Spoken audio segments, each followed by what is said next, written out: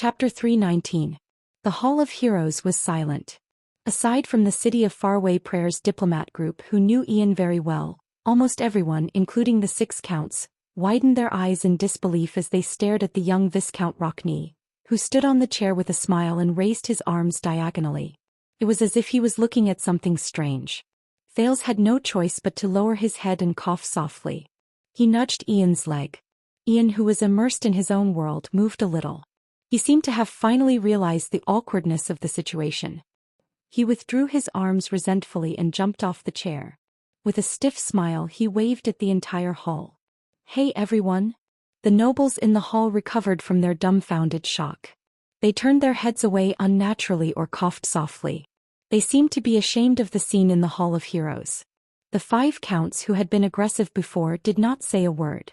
They just sat where they were with unpleasant expressions and stared at each other. Thales chuckled in his heart as he watched from the side. "Good job, Ian.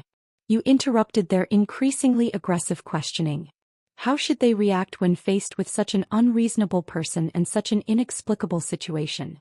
Did this clown get your permission to stand here and insult all of us?" Count Cotterson turned to the Archduchess. His gaze was cold and his expression was stiff. Together with his martial attire, he looked like an ice wall. "My lady." Saroma was about to answer. "My lady, my lords." Among the diplomat group from the City of Faraway Prayers, the noble who had reprimanded Ian, Old Bonnie, suddenly stood up shakily. With a tragic and pained expression, he bowed to the Archduchess on the chair. "This is just a joke. On behalf of the City of Faraway Prayers, Ian's behavior." But before he could finish speaking, Monty, the Raven of Death, suddenly extended his hand and grabbed his shoulder. He forcefully pressed the bewildered Old Bonnie down. Ian blinked and nodded slightly at Monty, who had his lips curled up slightly. At this moment, the seated Archduchess finally could not stand it anymore. She coughed. "Everyone." Thales could tell that Saroma was holding back her laughter as she looked at the Count's ashen faces. "This is Sir Ian Rockney from the City of Faraway Prayers. He is Archduke Rockney's eldest son and heir, the Viscount of Dual Wind City. He came with a mission from Grand Duke Rockney." Ian gave a friendly smile and bowed slightly to the Archduchess. The counts looked at Ian in unison, but none of them looked surprised. Instead, they looked relieved, as if they had expected this. This made Thales think that perhaps they already knew who Ian was. "City of Faraway Prayers, Rockney." Cotterson sized up Ian from afar. There was a slightly solemn look in his eyes. "I've met your father before. Long hair. Colgan is a respectable man. His words are more trustworthy than a long sword. I also respect the Rockney family. They are the model knights of Northland for the past 1,000 years. The corners of Ian's mouth moved slightly, forming a faint smile. "But when I look at you, boy..." Count Cotterson shook his head in disdain. "I really feel ashamed for your father and family." Laughter came from the vassals. Thales saw Ian's gaze flicker slightly. Likewise. The heir of the City of Faraway Prayers sat down in the most relaxed manner possible. "When I see you, I also feel ashamed for Dragoncloud City and the Archduchess." Ian snorted softly. A count who hid outside the city when calamity befell, and was unharmed when his king died in battle. Count Cotterson's expression turned cold. "If I were you, coward," Ian yawned pretentiously and repeated the words Cotterson used to criticize the Star Killer just now. "I would find a place with no one around and commit suicide as soon as possible, instead of shamelessly staying by the Archduchess' side and pretending that nothing happened." Beside the Archduchess, the Star Killer furrowed his eyebrows slightly. This sentence was like a wave that was thrown into a lake, and it caused a huge ripple. The nobles in the hall instantly burst into an uproar. The nobles, especially the 5 earls, stared at Ian, who had a nonchalant look on his face as if he was their father's murderer. Thales breathed a sigh of relief. This young Rockney sure has guts." Count Cotterson gritted his teeth and emphasized Ian's title. "I'll say it again, Viscount. Then you and I can duel." Ian laughed out loud. "Of course." He waved his hand boldly. "Duel." Thales was shocked. "Wait, Ian is..." But before he could understand what was going on, the heir of the City of Faraway Prayers snapped his fingers, flipped his hands without any qualms, and pointed at the diplomat group from the City of Faraway Prayers with a relaxed expression. "And I will appoint Lord Nate Monty of the City of Faraway Prayers to represent my honor in a duel with you." Life or death? What do you think? In the distance, Monty, who was scratching his neck, instantly froze. The Count's expressions stiffened again as they looked at Ian. Ian maintained his smiling expression. Looking for a representative in a duel? Is this guy really a Northlander? Thales exhaled. Fortunately, Ian is still Ian. He won't suddenly become a heroic man who is unafraid of death. You're hiding behind the Raven of Death in the face of a duel? Count Cotterson looked at the resigned Monty, then at Ian. His voice was filled with unbearable anger. Coward, you're a disgrace to us Northlanders. The nobles in the hall snorted disdainfully, sneered, and even cursed. But Ian gladly endured these gazes as if he did not feel anything. You flatter me. Ian crossed his legs, crossed his arms, and shrugged. It's my honor to bring shame to you. The atmosphere in the hall exploded again. The Northlanders' protests and curses surged forth like a tidal wave. Thales sighed softly and patted Ian's shoulder. You're really something, bro. At this moment, when the order was about to go out of control, the Archduchess' clear and pleasant voice suddenly rose in the buzzing hall. Everyone, everyone. Saroma's high-pitched and shrill female voice stood out among the row of men's protests. Now is not the time for us to fight amongst ourselves. Thud. Nicholas punched the wall beside him fiercely. The noise in the hall gradually became softer. Following the Star Killer's actions, the Archduchess guards in the hall raised the weapons in their hands and smashed them against the wall beside them with straight faces, as if they had rehearsed it. Thud. The dull but deafening sound resonated in the hall, causing all the enraged nobles to quieten down. They could not hide the expressions on their faces. They all looked at the highest seat. Saroma glanced at Regent Leespan. After receiving his affirmation, she tried her best to finish what she wanted to say. No matter how we view this, Sir Ian, we cannot ignore the most important matter at the moment. The city of Faraway Prayers has brought bad news from the Golden Passage. The Archduchess inhaled. 20 years ago, the Alliance of Freedom, which bowed to the late king's army, recently tore up the agreement they signed with my grandfather. Everyone, the dignity we took back for Extet with our own hands 20 years ago has been violated again. The Archduchess' voice faded away. Ian snapped his fingers. Under the disdainful gazes, he spread his hands and made a gesture that said, "That's how it is." No one spoke. Thales closed his eyes. It's here. The real drama. They seemed to be thinking. Then the old Count Nazir spoke slowly. The cowards in the West have finally become strong-willed for once. The Count of Rubble Mausoleum and Harding County sighed. However, history always repeats itself and people still don't remember their lessons. Perhaps the state affairs of Extet seem to have attracted the Count's attention a little, or perhaps it was related to the war they once fought. In any case, the Counts no longer bothered about the disgrace of the city of Faraway Prayers. Even Count Cotterson only snorted coldly and turned his head around. It seems like... Thales observed everyone's expressions and his heart sank. They all knew what was important and what was not. However, for the Counts, the truly important matter might not just be the Alliance of Freedom. The Alliance of Freedom. Those cowards would not dare to do this alone. Who is supporting them from behind?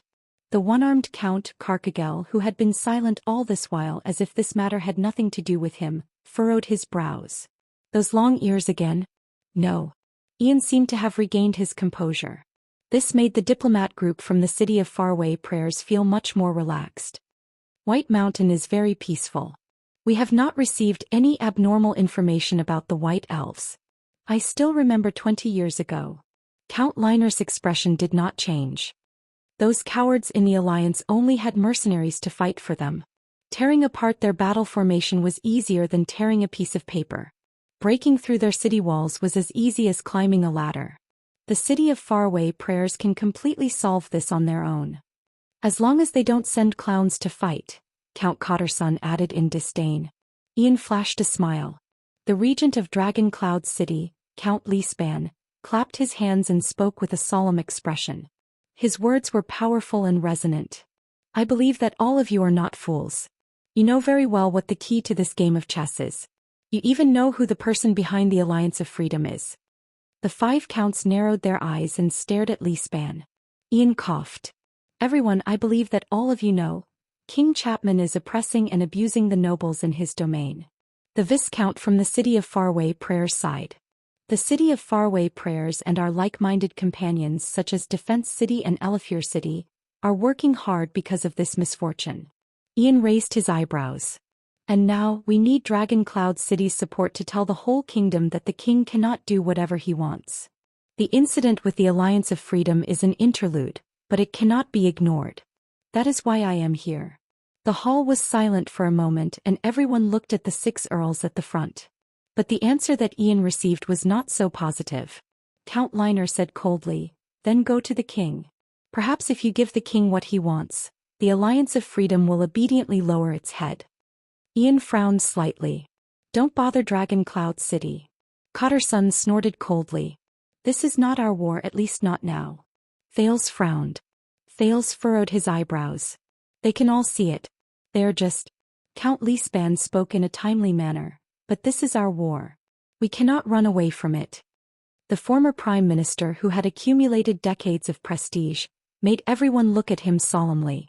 Leespan said solemnly, 20 years ago, Dragon Cloud City responded to the Alliance of Freedom's rebellion with blood. This is the Dragon Spear family's glorious past, and proof of the late King Nuvan's authority. We are the leaders of Extet and we are duty-bound." Count Nazir stared at Leespan who spoke sternly. He could not help but narrow his eyes.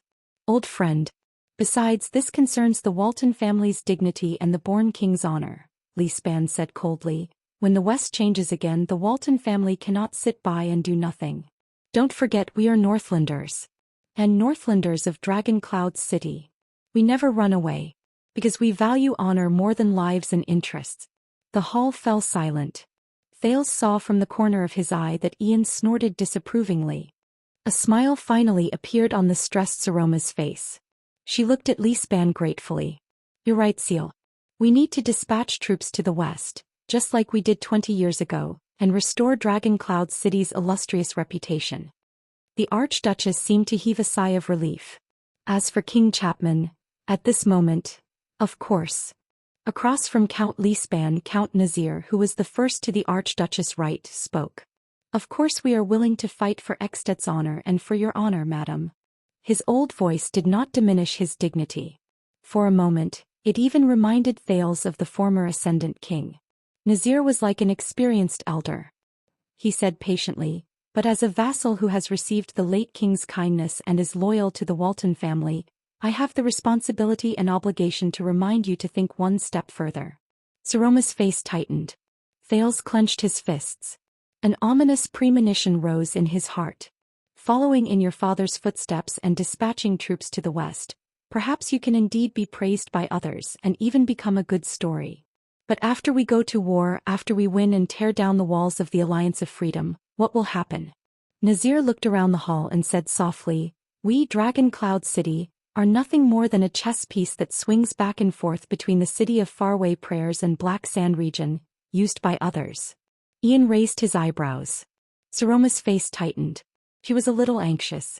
She was about to speak, but, "Yes, perhaps you protected Dragon Cloud City's dignity and people praised you as not bad," Nazir interrupted his vassal calmly. "But what can Dragon Cloud City really get?" All the nobles in the hall listened to him quietly. Especially the other 5 counts. Lispan's expression was especially unpleasant. Nazir continued, "The authority to command Extet again? Or the spoils of war sent by the City of Faraway Prayers? Or a certificate of commendation from the king from Black Sand region?" His voice reverberated in the hall. Nazir stared at the Archduchess with an electrifying gaze. Saroma bit her lower lip and glanced at Thales for help. But Thales was powerless at this moment. 20 years ago my grandfather did this. He reaped. The Archduchess was a little flustered. She was interrupted again. At that time he was the king. Your grandfather, Nuvan, and we all represented all of Extet, Nazir said slowly. Now. Nazir let out a long sigh. Under everyone's solemn gazes, he stood up shakily and looked at the soul slayer pike behind the Archduchess. His gaze was filled with sorrow and nostalgia. Now is not 20 years ago, my lady. His tone was light, but there was a sadness in it that was difficult to ignore. Dragon Cloud City has long lost its king. At that moment, Thales sized up the old count again. The warning bells in his heart kept ringing. He had a premonition of the direction of the conversation. *T. This guy, he's definitely a ruthless character who won't lose to Li Span. Nazir turned his head around. His voice became cold. We've already suffered enough at the hands of outsiders. Why should we be the vanguard of others and get involved in this mess?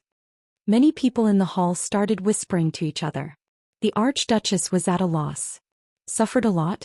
Old friend. Li Span stared at Nazir. What do you mean? The person who took over his words was Count Liner. Was he not clear enough? Liner's words were as piercing as ever. 6 years ago, the new king, along with 4 archdukes, almost forcefully confirmed the ownership of Dragon Cloud City, the first archduchess in Extet's history. Everyone's gazes were focused on a seat. There Saroma's face grew paler. Nazir shook his head. I don't mean to be disrespectful, my lady. He flashed an apologetic smile at the young girl on the seat. There was disappointment in his tone. But we are no longer the powerful Dragon Cloud City. In the past 6 years, the morale of the vassals was low, the morale of the army was low, and the nobles were in a state of disunity. It was difficult for them to unite. And now, opponents like Black Sand Region and the city of Faraway Prayers can swagger into the city to spy on us and humiliate us in Heroic Spirit Palace. Ian was about to say something, but Thales grabbed his shoulder. No. The prince frowned. It's not time yet. Count Nazir clasped his fists tightly. His expression was solemn. From that day onwards, all of Extet looked down on us.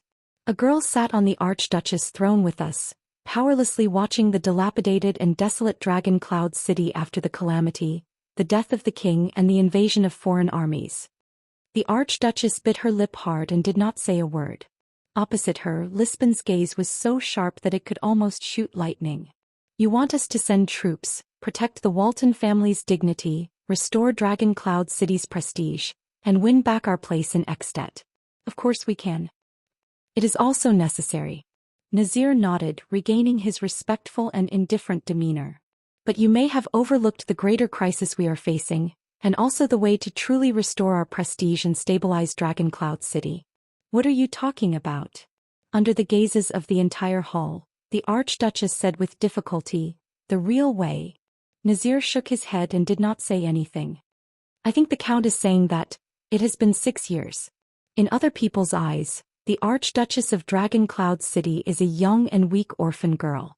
She has neither a husband nor children, and the Walton family is on the verge of collapse.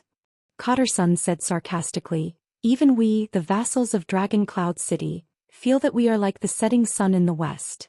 The atmosphere in the hall became more and more unbearable. Thales stared at Saroma, whose lips were wriggling weakly on the stage like a powerless fish on a chopping board. He clenched his teeth tighter and tighter. Are all of you criticizing me? Saroma said with difficulty. Clap. Nazir clapped his hands. No, we care about you. We care about you, my lady. Nazir said in a gentle tone, just like how we love Dragon Cloud City and are loyal to the late king. That is why we need you to become strong. Dragon Cloud City can no longer waste away in a state of weakness and unrest, and I am also tired of fighting against Seal endlessly. We were once friends who trusted each other through life and death, but now because of you we have become enemies. Nazir and Li Span exchanged glances. Both of them saw the wariness in each other's eyes. And disappointment. You, Count Nazir, are you saying? The Archduchess' words were a little intermittent. She lowered her head and pressed her arms tightly against the chair. Yes, madam. Nazir turned around. Unhurriedly, like the most competent advisor, he calmly and rationally suggested, I believe you need a husband. For Dragon Cloud City. Chapter 320. The moment Nazir uttered the last word, the entire Hall of Heroes sank into a strange atmosphere. It was not the silence of dead silence, nor was it the liveliness of the crowd. Instead, the nobles at the side of the hall were whispering to each other in groups of 2s and 3s.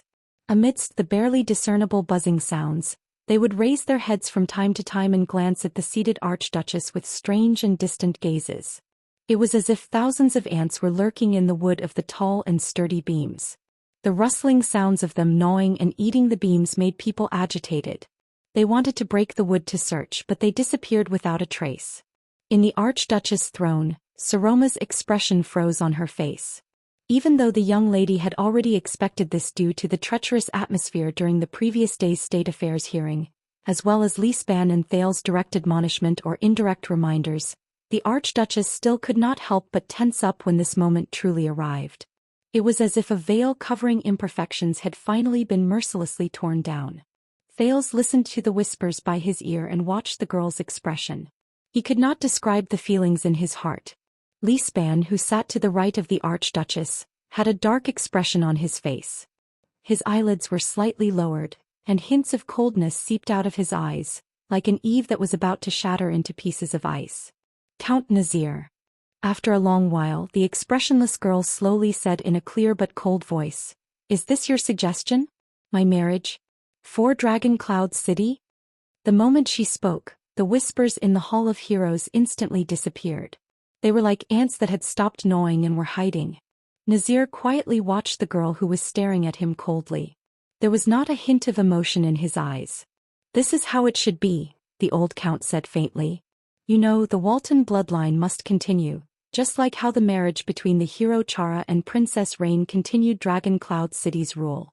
The Walton family also needs a legitimate son and male heir to comfort the restless vassals, intimidate our opponents, and tell the outside world that Dragon Cloud City is under sufficient protection and is as stable as before." Nazir remained calm, but with every word he said, the whispers in the hall decreased by a notch and the girl's face turned paler. "For that reason, I suggest that you select a young, promising and responsible man from the vassals and their equally noble and loyal families as your husband." Count Nazir had a solemn expression on his face. "As the father of your future children as well as the father of the future members of the Dragonspear family." The Archduchess did not reply immediately. However, Thales could sense that the girl's gaze subconsciously shifted in his direction, but she stopped abruptly halfway and focused on the floor tiles in the middle of the hall. Those were the floor tiles of Heroic Spirit Palace. Even after 1,000 years they were still as sturdy as ever. "So you think that as a woman," Saroma said softly, "I don't have the right to sit on this seat and inherit everything from the Archduke of Dragon Cloud City?" The panic and discomfort in her voice gradually disappeared, but there was a hint of bitterness and desolation that was the same as her master's.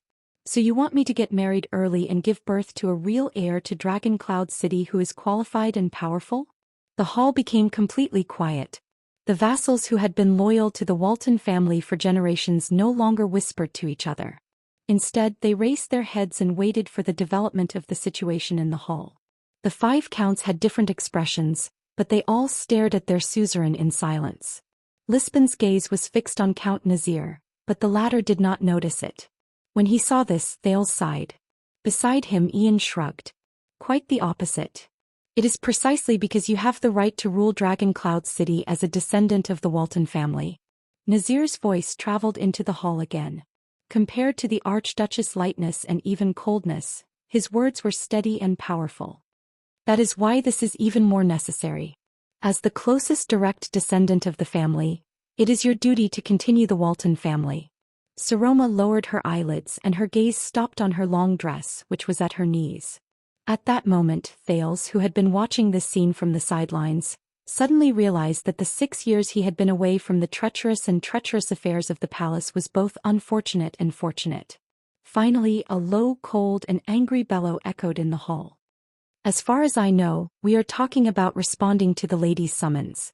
We are talking about dispatching troops to the Alliance of Freedom." Regent Lisbon's voice was like a blizzard during the day before the bitter cold. It instantly swept away the last traces of smiles on the faces of the nobles in the hall. "Not rudely changing the agenda and rudely interfering with the lady's private affairs. This is practically no different from a rebellion." Lisban finished his words coldly.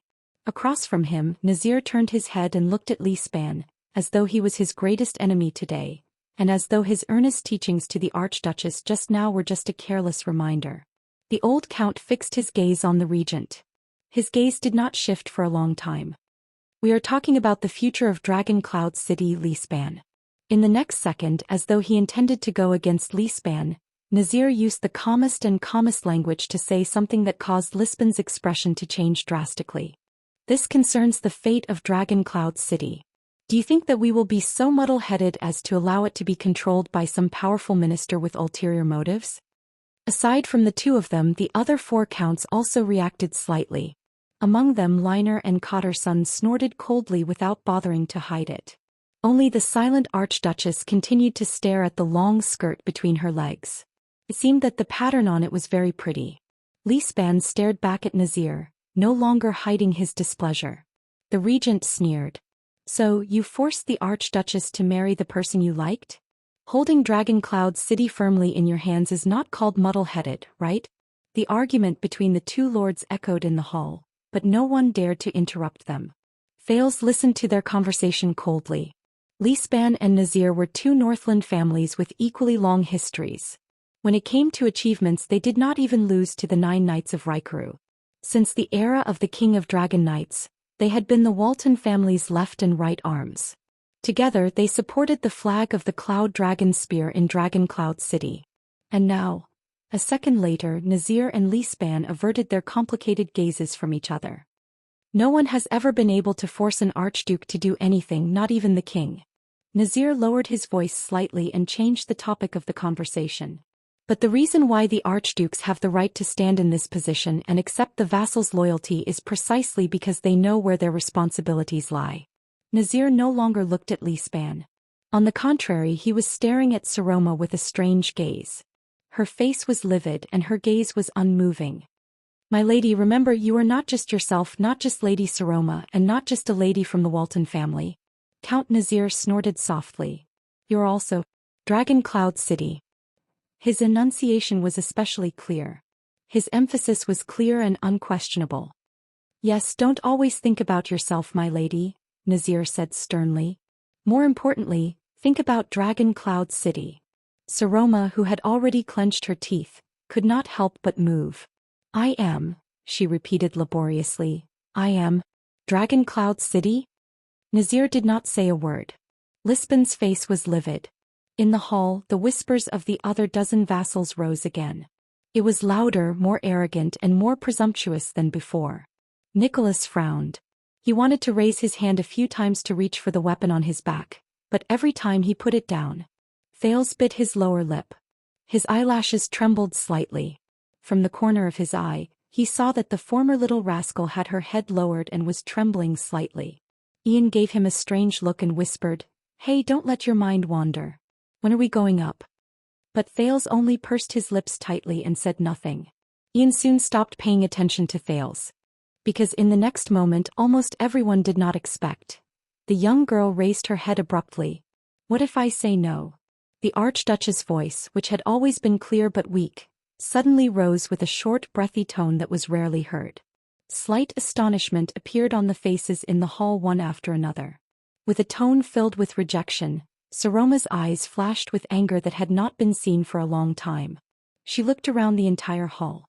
Especially the 6 counts. This surprised Thales. Saroma, do you remember? Choose who you want to be. If you don't want to be a vase that is manipulated by others and can be casually traded, then reject them. On the Archduchess' throne, the young girl revealed a beautiful but cold face. She said in a sonorous voice, What if I say, I don't want to? As soon as she said that, the 6 counts, including Lisban, frowned at the same time. The hall was like the surface of a lake that had another stone thrown into it. Once again, waves of annoying whispers rose. Many people subconsciously looked at Count Lisban, but the latter only furrowed his brows slightly. What's going on? Again? On the last day of the state affairs hearing, did this young girl also? I really don't understand. How can a little girl who doesn't know anything dare to throw a tantrum on the Archduchess' throne? Damn it, Dragon Cloud City can't go on like this. Hey, guess if she's a year older, will she roar and order us to find her a nice dress? Like I said, she's just like other women. She needs a whip from her husband. Look at her skinny arms. She probably can't even lift a sword, and she dares to. The voices in the hall rose and fell. It was so noisy that Nicholas had to speak sternly again to maintain order. As he listened to the rumors, Thales gradually furrowed his brows. But Saroma still held her head high and stared at her vassals without showing any signs of weakness. She glanced at a certain direction in the hall and took a deep breath as if she had made up her mind. What if I insist? Saroma glanced at Hurst with a complicated expression, then glanced at the aggressive Count Liner with difficulty. She then cleared her throat. In the name of the Archduchess of Dragon Cloud City, I insist. No, I order that my marriage will not be decided here, and it will not be decided because of this. In an inconspicuous corner, Thales curled up the corners of his lips slightly. That's right. It's that little lioness who lifted her dress and kicked his thigh with puffed cheeks and a red face. I wonder when it started. Everyone, if that's the case, the Archduchess' voice echoed in the hall. What will happen to all of you? Once she said that, there did not seem to be any changes in the hall for a while. But Thales inexplicably felt that the temperature around the 6 seats beside the Archduchess seemed to have suddenly dropped. All the counts turned their heads in unison. Their gazes were fixed on one person. Xian was the regent. It was as if he was the source of everything. But the Archduchess exceeded their expectations once again. Please don't look at Seal anymore, everyone. Saroma's voice trembled slightly, like a branch swaying in the cold wind. He didn't teach me to say this. Xian was stunned. Count Nazir's gaze slowly froze on the Archduchess' hand, which was holding the armrest of her throne. Very good. A few seconds later he said softly, You surprised me a little.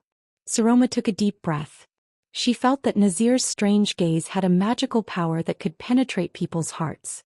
But the strange look in Nazir's eyes only lasted for a short while before it returned to its original solemn and indifferent look. It was as if the surprise brought by the Archduchess just now was really just a coincidence. Beside him, Count Liner snorted softly. You are the Archduchess. In Dragon Cloud City your authority is innately supreme. But the question is, are you really prepared? Count Liner's tone was devoid of any emotion, but every word he said was crucial. Are you really going to abandon your vassals here because of this matter, and dominate Dragon Cloud City as a lonely widow? Abandon my vassals, as a lonely widow. This sentence made the atmosphere in the hall even more tense. But Count Liner still stared at the Archduchess on the stairs expressionlessly. Saroma's face turned pale. She gritted her teeth. Count Liner, what are you? Seeing that the atmosphere was not right, Count Hurst, who had always been very friendly, spoke. He raised his hands at both sides and took the initiative to speak first, as if he was trying to mediate between them. My lady Count Liner, I think we should all be cold. This time, Count Hurst was interrupted by Liner's merciless words. We all know about your blind thoughts, Count Hurst. But don't teach me what to do anymore. That right only belongs to the late King Nuven. Thales sighed. Even though Liner said those words to Count Hurst, his gaze was still fixed on the Archduchess. This made the pressure on Saroma even heavier. Hurst's golden beard trembled. A few seconds later, the Count of Flatiron County, who had been rebuked, put on a cold expression and did not continue the conversation. The hall became quiet again. Thales and Ian were the only ones who were paying attention to the development of the situation with completely different emotions. The Archduchess' expression was as calm as still water. The vassals' gazes were as sharp as swords. Soon, Count Nazir sighed and rejoined the conversation. That is truly regrettable, my lady. Of course, as a count, I am powerless to oppose or even stop your decision. Like a slightly disappointed old man, Nazir shook his head and said softly, But I, of course only I, will still advise you and even advise you with my actions. In the face of the crisis of the Alliance of Freedom, in this battle between the city of Faraway Prayers and Black Sand region, it is best for us to put our own safety first. Without realizing it, Saroma held her breath and frowned. Advise. Put our own safety first? The Archduchess' arms stiffened. What do you mean? Nazir looked at her indifferently and did not answer. Thales exhaled through his nose subconsciously. Well done, Saroma. We are close. We are close. In this game we have completed the most important connection, war and marriage. We will win. Xian chuckled disdainfully. So you, Nazir, and even many of the vassals who are dissatisfied with not being able to intervene in the marriage of the king, in the face of the crisis of the Alliance of Freedom, you must refuse to be summoned by the lady, refuse to gather your armies and even, like many of the vassals of Black Sand region and the archdukes of other territories, refuse to pay taxes to the lady, just like how they rebelled against King Chapman. Nazir did not pay any attention to him. Count Cotterson, who had always been straightforward, narrowed his eyes and stared at the Archduchess. He arched an eyebrow and said, "Of course I hope that it won't become like that, lady. But there are many times when we have no choice." Saroma's expression changed. Sending troops to the Alliance of Freedom is to protect the honor of the Walton family. It is the person your ancestors swore loyalty to. If we watch the war of the Alliance of Freedom with folded arms and refuse the City of Faraway Prayer's request for help, then we, as the Archduchess of Dragon Cloud City, and all of you as the Dukes of Dragon Cloud City. The Archduchess gritted her teeth and said coldly, "We will all become laughingstocks. Whether it is a weak woman who is powerless to protect the name of her father and ancestor, or a Northlander who is cowardly and does not dare to face the enemy she defeated years ago." The other four counts, whether it was the merciless Cotterson, the sarcastic Liner, the taciturn Carcagel, or the gentle and polite Hurst, all averted their gazes and avoided Saroma's gaze. Only Count Nazir stared at the Archduchess with a spirited gaze. He sighed softly in resignation. During the 6 years of internal strife and disasters, Dragon Cloud City is already on the verge of collapse. Refusing to send troops may damage the reputation of the Walton family and us, but it is a good way to ensure that we do not sink in this whirlpool. By the side, Lispan snorted coldly. He was rather disdainful. The Archduchess seemed to be gnashing her teeth. "You know, Count Nazir, and all of you know that we must send troops. Even if it's not for the Dragon Spear family or to assist the City of Faraway Prayers, but only to suppress the king's ambition and prevent us from drifting along with the waves in the internal whirlpool of the kingdom. This is also for Dragon Cloud City." But in the next moment, old Nazir's voice rose abruptly and interrupted Saroma's words. "Then for Dragon Cloud City, why can't you understand?" Saroma was startled. Below the stage, Thale's fists loosened and clenched. "Close. Close, Saroma. Just one more step." Count Nazir's gaze on the Archduchess suddenly changed. There was a sharp glint in his eyes. "If you can choose your husband with an open mind and sober mind and stabilize the future of the Dragonspear family, then all the problems can be easily solved. At that time, as the Archduchess, you will be stationed in Dragon Cloud City. You will raise the Walton family's flag of honor in a justifiable manner and give the order to send reinforcements to the City of Faraway Prayers. Your husband, who is also in the Walton family, will lead the army and join us, the vassals, in an expedition to the west to clean up the chaos in the Alliance of Freedom." The Count said coldly, "While reviving the family's prestige and protecting Dragon Cloud City's honor, we can also win the City of Faraway Prayers alliance. We can even dampen the king's arrogance and show off our existence and strength. Isn't this a better solution?" The Archduchess bit her lower lip. She seemed to be a little flustered in front of more than 20 vassals. At this moment, Saroma's regent, Count Lispan, spoke in a timely manner. "Deal with the king? Is that true?" Regent Lispan snorted softly. "At this juncture where the City of Faraway Prayers and the king are playing chess, all of you are deliberately using the suzerain's marriage to obstruct us. Why? Are the benefits offered by Black Sand region and the bones left behind by King Chapman that easy to lick?" At that moment, Nazir was like a fierce beast whose tail had been stepped on. He turned his head abruptly and glared at Lispan. "Be careful with your words, old friend. Lampard did come to me." Count Nazir's words were cold, as if he had an irreconcilable grudge against Lispan. But the Nazir family of Dragon Cloud City is not something that a rotten piece of trash like him, who kills his own family and seizes the throne, can order around, no matter how glib his tongue is and how sinister his intentions are. But please believe me, my lady, this is purely my own decision, because I believe that this is the best future for Dragon Cloud City." Nazir continued, "Your rights will not be interfered with in any way. As long as you are a noble and handsome man in Dragon Cloud City, how you choose and which one you choose as your husband is still up to you. This is Dragon Cloud City's." Unable to take it anymore, Lispan shouted angrily again. "That's enough, Nazir." The regent said coldly, "All you can do is talk about is for Dragon Cloud City. But to let the Archduchess marry one of you? Is this your solution?" Lispan shook his head slowly.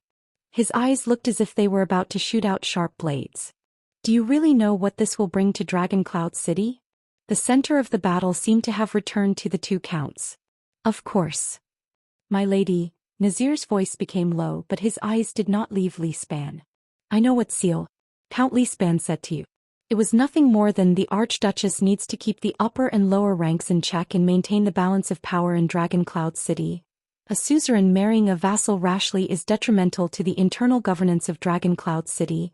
You cannot entrust your identity and power to Dragon Cloud City, and other such excuses as the reason why you refuse to marry him. Indeed, it is not without reason. I have worked with Seal for many years and I know better than anyone else that he is not a fool. These worries do exist. Nazir stared at Lisban with a complicated gaze, but when he turned to the Archduchess, his gaze became even more peculiar. I originally did not want to say these words, my lady, Nazir said softly, but you made me suddenly realize that perhaps I should not treat you like a young child who knows nothing. You are, after all, the Archduchess. Saroma thought of something. Lisban furrowed his eyebrows. So, do you think that your marriage is really just like what some people said, to bind the Walton family's power to a certain family in Dragon Cloud City and seize it into our hands? Oh. Count Nazir spoke softly with slight exhaustion. This is for a higher and more important purpose. Everyone, the next chapter has been coded and edited. It is scheduled to be published at 12:30. I'm going to eat. Chapter 321. Saroma put on a contemplative look. The old count leaned back gently and subconsciously looked at the stone carving of the cloud dragon spear above his head. Everyone. Nazir spoke loudly, attracting the attention of the vassals in the hall. He did not sound like an old man at all. It's been 6 years. When the born king's might was no longer there, due to all sorts of stupid reasons, the so-called balance of power, peace and tacit understanding in Dragon Cloud City were long broken. Nazir looked exhausted as if he was talking to himself. The hall fell silent. His words made many people sink into contemplation. The 6 most powerful vassals broke off one after another over the vacant position of power left behind by King Nuvan. The other 4 counts moved in unison. Other than Count Karkagel, the other 3 subconsciously avoided Lisban's gaze. On one side, we, the counts, suspect that the powerful Lisban monopolized the political situation, isolated the Archduchess, and attempted to overrule the great legacy left behind by King Nuvan. On the other side, Lisban sat in the position of regent. He hated us for not listening to orders after the late king passed away, and for our selfishness and self-preservation. Saroma was stunned. Nazir stared coldly at Lisban, whose face was as cold as ice. There was disappointment and hatred in his eyes. The slightly smaller families ruled conservatively in their own territories. They trembled in fear in this kind of confrontation. They benefited from both sides and were afraid of taking a wrong step. The buzzing noises from the vassals quieted down for a moment. And the arrival of the calamities and the Queen of the Sky, the sudden death of the born king, and King Chapman's strange coronation in this place. How much of a storm have they stirred up among the people, causing them to panic? Saroma bit her lower lip gently and subconsciously looked at Thales. Nazir turned to the Archduchess. His tone was rather awkward. You are single and unmarried, and the Prince of Constellation, who has a sensitive status, often accompanies the palace. Who knows how many rumors have been stirred up and how many people have been corrupted? Saroma stared at Thales without moving. But Thales only looked down at the tiles, even though Ian winked at him a few times to hint at it. Pain and anger flashed in Nazir's eyes, making it difficult to tell whether he was telling the truth or not. What's even more distressing is that over the past 6 years, what the people outside Dragon Cloud City saw was the fact that the once powerful and unparalleled Walton family's direct bloodline no longer had anyone to inherit it, except for an orphan girl. Hence, after the common elected throne left Dragon Cloud City, ambitious people like Chapman Lampard gradually became greedy. The long-haired, Kulgan Rockney of the city of Faraway Prayers became arrogant and unruly. Beacon Illumination City, which had always been on good terms with us, turned a blind eye to us. Defense City and other places treated us ambiguously. The conflicts between the local nobles under the Archduke's rule and our vassals only increased. Count Nazir raised his head indignantly and rose from the back of his chair. He said coldly, not to mention the Empire's neighbors in the south. Who knows how many times they've secretly celebrated the decline of this city. Thales scratched his head, still pretending that he did not know. Nazir's tone became harsher. My lady, it's been 6 years. Without King Nuvan, Dragon Cloud City can no longer be united. As an Archduchess, Can't you see the awkwardness, indignation, loss, and pain we experienced when we fell from the clouds to the bottom of the valley? Our so-called balance of power and power has long been completely shattered along with the late king during the world-shaking upheaval 6 years ago. The atmosphere in the hall turned from strange to somber. Lisbon's face darkened. Thales exhaled deeply. This Count Nazir, as expected of a hero who served King Nuvan for many years. If only he wasn't standing against them. Under the Archduchess' pale face and the contemplative gazes of the vassals, Nazir shook his head with a pained expression. Now, my lady, do you understand what your marriage means? Do you understand what it means for you to have a strong and powerful husband? Do you understand what it means for you and your family to have a healthy and reliable heir? Nazir's expression was stern. His hair and beard flared up in anger. His words caused the Archduchess to freeze on her last expression. She was rendered speechless. Is this a sacrifice and price that is disadvantageous to you? Perhaps. Nazir swept his gaze over the vassals in the hall. But is this something that must be done? Of course. Saroma stared at Nazir in disbelief as if she did not know how to react. We respect you, my lady. Old Count Nazir's expression became respectful again. He bowed to the Archduchess. But I believe that the best way to show this respect is to truly treat you as the ruler of Dragoncloud City. We show you the facts that an Archduchess of a city should face, the price that should be paid, and the sacrifices that should be made, no matter how unpleasant and uncomfortable it is, no matter whether it is a predicament or an obstacle. Marriage is just one of them. Rather at a loss, Saroma stared at Count Nazir, who seemed to be sincere. Instead of treating you like a puppet on strings, and locking you up in the depths of the palace after you are fully decorated. Instead of using the excuse of for your own good, claiming to be a tree that can shield you from the wind and rain, and cutting off all connections between you and the cruel side of the world in a righteous manner. Nazir cast a scornful glance at Regent Lisban, whose face had turned green. What we need is an Archduchess who can protect and control Dragoncloud City, my lady. And not an Archduchess who is used to decorate Dragoncloud City. Nazir. Lisban's gaze became fierce. What did you say? He only spoke our minds, Prime Minister, Count Liner replied coldly. I really can't think of any regent who would treat our suzerain and vassal as a princess for 6 years. Even if she is a girl, she is still the last direct descendant of the Dragonspear family. Lisban clenched his fists tightly. Behind him, the star killer who was guarding the Archduchess blushed. Thales felt a weight on his shoulder. Ian had leaned over. I can finally see the relationship between these 6 vassals, Ian whispered into Thales' ear. But this Regent Lisban, for the past 6 years, has he been staying in Heroic Spirit Palace for your little girl? Is he acting as a shield for her, or is he acting as a bait for her? You've asked the most critical question, Your Grace. Thales took a deep breath and forcefully suppressed the conjecture in his heart. Now it is time to break that vase, my lady. Count Nazir ignored Lisban. He bowed to the Archduchess again, his eyes sparkling. The shattered tiles may sting your skin, but only fresh blood can cleanse the heart of a Northlander, even if you are just a girl. As Thales listened to Nazir's words, he suddenly felt a sense of familiarity.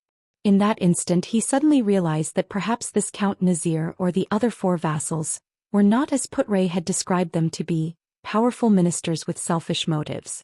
They were also not, as Lisban had been wary of, vassals who were eager to take action after Nuvan's death. Thales' gaze swept past the astute Lisban, the level-headed Nazir, the rather friendly Hurst, the silent Carcagel, the callous Liner, and the blabbermouth Cotterson.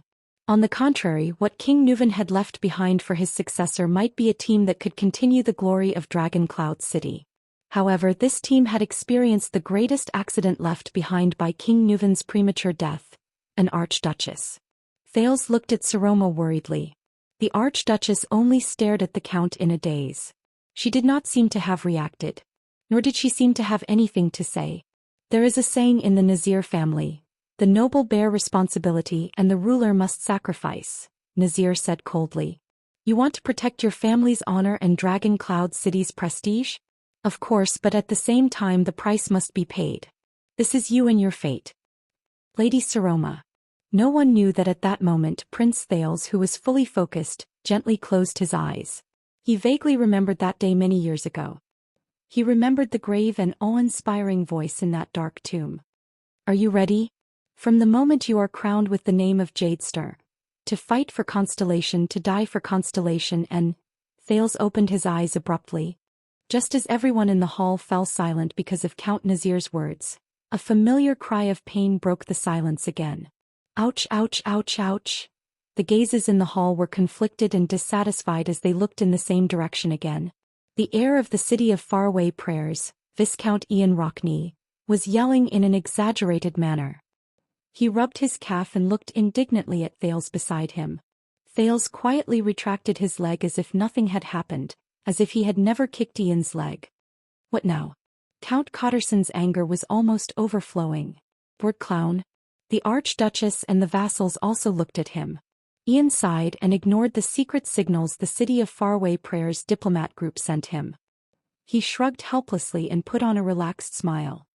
I'm sorry to interrupt. The young Rockney stood up and gestured for them to stop. He smiled apologetically as if he was really embarrassed.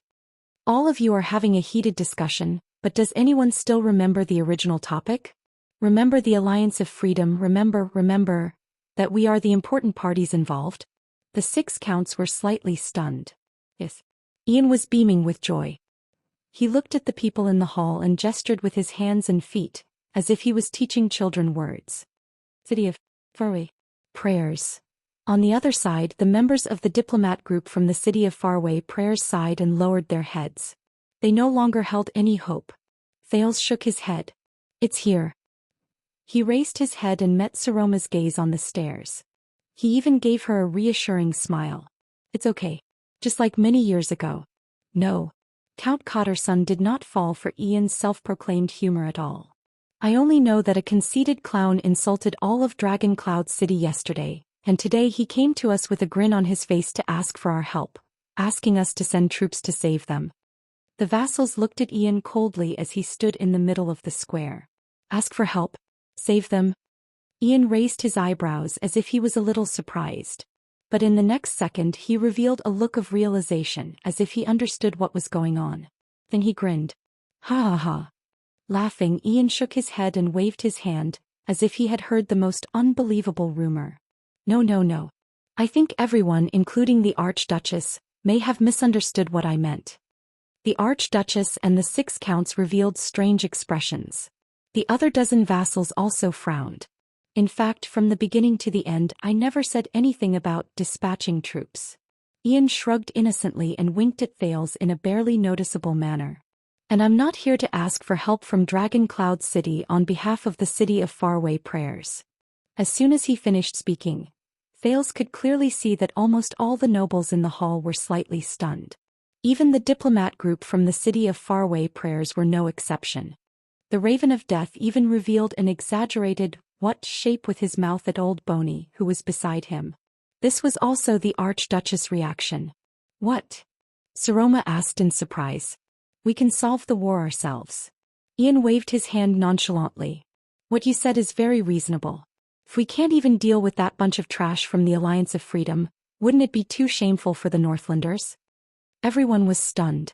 The nobles in the hall looked at each other as if they could not understand the meaning of this sentence. The 6 counts who were the most important sank into deep thought. But all of you are gathering allies from all over the territory and isolating the king. Count Nazir seemed to be deep in thought. Once you fall into a war that cannot be resolved quickly, the Archduchess of the City of Faraway Prayers' appeal to fight against the king together will become empty talk. Oh, I'm really just here to ask the Archduchess to sign a letter of condemnation against the king. Ian was still smiling. He raised a finger and waved it in the air. But believe me, we don't need you to send troops. Nazir subconsciously looked at Leespan, but he realized that his old friend and opponent was just keeping quiet. Something's not right. Then the City of Faraway Prayers.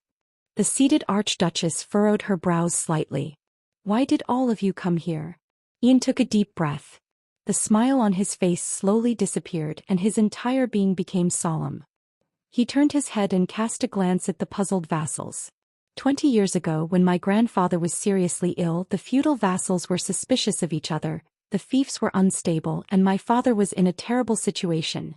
Ian sighed slowly, then said in a sonorous and forceful tone, "In the face of the Alliance of Freedom's rebellion, under the heavy pressure of White Mountain and even the Camions brazenly intervening, King Nuvan made a wise decision.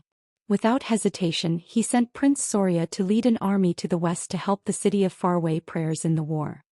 Ian's expression was sorrowful. He bowed deeply to Saroma, who was seated.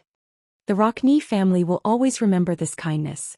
The vassals stared at the Viscount's unusual behavior, and endless puzzlement arose in their hearts. Saroma swept a glance at Thales. Ian straightened his body. His eyes were filled with reverence and excitement. And that war forged the Walton family's glory. Regardless of whether it was the Alliance of Freedom's army, the mercenaries secretly sent by Khemu Union, or the elite troops of the White Elves, when they faced Dragon Cloud City and Extet's powerful army, they were all defeated at the first touch. They were far from being able to withstand it. Thales was secretly amused when he heard that. "You speak as if you personally witnessed what happened 20 years ago, 19-year-old Sir Ian." Ian smiled at the vassals. "My lady, your father and grandfather, and also the families who joined the expedition to the west with you, spread the mighty name of Dragon Cloud City and the Dragon Spear family throughout the Golden Passage. You intimidated Khemu Union, forced the White Elves to retreat, and your influence has continued to this day. That is your grandfather's historical achievements, your father's military achievements, and the glory and honor of your family." Nicholas the Star Killer grinned a little. Monty, the Raven of Death, shrugged in tacit agreement. Count Nazir furrowed his brows. Why did he say these things? Could it be? But I can also see that the great Dragon Cloud City is in trouble. His expression was the same as Count Nazir's, who was grieving just now. The scene just now made me extremely worried. You wanted to follow in your father's footsteps and protect the family's glory, but you were forced by the situation in Dragon Cloud City, and it was difficult for you to do so. The Walton family was helpless. Aside from Leespan, the expressions of the 5 counts became more and more unpleasant. Their gazes became more and more bewildered. But it doesn't matter. Ian clenched his fists and waved them forcefully. The Viscount of the city of Faraway Prayers took a step forward without hesitation. "I, the heir of the Rockney family, Ian Rockney of the city of Faraway Prayers, will make up for your regret." The Archduchess stared at him, puzzled. She blinked. Thales lowered his head. "Very well, everything is going according to plan. I hope nothing goes wrong. But it's clearly a step in the plan. But what's with this slight displeasure in my heart?" Thales subconsciously clenched his fists. Ian's gaze was firm and his words were sonorous. "Saroma, please be at ease. On behalf of the city of Faraway Prayers, I will lead an army to tread on the path your father took on his expedition. I will carry the Dragon Spear family's flag, carry your family's glory, and fight against the Alliance of Freedom." His sudden change in how he addressed the Archduchess shocked many people. "In the name of the Walton family and the Rockney family, I will teach those useless Alliance of Freedom a lesson and rewrite our history. I will plant the Cloud Dragon Spear flag and the Knight's Law flag on top of Fort Liberté once again, and let all bards recite the great victory that belongs to us and Extet. I will tell our enemies that Saroma Walton, King Nuvan's granddaughter, Prince Soria's daughter, has collected the debt that belongs to the Dragon Spear family." Ian acted like a fanatical recruit. In the face of his aggressive gaze, the Archduchess panicked a little. Realizing something, Count Nazir gritted his teeth and said, "Enough, Sir Ian," but the Count could not interrupt Ian.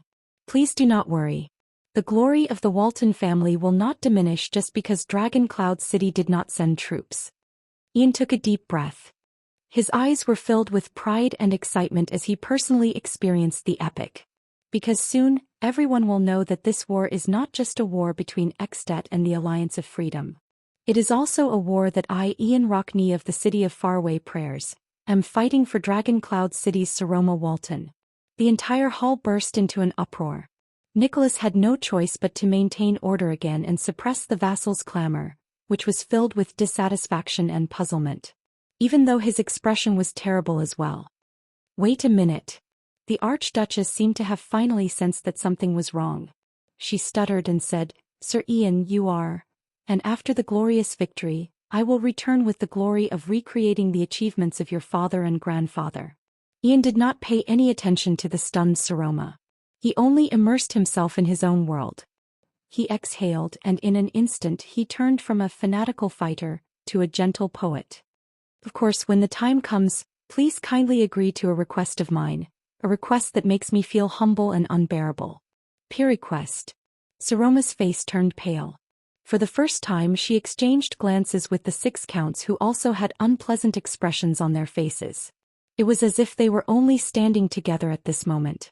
Ian extended his hands and gestured gently at the seated Archduchess. This is the repayment of the City of Faraway prayers, and also my sincerity, Saroma. I will use this great war to win the right to approach you. At this moment, when the vassals are at odds with each other and the territory is filled with internal strife, I am the only one who can protect your family's glory, and also the only one who can protect your prestige as an Archduchess. Saroma exchanged countless glances with the counts, who were also caught off guard. She raised her head with great difficulty and awkwardly said, "You mean?" Beside Ian, Prince Thale's expression was stiff. He clenched his fists tighter. "This is just a plan." "Nothing. This is just a plan." "Calm down. Calm down," he said to himself. Ian took another step forward and stared at Saroma from afar. A dreamy longing appeared on his face. It was as if that was his only pursuit. "Let me continue to protect you from now on with glory, good lady." The young Rockney stated his intentions in a gentle and tactful manner. "Let the City of Faraway prayers become your strongest and most powerful backing and trump card." At this moment, the hall truly sank into a dead silence. The counts' faces were ashen. Please let the Rockney family and the Walton family truly stand together and restore their glory. With the most longing and gentle gaze, Ian's words trembled with excitement. "From now on we will protect you and your family's glory together. The beautiful and noble Lady Saroma Walton." The young Ian tried his best to suppress his passion, but it was difficult for him to conceal it. He stroked his heart and said softly, "Marry me." At this moment, in the great hall of heroes, from the Archduchess and the 6 counts to the rest of the vassals and even the guards, everyone was dumbfounded. They were inexplicably shocked, as if they had seen the most unbelievable scene in the world. Except for Thales. The Prince of Constellation stared at Ian's legs with a cold expression and clenched his fists. He almost clenched his palms. "Forget it, I'll just send it out." Clenched fist. "From today onwards I will be a diligent person who writes." Chapter 322. Is this another one of your jokes? After a long while, amidst the shocked vassals, Count Cotterson was the first to speak. "Clown?" Ian turned around. Under the hostile gazes of the entire hall, he smiled cheerfully at the Archduchess. "Answer carefully." Cotterson's tone was filled with anger and malice. Without waiting for the other party to reply, he said, "Because it might cost you your life." The silent Thales noticed that even though most of the vassals were surprised, there were still a few people who stood out. Regent Leespan, who knew the most inside information, furrowed his brows. The old Nazir's gaze was unfocused. Carcagel, who had always been silent, stared at the Archduchess this time. He remained motionless. Thales thought of something. Beside the Archduchess, Nicholas glared at the Prince of Constellation in the corner with a cold expression. His murderous gaze seemed to be saying, "You. I know it's you, young prince. What are you planning to do now?" In the face of the Star Killer's vigilance and hostility, Thales had no choice but to give a friendly and weak smile. "These are my most sincere thoughts." Ian's words interrupted his thoughts. "I came here to..." Ian did not finish his arrogant words. "How dare you?" This time the one who spoke was the golden-bearded Earl Hurst. In his 30s he was clearly not as composed as his colleagues. He leaned forward, clenched his knees tightly and gritted his teeth. His gaze kept moving back and forth between the Archduchess, who was at a loss, and the smug Ian. "In Dragon Cloud City? Insulting our king in front of us vassals? I don't see how it's an insult." Ian rolled his eyes at the ceiling and spread his hands helplessly and casually. 600 years ago, the truth-seeker Kulgan was King Rikuru's most capable and trusted knight. That's why he was sent to conquer the most remote and untamable West. Is it strange that their descendants, the Rockney family and the Walton family, are married? Quite a number of nobles snorted disdainfully and hatefully. Thales could even hear the sound of their knuckles cracking. Thales swept his gaze over the vassals in the hall and came to a conclusion. Ian has probably incurred public wrath. Count Nazir, who had been leading the conversation, coughed loudly, and the ministers fell silent. I believe that Archduke Rockney did not give us any relevant reminders, the old count said slowly. So this is just your personal impulse? When he faced Nazir, Ian put away his disrespectful expression, which was a rare sight. He nodded gently. Oh, about my father. I think he won't object. Count Nazir's gaze shifted and he glanced at the Archduchess, intentionally or unintentionally. Saroma only stared blankly at the conversation on the field. She seemed to be lost in her thoughts. Madam, I think we should call it a day. The regent of Dragon Cloud City's voice traveled steadily into her ears. This visitor from the city of faraway prayers is asking for too much. It was rare for Lispan to stand together with the vassals. He stared coldly at the relaxed Ian and his words were blunt. I'm afraid we'll need to change the envoy for the negotiation between the city of faraway prayers and Dragon Cloud City. Once he said that, the diplomat group from the city of faraway prayers became as anxious as ants on a hot pan. But Ian just laughed. Asking for something? The Viscount of the city of faraway prayers acted as if he had heard the most boring joke. Can't you see that me using the victory against the Alliance of Freedom to propose to the Archduchess is a good deed that will benefit both of us? Some of the vassals immediately spat in disdain. Some even cursed out loud. Win-win.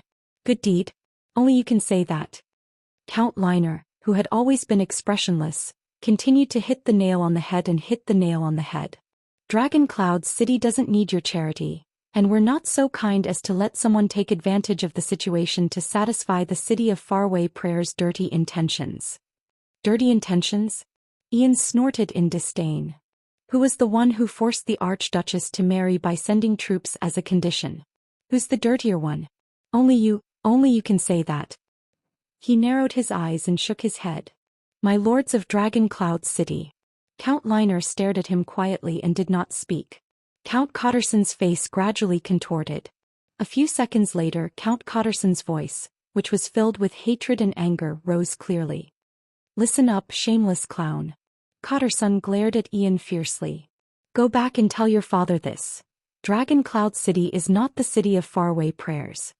Here, it is not popular to form a marriage alliance with the lowly troubled West Billow citizens, even if they only have half of our bloodline. Once he said this, the vassals of Dragon Cloud City let out low, mocking laughter. Ian's gaze darkened and his shoulders trembled slightly. Thales narrowed his eyes. Wait a minute, the Rockney family is obviously a noble family in Northland, but Cotterson said that, to form a marriage alliance with the lowly troubled West Billow citizens, half of our bloodline. Thales glanced at Ian, who had an unpleasant expression on his face. He remembered that Ian had mentioned before that his mother was a local from the city of faraway prayers. He immediately fell into deep thought. Lispan coughed. Your Excellency Ian, we all understand your intentions. But we are not only talking about a marriage proposal and war. Regent Lispan stood in the middle of the hall. He warned everyone with his gaze as he said to Ian, this is politics. Ian sucked in a breath and put away his unnatural expression. He chuckled. What I am talking about is the politics of marriage and war. Count Lispan did not speak. The politics of marriage and war. I see. You are. Lispan cast an unexpected glance at Thales. The prince's heart skipped a beat. This old man seems to know what we are up to. Forgive me for my rudeness, Count Lispan, but... Ian shrugged and slowly said, I'm sorry, Count Lispan. Why are all of you so anxious to speak up for the Archduchess? The expressions of the vassals in the hall, including Lispan's, changed again. Many gazes shifted back to Saroma, but the latter only pulled a long face and did not say a word. The gaze of the heir of the city of faraway prayers became stern. It was as if he had turned from a frivolous young master to the cold and aloof Viscount Ian. Just now, weren't you the ones who claimed that you wanted to show her the cruel side of this world? Ian raised his head and stared at the Archduchess on the stage seriously. Saroma, I am speaking to you as the heir of the city of faraway prayers. I will only accept answers from you. His voice was cold, clean and decisive. Saroma subconsciously bit her lower lip. Count Cotterson, who was furious again, was about to speak, but Li Span and Nazir raised their hands at the same time to stop him. Cotter-sun understood their gazes. This is not their turn. Li Span and Nazir raised their heads at the same time and looked at Saroma, waiting for her response. The air in the hall seemed to have frozen. It no longer flowed. On the steps, Saroma, whose face was pale and breathing quickened, swept her gaze over the people in the hall. Until she met Thales's gaze. Thales understood the look in her eyes. It was a gaze he was once familiar with, one that was filled with panic and anxiety. The Prince of Constellations smiled faintly. He raised his fist and clenched it gently over his heart. You can do it, Saroma. You can do it. The vassals still stared at her closely. Their gazes were filled with judgment and sizing up strangers. In the chaotic hall, Saroma and Thales' gazes met for a moment before they looked away. Thales lowered his head and sighed in his heart. Of course, Saroma, if you can't. He looked at his right palm. There were 2 scars left by a dagger when he was young. He took a deep breath. It's okay. I'm here. And me. A few seconds later, the Archduchess relaxed her lower lip. The corners of her mouth curled up slightly and she nodded slightly. Her tense face finally relaxed a little. My vassals, their intentions are very clear. Saroma exhaled and said with a serious expression, Your Grace. She slowly said, enunciating each word clearly, the marriage between us is impossible. Ian's expression changed. As if someone had opened a window, the frozen air in the Hall of Heroes finally flowed again. Thales could feel that many of the vassals breathed a sigh of relief without batting an eyelid. Among them, the 6 counts were especially special. Nazir glanced at Li Span, who was opposite him again, but the regent just avoided his gaze. This made Nazir sink into deep thought as well. Saroma lowered her head and took a deep breath. I am very grateful for your appreciation and pursuit, but you are, after all, the heir of the city of faraway prayers, and I am the Archduchess of Dragon Cloud City. Even someone as shallow as me knows that this has never happened before. Under the vassals' gazes, which were much friendlier than before, the Archduchess cleared her throat and brought out the spirit she used to answer questions in Hicks' class. She slowly said, Our abrupt marriage will bring about unexpected consequences. Extet may have an archduke in the future, and he will have the right to inherit 2 territories and titles at the same time. This will cause the entire kingdom to lose balance, and it will also bring us unnecessary trouble. But she was interrupted by Ian's chuckle. And you are just going to let your vassals do whatever they want to you and make decisions for you? Saroma? Thales saw Count Nazir and Count Li Span frown again. Ian clicked his tongue and shook his head. Then his voice rose. Oh no, my dear Saroma. The Viscount raised his index finger and waved it. He sighed and said, Don't think about your concerns and worries first. Think about the consequences you are about to face right now. If your current position is shaky, then worrying about the imbalance of the kingdom is meaningless. Saroma was stunned, and the vassals' expressions became even more unpleasant. Ian's gaze swept past the 6 counts. He chuckled and said, Your Grace, you know very well what the predicament you are facing is. The expedition to the Alliance of Freedom is a mission that you must complete. If you are unable to send your troops, it will not only damage your reputation, but also your family's reputation. Ian's smile became a little terrifying. His words also became fierce.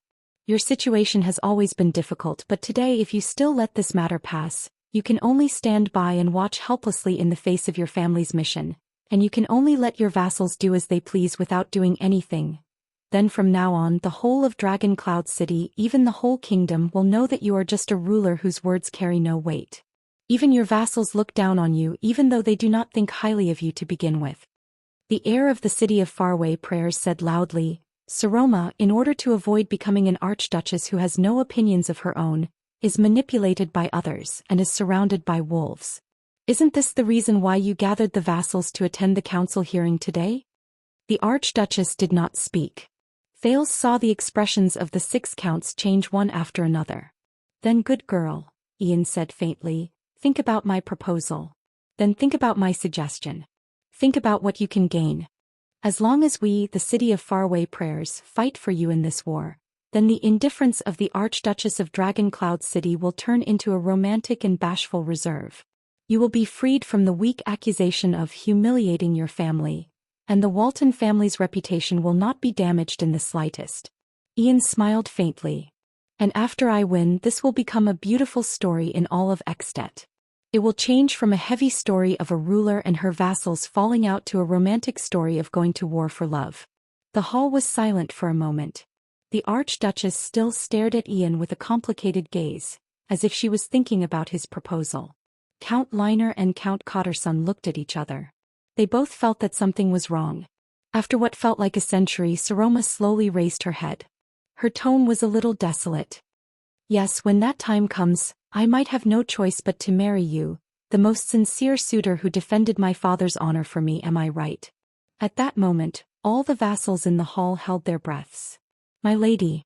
The young and vigorous Count Hurst could no longer stand it. His golden beard trembled inch by inch. I swear, as long as the Hurst family is still around, no one can force you. Saroma forced a smile at him. Then can you count on these people? Ian raised his head abruptly. If I can use marriage to redeem my family's reputation, then compared to them, why isn't the city of faraway prayers a better choice? The young Rockney, who looked like he had victory in his grasp, chuckled and shook his head. In the future, no matter who it is, if they want to look down on your authority in Dragon Cloud City, they will have to think about the price they have to pay. As soon as he finished speaking, the atmosphere in the hall changed again. The whispers of the vassals on both sides became softer and shorter. On the other hand, Regent Leespan and Count Nazir were both silent. Thales took a deep breath, retracted his observant gaze, and chased unnecessary thoughts out of his mind. So far everything is going well. As long as there are no accidents. No, I can't be too optimistic. He clenched his teeth. Think about the places where accidents might happen. For example, the relationship between Leespan and the vassals is worse than we can imagine.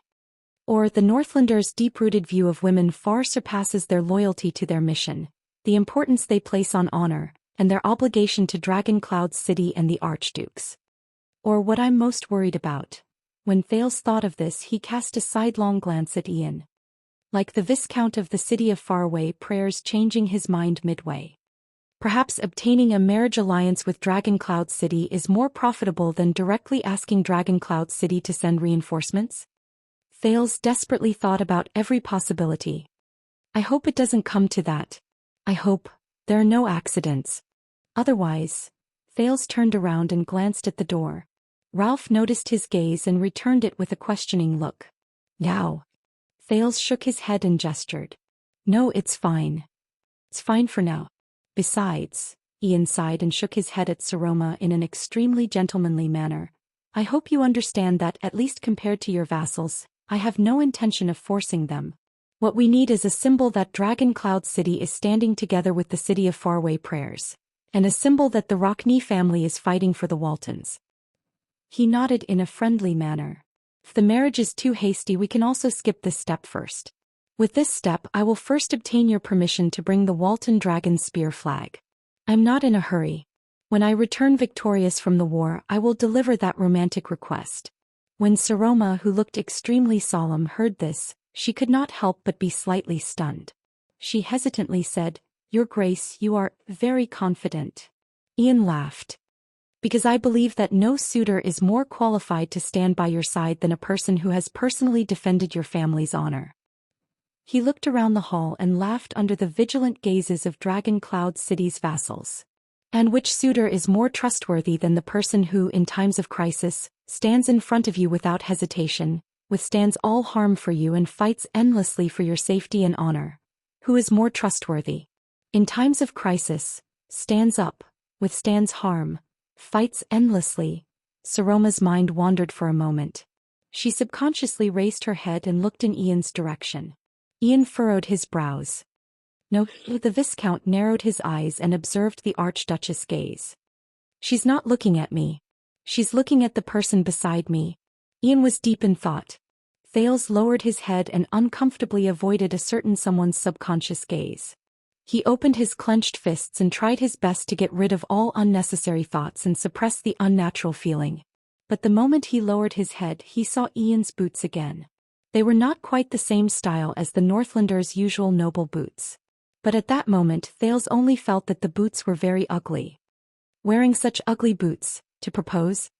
Damn it. I really want to step on them.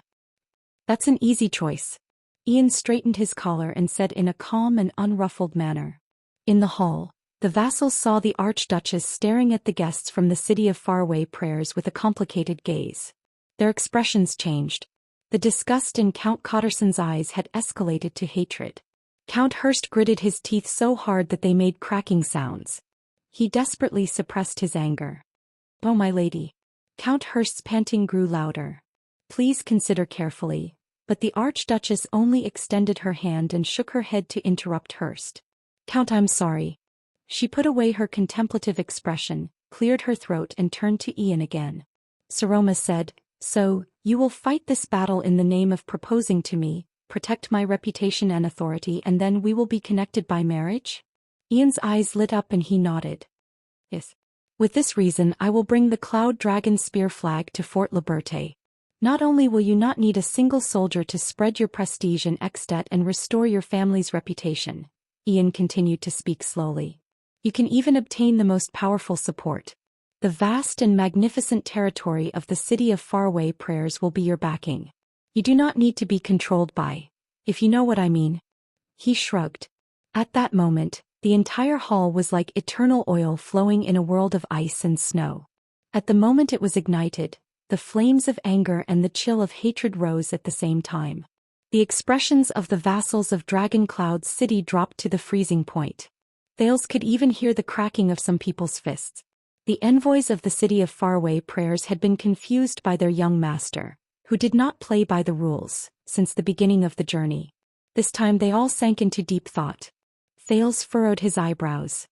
He suddenly knew why Ian had purposely sat near him. To protect the Prince of Constellation, Lord Justin had arranged sufficient manpower in this corner to block off most of the vassals. Otherwise, the tragedy of a noble from the Rockney family dying a violent death in Dragon Cloud City would probably spread throughout Extet tomorrow. Thales exhaled. At this moment, the Prince of Constellation was probably no longer the most unpopular person in Dragon Cloud City.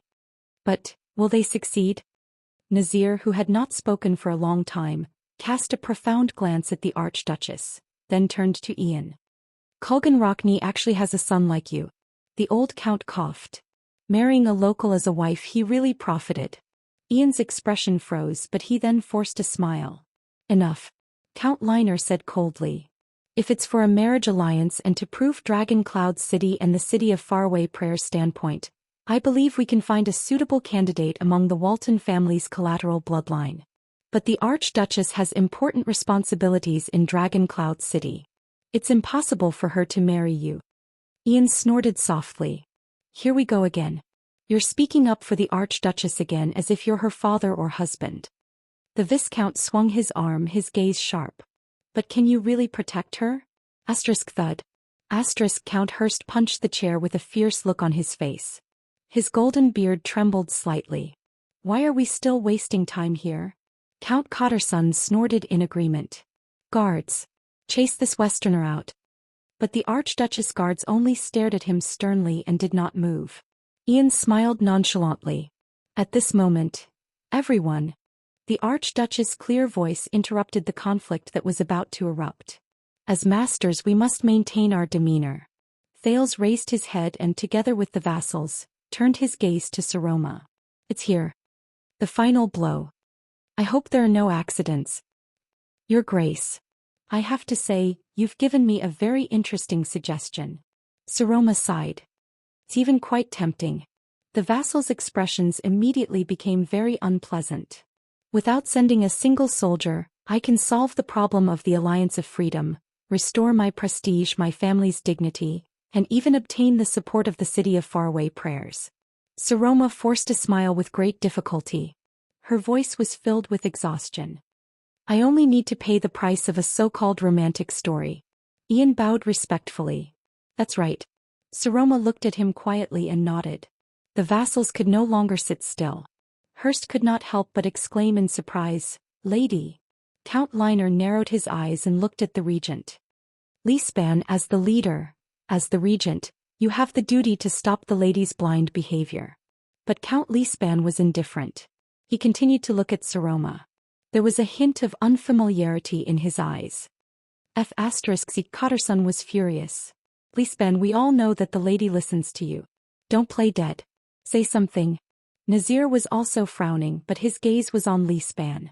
Only Karkagel, who had always been silent, did not say a word. He watched the situation in the hall quietly. The other vassals had different reactions. Some were worried, some were anxious, and some were gnashing their teeth. Thales stared at the vassals' expressions and clenched his fists. Saroma smiled and continued to stare at Ian. So, my dear Saroma. Ian waved his hand excitedly. Have we reached a consensus? The great alliance between the Waltons and Rockney? Saroma's smile grew brighter, and there was even a hint of relief in it. Thales closed his eyes. Under the gaze of the entire Hall of Heroes, the Archduchess of Dragon Cloud's City gently leaned against the back of her chair and looked at the stone carving of the Cloud Dragon spear above her head. Your Grace. The Archduchess' voice was indistinct, as if it came from the horizon. At that moment, the entire hall was first filled with rhythmic breathing sounds, then immediately fell silent. Ian was stunned. Saroma, what? In the next second, Saroma straightened her back from her chair.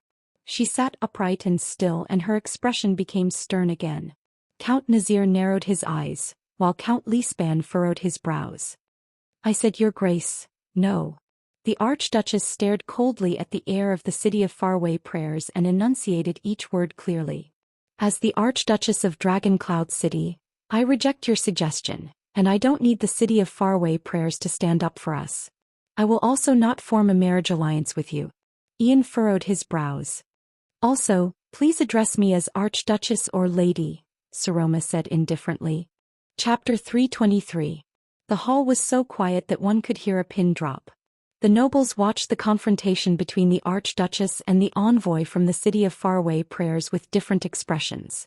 Ian widened his eyes in surprise, as if he could not understand the Archduchess' words. Almost everyone in the hall stared at him with hostile expressions. Ian took a deep breath and raised his head with a puzzled expression. But, the war with the Alliance of Freedom is right before our eyes. In her seat, Saroma's lips twitched slightly. She nodded slowly. Yes. Ian raised his hand in puzzlement and contradiction, as if he wanted to express something, but he put it down halfway. The air of the City of Faraway Prayers gritted his teeth and frowned deeply. You know, right? This is a war that means a lot to you and your family, especially after Dragon Cloud City lost its king. His tone was slightly anxious. Do you also know that the person sitting at the other end of the chessboard is King Chapman, who hates all of you to the core? The vassal's expressions became even more tense. Saroma lowered her head weakly and sighed as she said, Yes, I know. Her voice was weak like a whimper. Ian seemed to have received encouragement. His gaze became lively as if he was looking for support. He smiled in a rather relaxed manner. Very good. Then you should know your current situation. You know that your prestige is far from enough to support you especially. Ian paused for a moment. He looked around and sighed in a seemingly regretful manner. Especially since you are a woman, a female archduchess. At that moment, the prince felt the nobles in the hall adjust their expressions unnaturally. In the seats of the 6 counts, Liner tilted his head and ground his teeth gently. Karkagel stared at the archduchess without blinking. Hurst's eyes looked as if they were about to spit fire. Count Cotterson's eyebrows were almost knitted together. Lispan and Count Nazir looked at the Archduchess with complicated expressions. The meaning in their gazes was difficult to decipher. The Archduchess raised her head. Thale's heart tensed. The girl exhaled and put on a relieved expression. Her eyes were very calm. Yes, I also know this. Her tone was normal. It was as if the other party had only said trivial things like, the weather is good today, this bowl of soup is not bad, read the book patiently, and don't rush me to update. Ian frowned. Then you, the Archduchess interrupted him. So I am a Walton. Her voice was still very soft. But there was a kind of unquestionable firmness. The eyes of her 6 vassals moved in unison. Ian was slightly taken aback. What? Walton? King Riker's heir, Walton, Cloud Dragon Spears Walton, Dragon Cloud City's Walton. Saroma stared at Ian indifferently. Do you know the meaning of this surname? Ian first narrowed his eyes, then a look of disbelief appeared on his face. Walton? He exhaled impatiently. Saroma, wake up. Think about the scene just now, think about the attitude of your vassals. Then think about my suggestion. Ian waved his hand in exasperation. This is the only way for you to salvage your predicament. The Viscount's words echoed in the hall. The vassals' expressions became unnatural again. Saroma smiled. Her gaze met with Ian's in the air. No, the Archduchess said softly, it isn't. The Waltons are the Waltons. Saroma turned her gaze and looked at each of the vassals with different expressions. Cloud Dragon's spear has never fought alone. 700 years ago, Rykers stood in the sky with his spear, and the young Waltons followed closely behind him. And under the clouds parted by the dragon's wings, behind the 8 knights on the ground, Lisban, Nazir, Carcagal, Hurst, countless Northland knights, whether they are famous or nameless, charged forward without hesitation. They stood together and together, they cast the battle that reversed the cold wind, tore apart the darkness shrouded by the calamities, and won a future for the world. Under her seat, Count Hurst's expression changed. My lady. The other vassals' expressions became increasingly solemn. 700 years ago. Thales sighed. He could not help but think of the portrait of Tormund in Mindy's hall. The sorrowful king of Renaissance also charged forward with his spear, and the 6 knights beside him, riddled with wounds, raised their reins and charged forward without regret. He also thought of the madness of Giza and Asda's duel. Thud. At this moment, Saroma slapped her seat and unexpectedly stood up. The entire hall was slightly startled. But nothing was more shocking than the Archduchess' next move. Everyone today at this time and in this place, I, the Archduchess of Dragon Cloud City, Saroma Walton, officially issue Dragon Cloud City's wartime enlistment order. The girl's light and clear voice rang in the Hall of Heroes, echoing between the thick stone bricks. Dragon Cloud City declares war on the Alliance of Freedom. Thale's breathing froze. It's here. Before everyone could react to the stupefied and horrified scene, the Archduchess took a step forward with a determined expression. Her voice was cold and harsh, but it was filled with an unprecedented sense of power. In a few days, the Walton family will take the initiative to send troops to the west to assist the City of Faraway Prayers and fight against the Alliance of Freedom. With the blood of those who repeatedly betray their faith, with the heads of those treacherous villains, we will once again prove Dragon Cloud City's honor. The hall instantly fell silent. Ian stared at Saroma in a daze, his mouth wide open as if he could not close it. The vassals were not much better. Their eyes were filled with shock as they stared at the Archduchess. The 6 counts were much more composed, but their body movements were enough to show that they were abnormal. Hurst almost broke his seat, Cotterson clenched his fists tightly, and Carcagal's broken arm was firmly pressed against the armrest of the chair. Regent Lisban and Count Nazir, the most senior among them, stared at each other without saying a word. No one seemed to be able to give an appropriate response to the Archduchess' words. Then Ian suddenly gasped, like a drowning man who had finally surfaced from the water. He rubbed his chin and said anxiously, "Don't worry, Madame Saroma, as I said. We don't need you to send troops to aid us. What we value is only a stance and stance." What greeted him was Saroma's stern reply. "This has nothing to do with you, Your Grace." Ian's words were cut off at the tip of his tongue. He spread his arms in disbelief and stared at the Archduchess in a daze. "This is just my determination," the Archduchess said coldly. "It is also something that Dragon Cloud City must do." Everyone was stunned by the young lady's sudden unyielding stance. Only Thales, who was in the corner, curled up the corners of his lips slightly as he stared at his partner of 6 years. He was also the only one who noticed out of habit that the outline of the girl's fist, hidden under her left sleeve, was trembling slightly. "Good job, Saroma. Continue," he said in his heart. "And I need everyone," the response of the 23 noble families seated here. The Archduchess slowly turned her gaze around and swept her gaze over everyone in the hall. "Just like 20 years ago and just like 600 years ago, you and your ancestors stood by the 2 King Nuvan's side with unwavering loyalty and without complaint." Her voice was still clear and there was a hint of reckless determination in it. But there was no response as expected. No one spoke. All the vassals stared at her quietly. After the initial shock, suspicion and caution gradually appeared on their faces, and as they stared at each other, it slowly deepened. The hall was still quiet. Even Lisban was silent. Saroma's face turned pale. Thales shut his eyes in his seat. Not enough. Saroma. This is not enough. The Archduchess swept her gaze across the hall with an unpleasant expression. Every vassal whom she swept her gaze upon turned their gazes away unnaturally. Everyone. Saroma gritted her teeth and said, "The war horn has sounded. Dragoncloud City needs you." But still no one responded. Thales extended the tip of his foot and poked Ian without anyone noticing. The Viscount of the city of Faraway Prayers moved a little. Ian turned around nervously.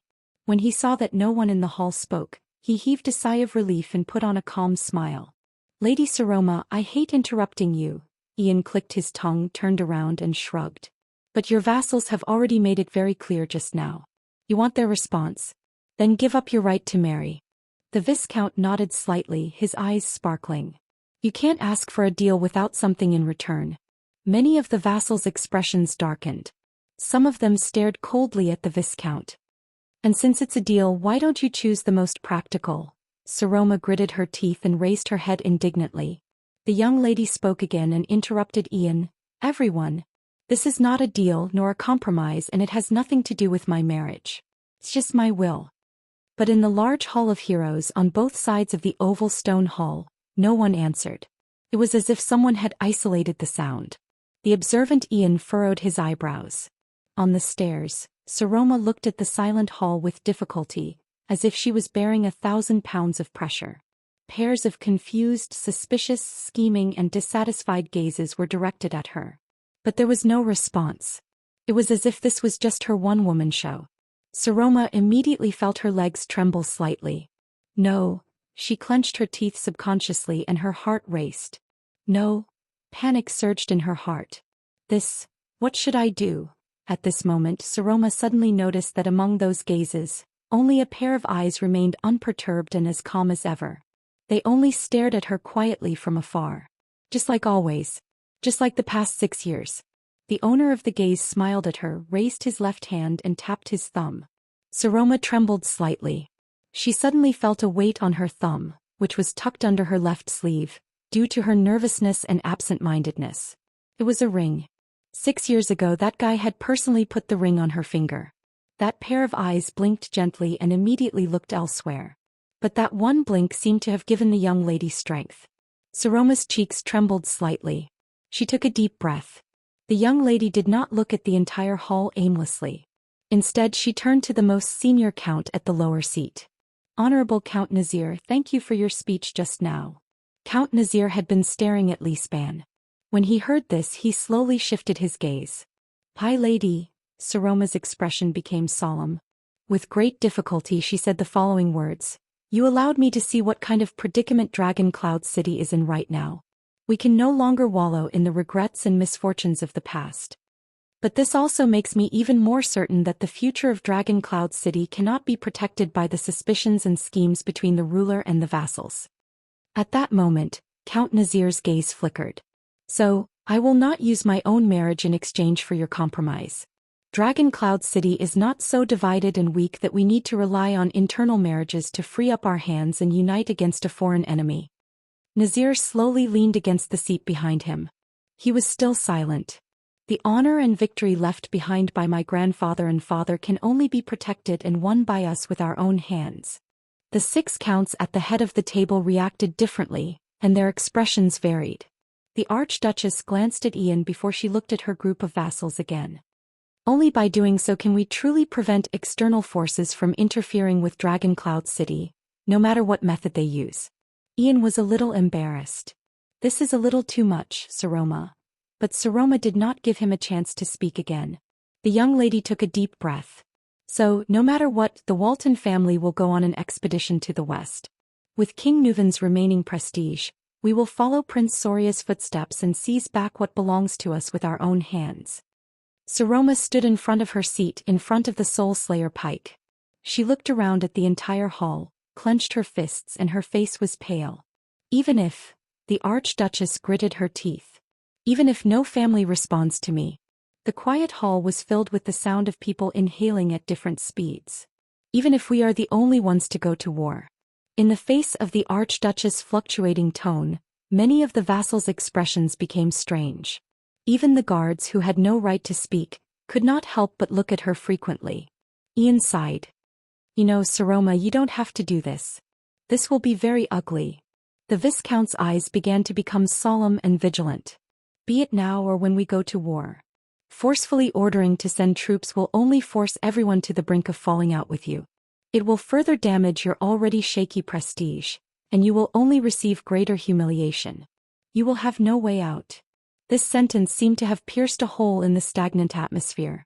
The changes in the vassals' expressions became more and more urgent, and they became more and more difficult to read. Yes.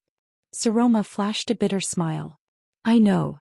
The Archduchess then looked at her vassals who had complicated expressions on their faces. Her gaze was unfocused. I know that I am far from being comparable to the former King Nuvan. Perhaps in this lifetime I will never be able to compare to him. Everyone, perhaps you don't think highly of me or this little girl on the Archduchess' seat.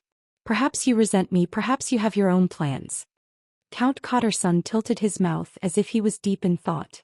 The Archduchess sighed and said, But I still hope that at this moment, all of you can bring your warriors in glory and stand with me in Dragon Cloud City. Count Hurst's beard trembled slightly. To prove to the outside world, to this guest from the city of faraway prayers, who claimed that she could save me from my predicament with just a marriage, that Dragon Cloud City is still powerful and united, and that I do not need to bend my knees to outsiders to protect myself. Count Liner clenched his fists in an unnatural manner, twisting his knuckles back and forth. In the next second, Saroma raised her left hand with a solemn expression. Her sleeve slid down from her forearm, revealing her fair wrist. She also revealed the ring on her thumb. Everyone, I believe that no one in this world is more qualified and capable than all of you, my vassals, to fight for me and obtain victory for me. Because I am Dragon Cloud City. When they saw the ring, everyone in the hall frowned. They seemed to have remembered something. But Dragon Cloud City is not just me, it is all of you sitting here. Before everyone's eyes, the Archduchess gently took off the large ring inlaid with a black stone and raised it high. Everyone, in the name of the Walton family, I am going to war. The Archduchess' gaze turned cold and she shouted, Are you coming? Thales trembled slightly. Are you coming? The girl's voice echoed in the hall again. But this time the vassals stared at the black ring. They stared at the people and things it represented. Lisbon's expression was complicated. The one-armed count closed his eyes. Count Nazir's face tensed up, which was rare. The vassals looked around in bewilderment and whispered to each other. Saroma took a step forward and said coldly, Everyone, I also believe that as vassals, all of you will not allow a foreign guest to happily snatch away your responsibilities and obligations, and then flaunt his prowess in front of you. Ian was startled. The girl raised the ring on her hand and pointed it at the stone carving of the cloud dragon spear at the top of the hall. The most loyal vassals of the Walton family, King Nuvan's brothers and sisters.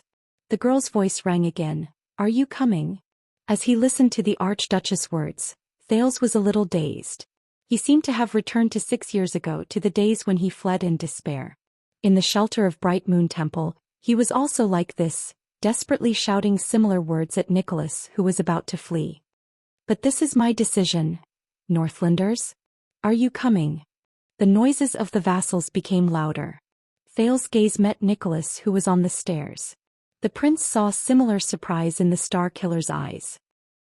Saroma. Little rascal.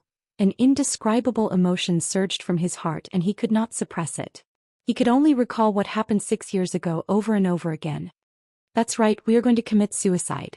Northlanders, are you coming? Are you coming? Dragon Cloud City. In the hall, Saroma's voice was raised to the limit. Her youthful, high-pitched voice echoed in the ancient palace. Are you coming? The hall gradually quietened down. Many of the vassals had already ended their anxious conversations. Their gazes were all raised and they looked at the most important people. They were waiting for their decision. The Archduchess gritted her teeth. The arm that held the ring trembled slightly, and the rims of her eyes were slightly red. Northlanders. She was practically roaring at everyone in the hall. Are you coming? Clang. A guard who was suppressing his emotions, accidentally pressed down on the hilt of his sword. The blade collided with the wall and let out a sharp, piercing sound. This sharp sound made everyone even more tense and the atmosphere became even more oppressive. But there was still no response from the hall. The Archduchess was the only one who gritted her teeth. Her gaze trembled as she raised the Ring of Triumph, which symbolized the Archduke of Dragon Cloud City. She stood alone in front of the Soul Slayer pike and faced the anxious men in the hall. Among the 6 counts, Cotterson, Hurst and Liner's abnormalities could no longer be concealed. They exchanged anxious glances with each other, as if they could not reach an agreement for a long time. 1 second. The one-armed count still had his eyes closed and was silent. 2 seconds. Ian narrowed his eyes and exhaled rather gloomily. 3 seconds. The silent confrontation between Lisban and Nazir seemed to have come to an end, but they still did not say a word and waited quietly for the situation to unfold. Time passed. The atmosphere in the hall became increasingly unbearable. Until a suppressed laughter rose from the crowd. It was low and piercing to the ears and it spread to the entire hall. Chapter 324. Hee. That laughter sounded like a person covering his mouth and trying his best to hold back his laughter in the crowd. The embarrassed Archduchess was instantly stunned. Who is it? The Northlanders, who were already feeling restless amidst the indescribable conflict, turned their heads to look for the source of the laughter. They soon found their target. Not far from Viscount Ian, a teenager sat on a chair with his arms on his knees and his chin propped up. He looked at the people and things in the hall with interest and chuckled softly. Many people saw his face clearly. Many people's expressions changed when they saw the emblem on his robe. Northlander? The teenager with the 9-pointed star emblem chuckled softly. From time to time he imitated the Archduchess' tone and said, "Are you guys coming? Are you guys coming?" With a mocking gaze he looked at the Northland men in the hall from afar. He looked back with an indifferent expression. "Are you guys coming?" The teenager's delighted laughter continued to spread. It made many people's faces turn extremely livid, and he also attracted many hostile gazes. Even the Archduchess guards beside him looked at him indignantly. "Faster thief. Damn it." Some of the vassals cursed in low voices from the corners of the hall. Ian widened his eyes and stared at the teenager with the 9-pointed star emblem. He watched as he rocked back and forth with laughter, and saw the undisguised contempt on his face. It was as if he could not react to it. The Archduchess also stared blankly at the teenager who was laughing at her. She subconsciously retracted her arm that was holding the ring, and subconsciously pressed it against her chest. Her expression was blank, as if she was a helpless and lost person. Finally, a heavy, muffled sound rose with a loud bang. Asterisk thud. Asterisk like a heavy hammer, it shattered the oppressive atmosphere. A majestic roar exploded on the ground. Enough. Thal's laughter died down. The hall suddenly fell silent. Everyone turned their gazes in the direction of the Archduchess, and they were all stunned. "It's him." Thales calmed his muscles, which were stiff from laughing, and thought of something. The one who interrupted him was one of the 6 counts, the usually taciturn one-armed count. "I think his name is..." The one-armed count raised his head. His eyes were cold and his body exuded the bravery of a veteran. He turned to the Archduchess on the steps. "My lady, I don't know you," the one-armed count said softly. His tone was cold. "Pardon me, but I don't expect much from you when I met you 6 years ago or when I came to attend the hearing today." His words echoed on both sides of the hall, containing a kind of majesty that made people involuntarily turn to look at him. "King Nuvan is dead and we have to rely on a little girl from now on?" Saroma's expression froze. The one-armed count's eyes were fixed on the Archduchess, completely ignoring the gaze of Earl Hurst, who was beside him. But a few seconds later he spoke again. "But I still remember the day we ascended Fort Liberté. I led the vanguard and rushed to the front line against the pouring kerosene. I lost an arm because of it." The one-armed count raised his left upper arm, which was only left with half. With a profound gaze he said in a deep voice, "But in return the warriors of the Carcagal family were one step ahead of Prince Soria's White Blade Guards. They were the first to plant the Black Dragon flag on top of Fort Liberté's city wall." Saroma was slightly stunned. "Fort Liberté? It's been 20 years. My broken arm still hurts." The one-armed count turned his head abruptly and looked at the vassals in the hall. But I have never regretted it. Beside him, Earl Hurst opened his mouth in surprise. It's been 6 years. The one-armed count's voice made many people straighten their backs. Perhaps many of us have forgotten that we are nobles and vassals, but we are also Northlanders. We are still far from degenerating to the state we once hated the most. The other 5 earls frowned one after another. Thales looked at the count, listened to his words and smiled. With the honor of the Carcagel family as my witness. The one-armed count turned to the Archduchess coldly. His steely voice struck everyone's heart like a heavy hammer. Since you have given the order, my lady, we will respond. Saroma trembled violently. Count Carcagel's expression was cold, but he raised his remaining right arm without hesitation. I promise that every man of age in Hunt County and Origami County will pick up a weapon.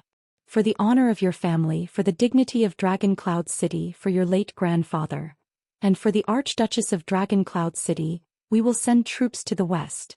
Only the sound of the vassals inhaling could be heard in the hall. Thud. The count's right arm struck his chest fiercely.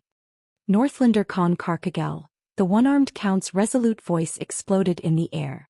I fight for you. His voice reverberated between the stone walls and shook the hall. The other 5 counts did not seem to have reacted to the situation. The other vassals were also discussing among themselves. But Saroma stared at the one-armed count in a daze. Her gaze gradually became lively again. He, Count Carcagel. Saroma could not hide the excitement in her eyes. She stuttered, but she was quickly interrupted. I'm sorry, ma'am. Before the shock from Carcagel faded away, another hesitant male voice spoke. The golden-bearded Count Hurst sighed and said, Please understand the counts. They hope that you can lower yourself to marry into a local family like us. That's because we are the ones who truly stand on the same side as you. Hurst, who was in his 30s, was the youngest among the counts. He raised his eyes and stared at Saroma with sincerity and slight pain. He stared at the Archduchess, who pressed the ring tightly against her chest. The people of Dragon Cloud City are the ones who truly care about you. Saroma moved slightly. My lady, I also want you to know. Hurst stared at his lady with a complicated expression.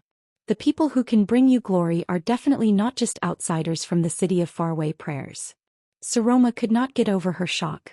She stuttered, Hurst, thud. Without waiting for her to speak, Hurst thumped his chest with a resolute expression.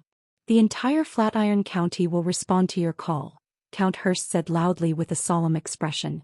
Your Grace, the Hurst family will fight for you. Saroma stared blankly at the second count who spoke. A few seconds later she snapped out of her daze. Thank you, Count Hurst.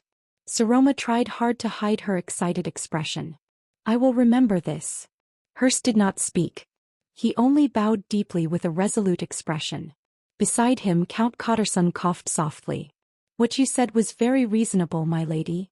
Dragon Cloud City's glory and victory can only be defended and won by us. Count Cotterson stared at Ian in disdain. So, let this conceited clown from the city of faraway prayers go to hell.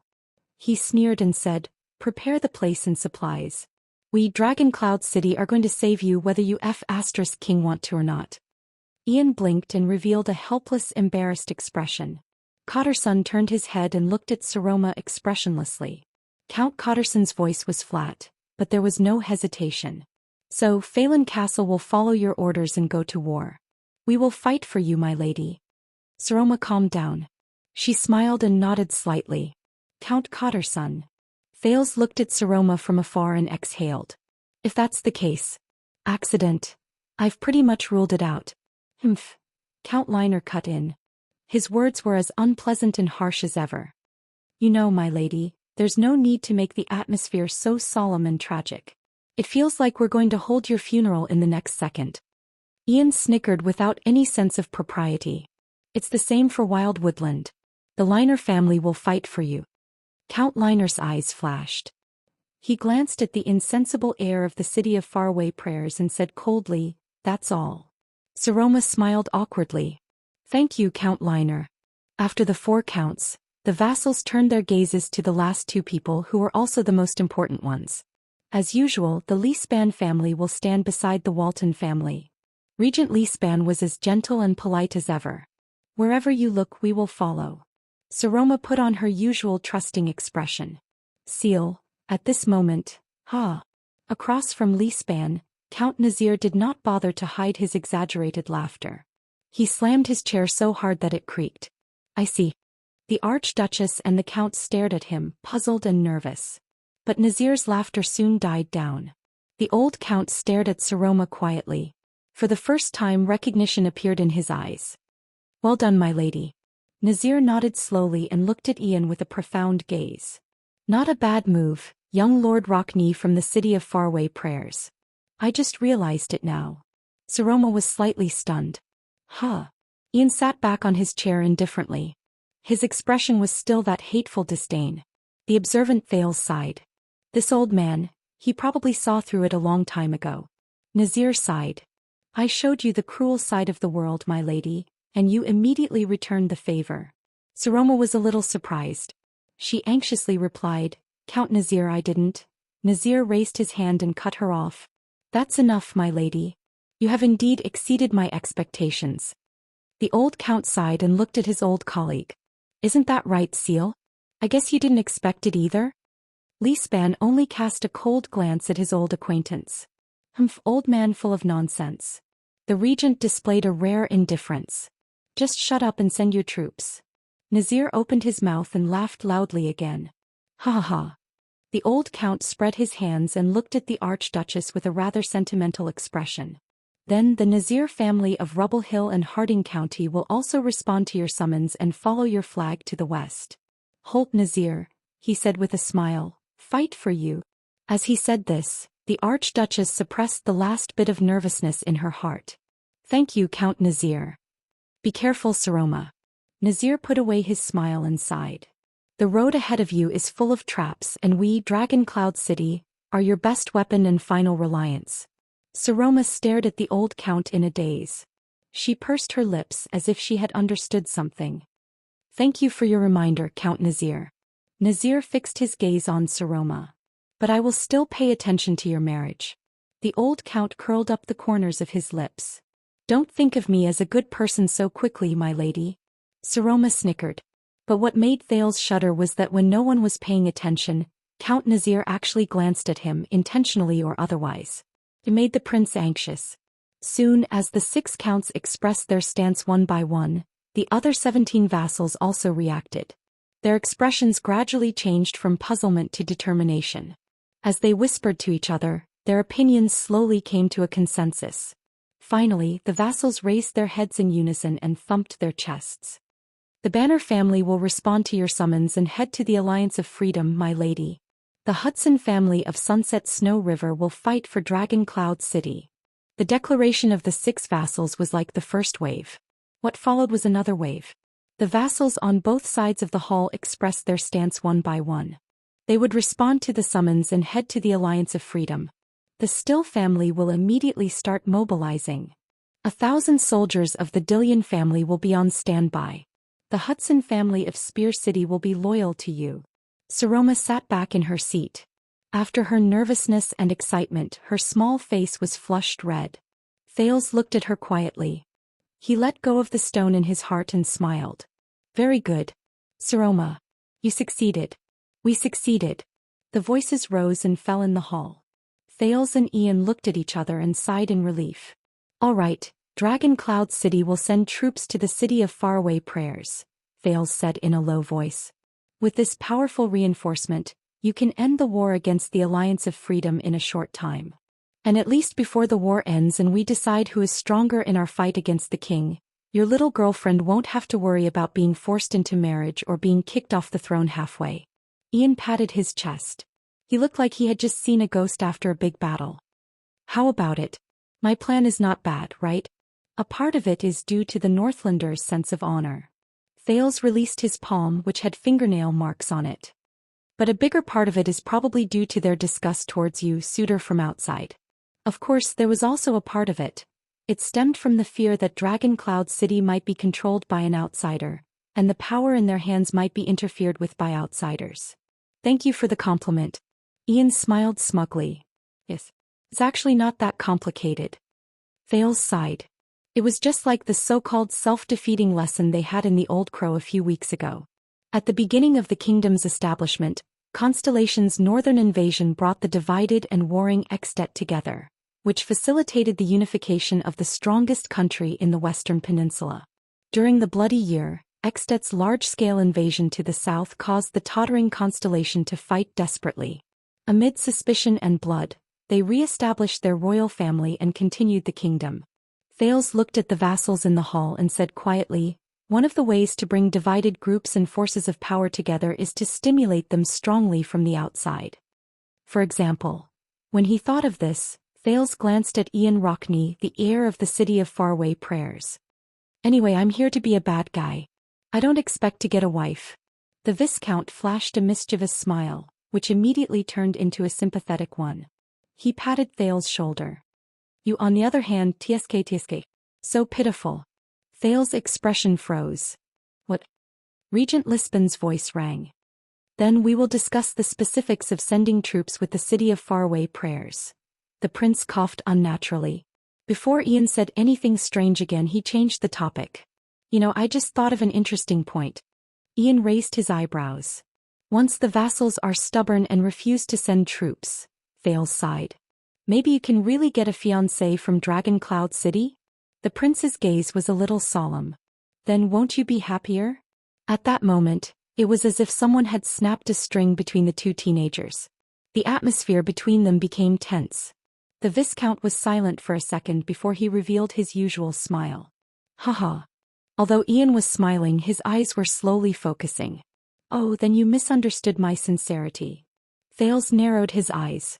"That's good. She's not a bargaining chip that you can easily use." Ian clicked his tongue. "But I'm also very curious. If the plan doesn't succeed and the conflict between the Archduchess and the vassals can't be resolved, what will you do? Elope with her?"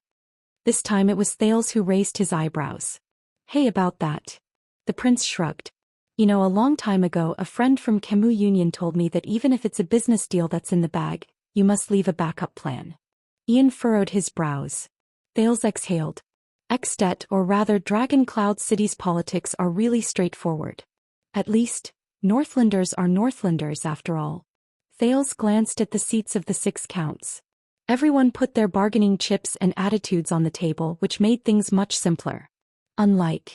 At this moment the side door of the Hall of Heroes suddenly opened. A noble dressed in the city of faraway prayers walked in with an anxious expression. Many of the vassals who were quietly listening to Regent Lisbon's arrangements noticed this. The noble walked to the seats of the diplomat group from the city of faraway prayers, took out a letter and handed it to the knight sitting at the first seat, the Raven of Death, Nate Monty. Monty immediately attracted a lot of people's attention. He tore open the letter and his expression changed drastically. "Hey." Thales frowned. He nudged Ian. "What's going on?" "That's the messenger in charge of transmitting military intelligence." Ian also watched the scene over there with a solemn expression. "Judging by his expression, there's been a change in the war." "War?" Thales was shocked. "The Alliance of Freedom?" Ian nodded uneasily. "Where else could it be?"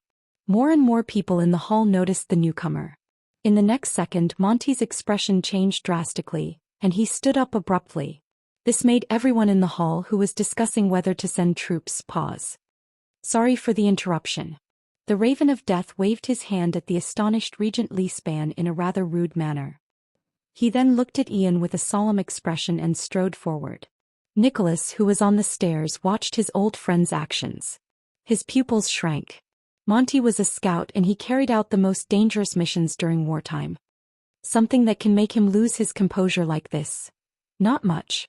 Under the puzzled gazes of the Archduchess and the many vassals, Monty strode over to Ian, who did not know what was going on. He handed over the letter and said coldly and loudly, "You need to read this immediately and explain to Dragon Cloud City." When he said this, Monty's cold gaze swept over Thales. Thales shuddered. The feeling of being watched rose in his heart again. The prince smiled awkwardly, raised his hands and took a step back. All right, I won't read it." But things were not that simple. "No." Ian read the letter in his hand and raised his head with a pale face. "This is Monty nodded expressionlessly. His gaze, like that of a hunter, never left Thales. It was as if he wanted to skin him alive. Ralph sensed that the situation was not right. He took a step closer to the prince. The other vassals in the hall exchanged puzzled glances. Lispan coughed. Ian put down the letter with trembling hands.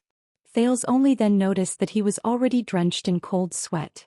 Ian raised his eyes and looked at the seated Archduchess. Then he turned to Thales in panic. His gaze was very complicated. There was suspicion, anger, and even conflict in it. The puzzled Thales raised his eyebrows. Know what? Ian took a deep breath and shook his head as if he wanted to wake himself up. If you don't know. The air of the city of faraway prayers gritted his teeth. All right, Monty, I will tell the Archduchess later. Slap. His shoulder was immediately seized by the raven of death. Ian shuddered and looked up at Monty in shock. Now is not the time for you to be willful, Ian. Monty's voice was very gloomy, and there was a sternness that allowed no refusal. Dragon Cloud City has just promised to send troops, so they must know. This is not something that can be hidden from the public. Ian hesitated. But Monty did not waste any more words. He snatched the letter from Ian's hand without any hesitation. Right, then I'll do it. Wait. Without waiting for Ian to speak, Monty pushed the bewildered Ian down from his seat. The latter's struggle was completely futile against the knight. From the beginning to the end, Thales watched the scene in the city of faraway prayers in shock and bewilderment. Monty's gaze still made him feel fearful. What's wrong? That letter, what exactly is? At this moment, Regent Lisbon's voice traveled into their ears from afar. Lord Monty, we have heard of your reputation for a long time. However, this is Heroic Spirit Palace's Hall of Heroes. The regent attracted everyone's attention. He asked faintly, is there anything we need to know? Monty glanced at Thales again, then turned around abruptly to face the hall. Yes. The brunette knight raised the letter in his hand and said coldly, an urgent military intelligence just came from the city of faraway prayers. Count Nazir's gaze froze. Military intelligence? Monty nodded and strode forward. Thales noticed that Ian was clenching his fists tightly. His gaze moved back and forth between him and the Archduchess. A few days ago, we detected a third army in the desert to the south of the city of faraway prayers. The Raven of Death's expression was horrified, as if he saw the day before the bitter cold winter coming. 4,000 to 5,000 light cavaliers, maybe more. We are certain that they are our enemies and they are here for the Alliance of Freedom. The hall instantly fell silent. Thales also frowned. For the Alliance of Freedom? Wait, 20 years ago Khemu Union and White Mountain supported the Alliance of Freedom, which means... But the suzerains who were familiar with military affairs immediately grasped the main point. Cavaliers in the desert? 5,000? Count Carcagel was shocked. He slammed his remaining right arm on the chair. How is this possible? Monty snorted coldly. Not only that, they are all elites. They are skilled in galloping and they come and go like the wind. They are eyeing us covetously between the city of faraway prayers and Fort Liberté. Almost all the vassals furrowed their brows. The Archduchess looked at her regent with a bewildered expression. It is impossible for the desert bandits, Baron Bone tribe and orcs to have cavaliers of this scale. The direction from Khemu Union is not right. The Golden Passage does not have such a force. Lispan, who was familiar with the geography, looked at Monty with a solemn expression. Where did these cavaliers come from? The Raven of Death exhaled and clenched his teeth. His expression was ferocious. This is what I want to say. Monty raised the letter and said through gritted teeth.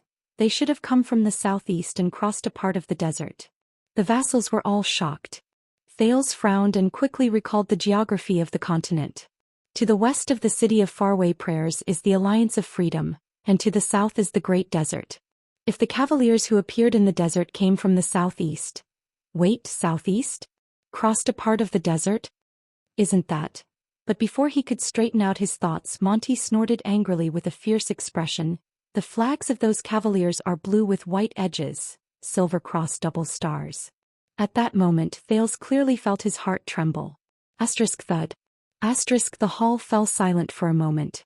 In the next second Regent Lispan, who had always been steady, could no longer maintain his image. He shuddered and cried out to Monty. What? In a split second, the gazes of the Archduchess and the vassals in the hall, the gazes of the City of Faraway Prayers diplomat group and the guards of Heroic Spirit Palace instinctively turned to Monty.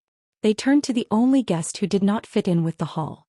Monty's next words sounded faintly in Thale's ears, as if they came from the horizon. That's right, things are already very clear. The powerful support behind the Alliance of Freedom, including the mastermind behind their rebellion against Extet, the Raven of Death said faintly, Constellation. At that moment he faced countless shocked, puzzled and hostile gazes. The dumbfounded, absent-minded and stiff Prince of Constellation could only hear his own heart beating. Chapter 325. After a brief silence, the Hall of Heroes burst into an uproar. What? That means, but that boy clearly. But no one's emotions could compare to what Thale's Jadestar felt at that moment. At that moment the prince almost lost control of his body. Then the sin of Hell's river surged into his body uninvited. To him the whole world seemed to have stopped at that moment. Only his thoughts spun quickly. Constellation. The Alliance of Freedom's supporter? With the help of the mysterious power of eradication, Thales, who was drenched in cold sweat, tried his best to control his breathing to make sure that he did not lose his composure.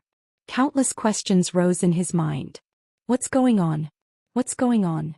In other words, at the head of the hall, the golden-bearded Count Hurst furrowed his eyebrows and looked angrily at Monty, who brought the news. The cowards of the Alliance of Freedom.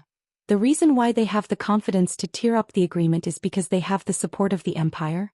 The Raven of Death shrugged and said in a gloomy tone, It's obvious. The indignant discussions in the hall rose to another level. What's going on? F***CK the Empire. Are they crazy? Their only heir is still. Is it an all-out war? Then what's our next step? Are we still going to the City of Faraway Prayers? Thales took a deep breath with a dazed expression. Constellation, the Alliance of Freedom, Extet. Regardless of whether it was the information he obtained under Heroic Spirit Palace's strict surveillance, the news put Ray, whom he had not seen for years, or the news he obtained from Dragon Cloud City, there was not a single clue that pointed to this answer. He did not receive any hints. Just like the dragon's blood 6 years ago. To him this was truly an accident. How interesting. Count Liner, who had always been expressionless, did not hide his terrible emotions this time. His face was contorted as he stared at Thales. On the surface you sent your son to Dragon Cloud City, but behind the scenes, you are still tirelessly making moves? Liner sneered maliciously and said, as expected of the heir of the Empire. As for us, we thought that we had the safest bargaining chip. We thought that the Constellations would behave themselves, but in the end we were played like fools. Just like the previous war. Isn't that so, little prince? The atmosphere in the hall became more and more solemn. With a stiff expression, Thales raised his head with great difficulty and responded to the various surprised or angry expressions in the hall. Lisbon's doubts, Nicholas' gritted teeth, Nazir's contemplative look, and even Monty's unsettling hunter's gaze seemed to be much gentler compared to them, and the Archduchess' disbelieving and helpless gaze. Oh, Thelma. Hey you Jadestar. Count Cotterson stood up abruptly and glared angrily at the stiffened prince in the corner. What the F***CK do you know about the Alliance of Freedom and your crazy father's army? Did you guys plan this? Thales clenched his fists. The beads of sweat on his forehead became denser and denser. Oh, I don't know anything. Everything. But before the words left his mouth, the prince clenched his teeth. Oh. Now was not the time to panic, nor was it the time to cry injustice. Just as I thought, the accident happened. What I needed to do was to deal with it and minimize the damage. Calm down, Thales. Calm down. Hey. Cotterson said angrily, are you mute? His voice represented the rage in the Northlanders' hearts at that moment, and it echoed in the hall. The prince raised his head abruptly, but he saw a panicked and helpless gaze in Saroma's eyes. The Archduchess subconsciously looked at Thales, then at the equally solemn Lisban. She looked helpless. Seeing how fearless he is, perhaps Dragon Cloud City is too kind to him. Count Liner clenched his fists and terrifying cracking sounds came from his knuckles. He said softly, perhaps we should return to the Northlanders' tradition. Do something a little more forceful? Thales did not answer. The Northlanders' gazes on the Prince of Constellation became fiercer and fiercer, including the Archduchess guards who protected him. In this atmosphere, even the equally shocked Ralph subconsciously pressed down on his arm. Under everyone's gazes, the second prince could only try his best to remain calm and maintain the most basic of thoughts. He did not even have time to care about Ian, who was also sweating profusely and constantly tugging at his sleeves. If that's the case, something is wrong. Very wrong. The Alliance of Freedom's rebellion, the City of Faraway Prayer's war problem, Dragon Cloud City's power storm, Black Sand region's respite. All of them actually originate from these different targets, different motives, different actions, but they all converged in the same place. Where is the connection? Where is the truth that the clues point to? Where is the key to the matter? In the face of the prince's silence, Count Cotterson seemed to become more and more impatient. He suddenly took a step forward. Not cooperating, Cotterson revealed a ferocious expression that had never been seen before. He gestured at Thales with his lips, gritted his teeth and said word by word, "Very well, then tear him apart until he opens his mouth." This sentence seemed to ignite the already explosive atmosphere. That's right. Many of the vassals of Dragon Cloud City also gritted their teeth in anger. One after another they stood up and let out a tidal wave of agreement. *CK him. How dare he toy with us, then he will pay the price. Show the Northlanders' attitude. Nicholas wanted to maintain order but he was powerless. Ralph stood nervously behind Thales. In the face of the Northlanders' anger he seemed ready to stake everything on one throw at any moment.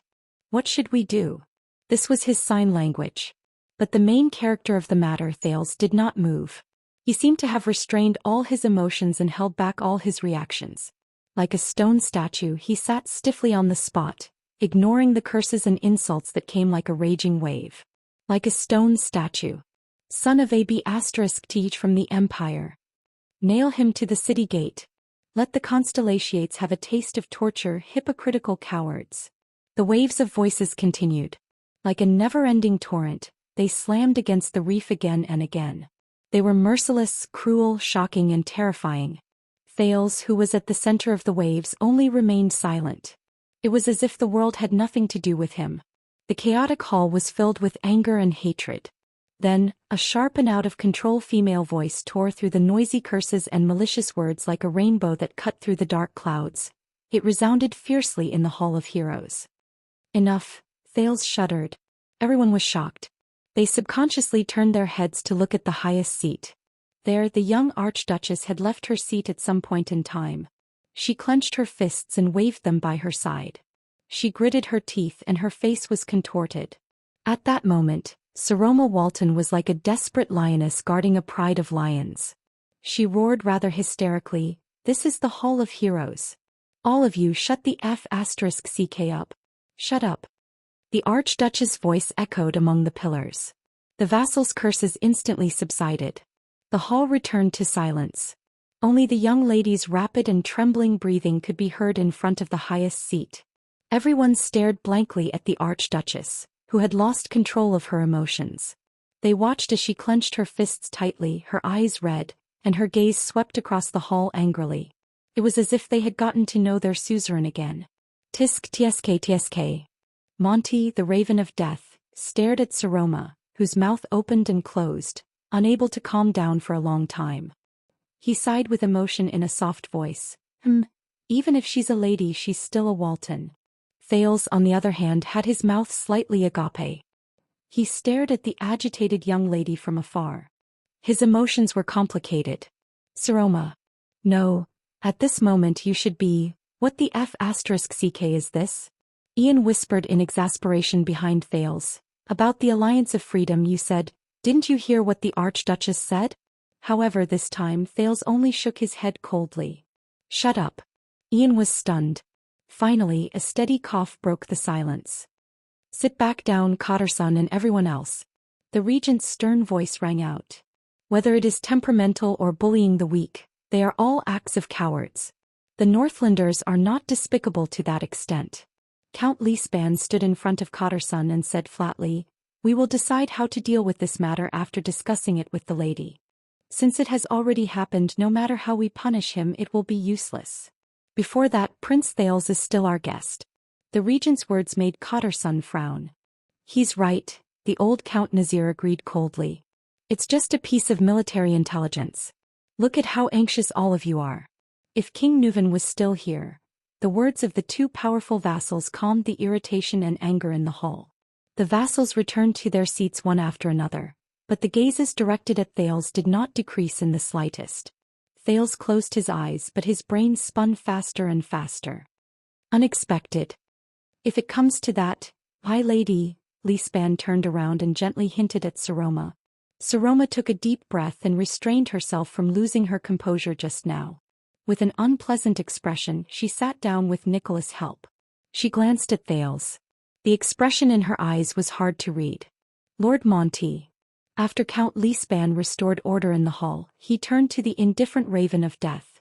Are you sure that the city of faraway prayers is Constellation's army? The regent asked steadily. Is there a possibility that someone else is in disguise? Like Kemu Union? You know what I used to do, right? Monty scratched the back of his head and gestured at Nicholas, who was on the stairs. What do you think is the possibility that we got the wrong target? The vassals frowned together. 5,000 light cavaliers. It's impossible for them to be local nobles. It can only be. Count Liner looked at Monty with scrutiny and suspicion.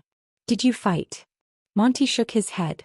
Over the past few days, that group of Constellations did not even get close to Fort Liberté. They only watched from afar and continuously sent out roaming cavaliers to investigate.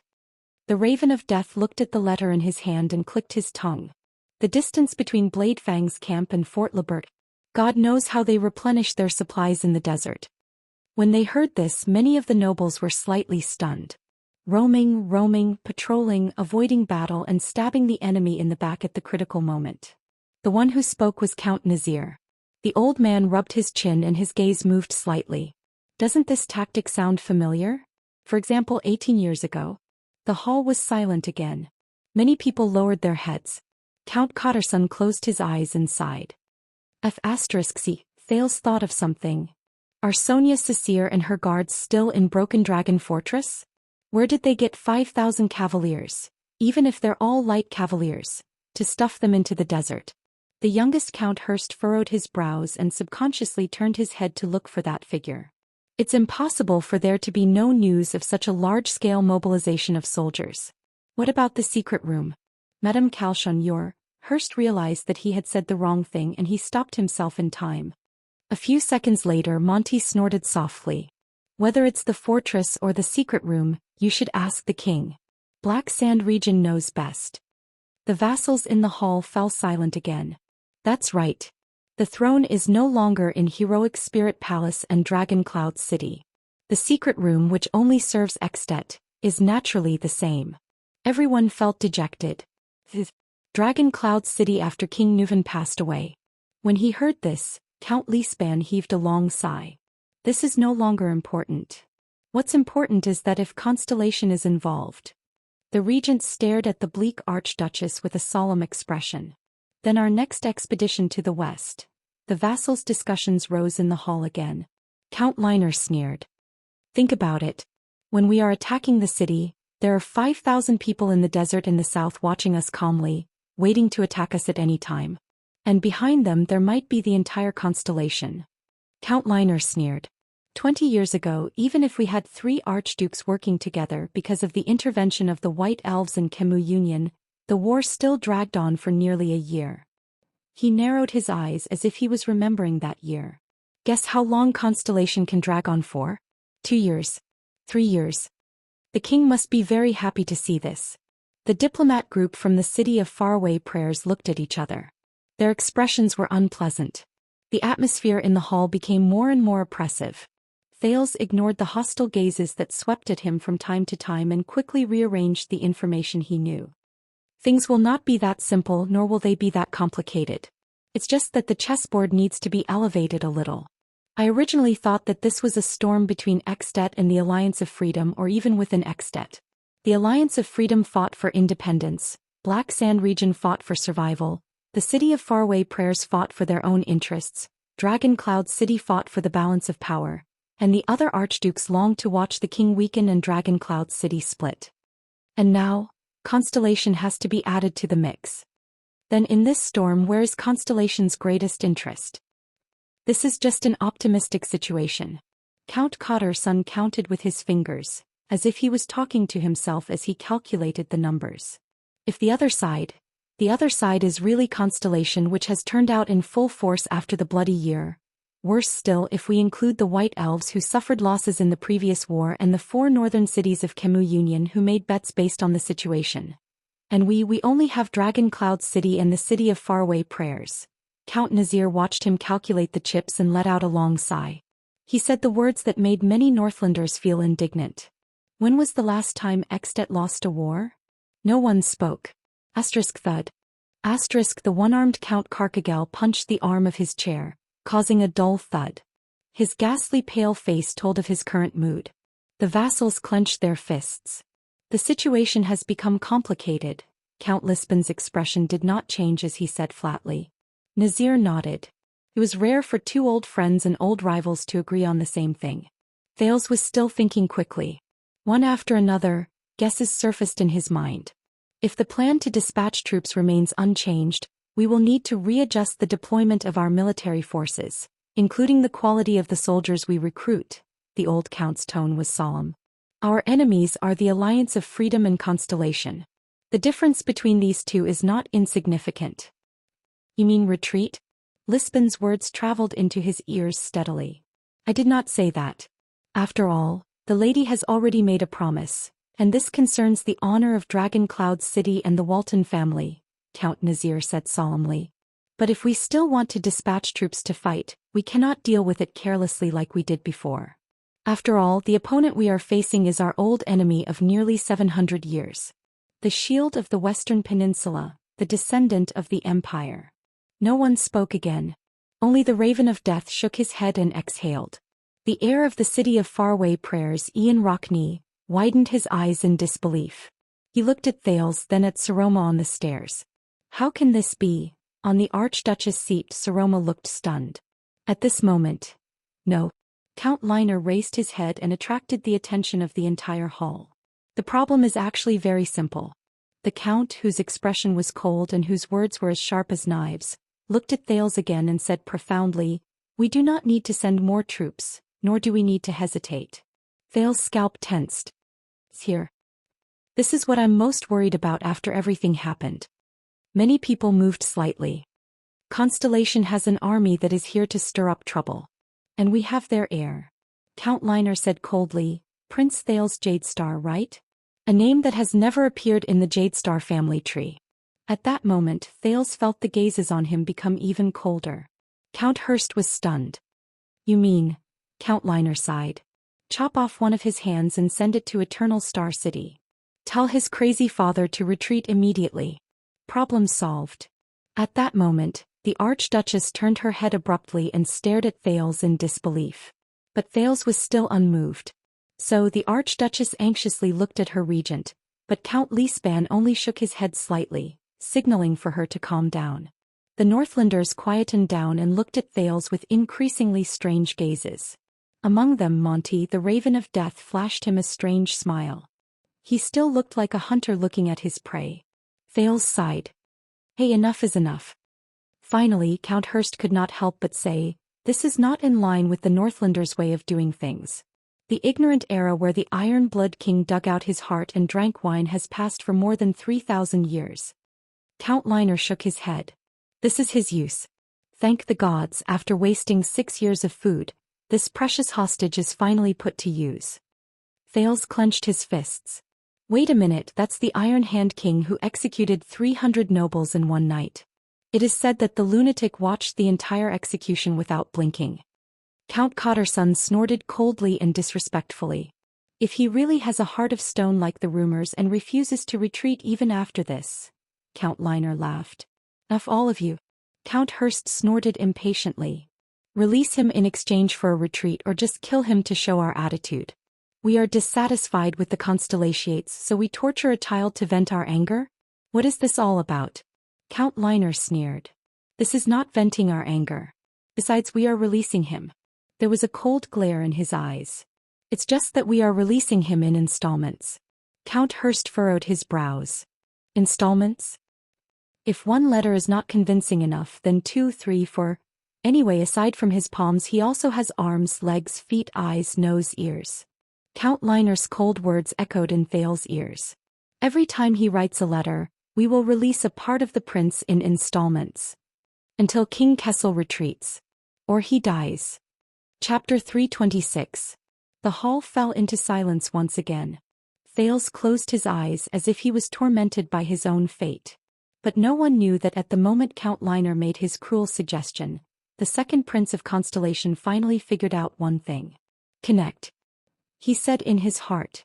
The fight in Black Sand region, Constellation's interference, the Alliance of Freedom's rebellion, the war in the city of Faraway Prayers, the storm in Dragon Cloud City. Most of the things were connected. They all pointed to a key point. That was, Thales clenched his fists. Is it really as I thought? But if that's the case. At this moment a clear female voice rang in his ears. No. This made the nervous Thales open his eyes and snap out of his daze. He raised his head in shock and looked at the Archduchess throne at the highest point. Many other vassals did the same. No. A clear and decisive voice echoed in the hall. It was Saroma. At this moment she gritted her teeth and looked conflicted. Her gaze kept moving between the vassals. Count Liner, who had threatened to release Thales in installments, was slightly stunned. My lady? Saroma stared at Thales in a daze. But after a few breaths she seemed to have made up her mind. She turned her head and took a deep breath. Everyone, 6 years ago, before the king and the 4 archdukes, I made a promise in the name of the Archduchess. The Archduchess seemed to be a little stuttering and nervous, a stark contrast to her previous unyielding attitude. But she still tried hard to suppress her trembling and said anxiously, I promised, Thales. Thales will be Dragon Cloud City's guest. I will be responsible for his safety. In Dragon Cloud City before my eyes. The young girl's face was taut and she shouted with all her might. He won't, and he shouldn't be hurt. Once she said this, the vassals had different reactions. Among them, the 6 counts had the most complicated expressions. Promise? The Archduchess. Thales stared at Saroma, who was forcing herself to remain calm. He felt anxious and fearful. Saroma. Be responsible for his safety? Count Liner seemed to be very dissatisfied with this sentence. His eyebrows were almost raised.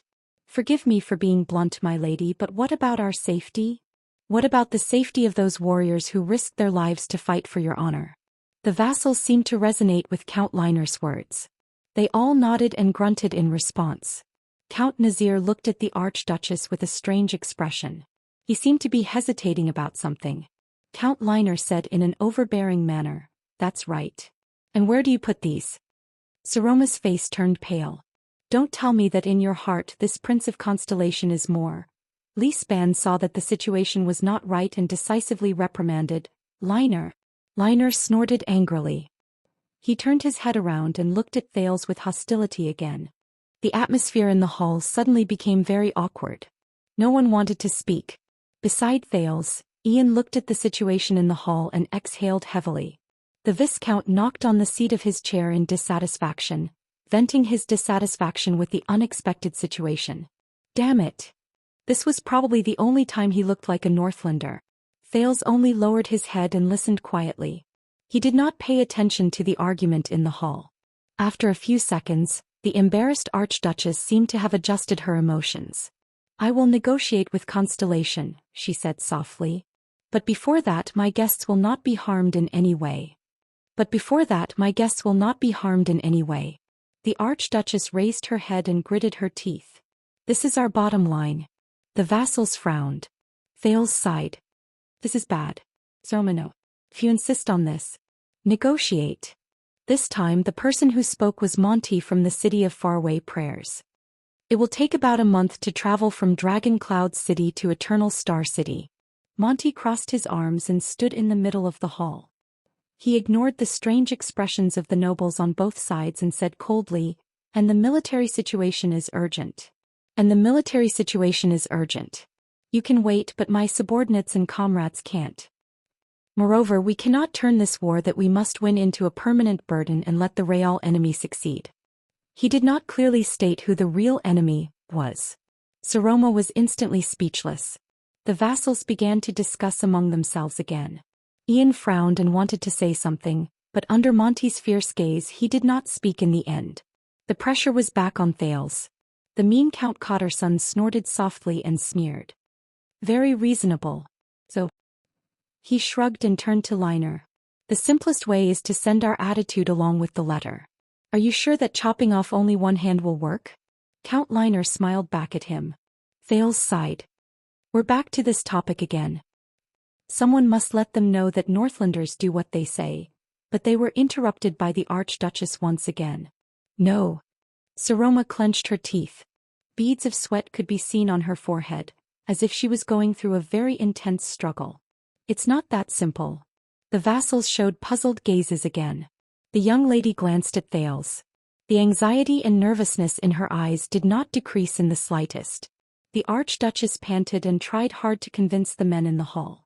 I remember that King Kessel once promised that anyone who endangers Prince Thales' safety will become Constellation's eternal enemy.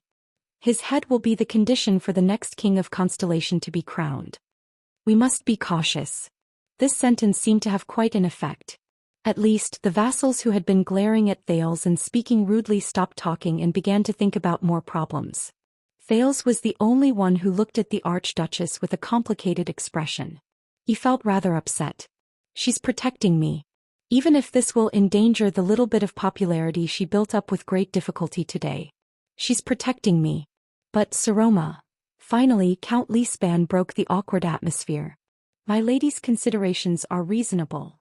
The former Prime Minister and current regent, who had worked diligently for Dragon Cloud City for decades, coughed. Lisban raised his gaze and swept his gaze across every vassal. If that king is really cold-blooded and does not care about the kingdom's future or his son's life, then no matter how many times we release this prince, the result will be the same. In the end, we will be the ones who will be forced into a dead end. Is Dragon Cloud City really prepared to take the prince's head and become the target of public criticism? The hall fell into silence again. The Archduchess cast a grateful glance at Lisban. That's right, Seal. I mean it. Lisban only nodded mildly.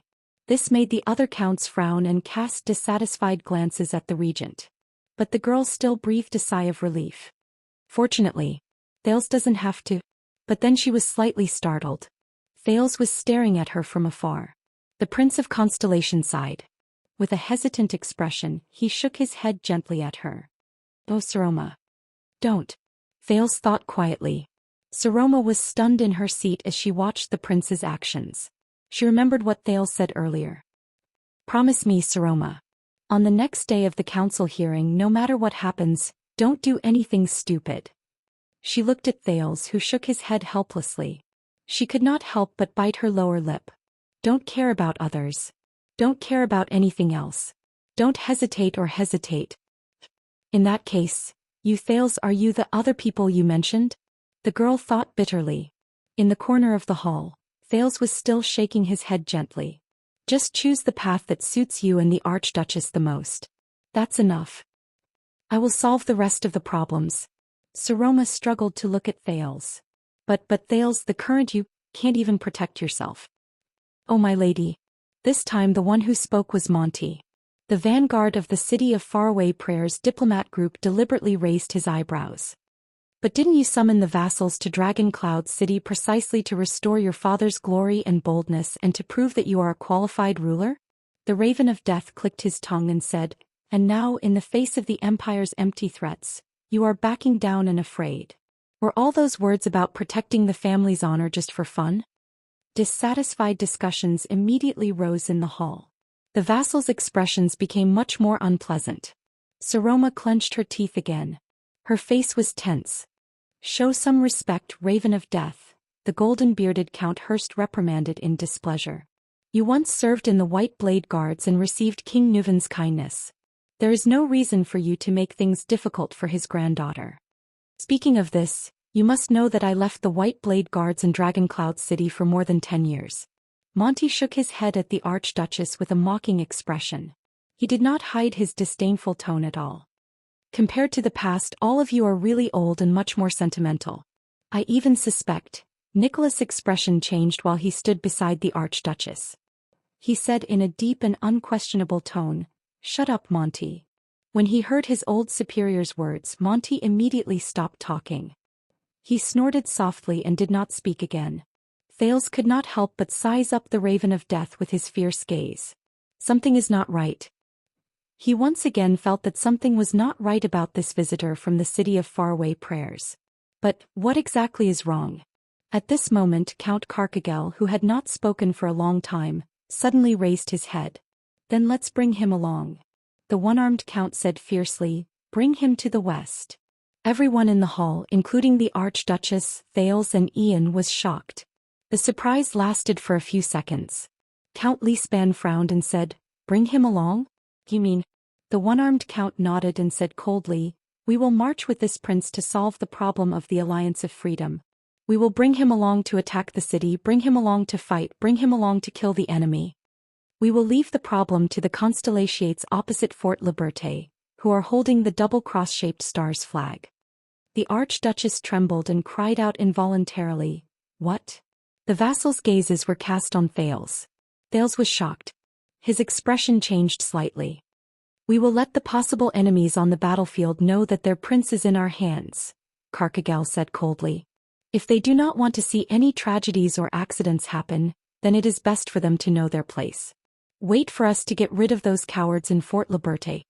The moment he finished speaking, it was as if the hall was covered with a layer of ice. "Ha!" Monty laughed out loud. "I like this idea. Things that cannot be solved at the negotiation table, of course, must be solved on the battlefield."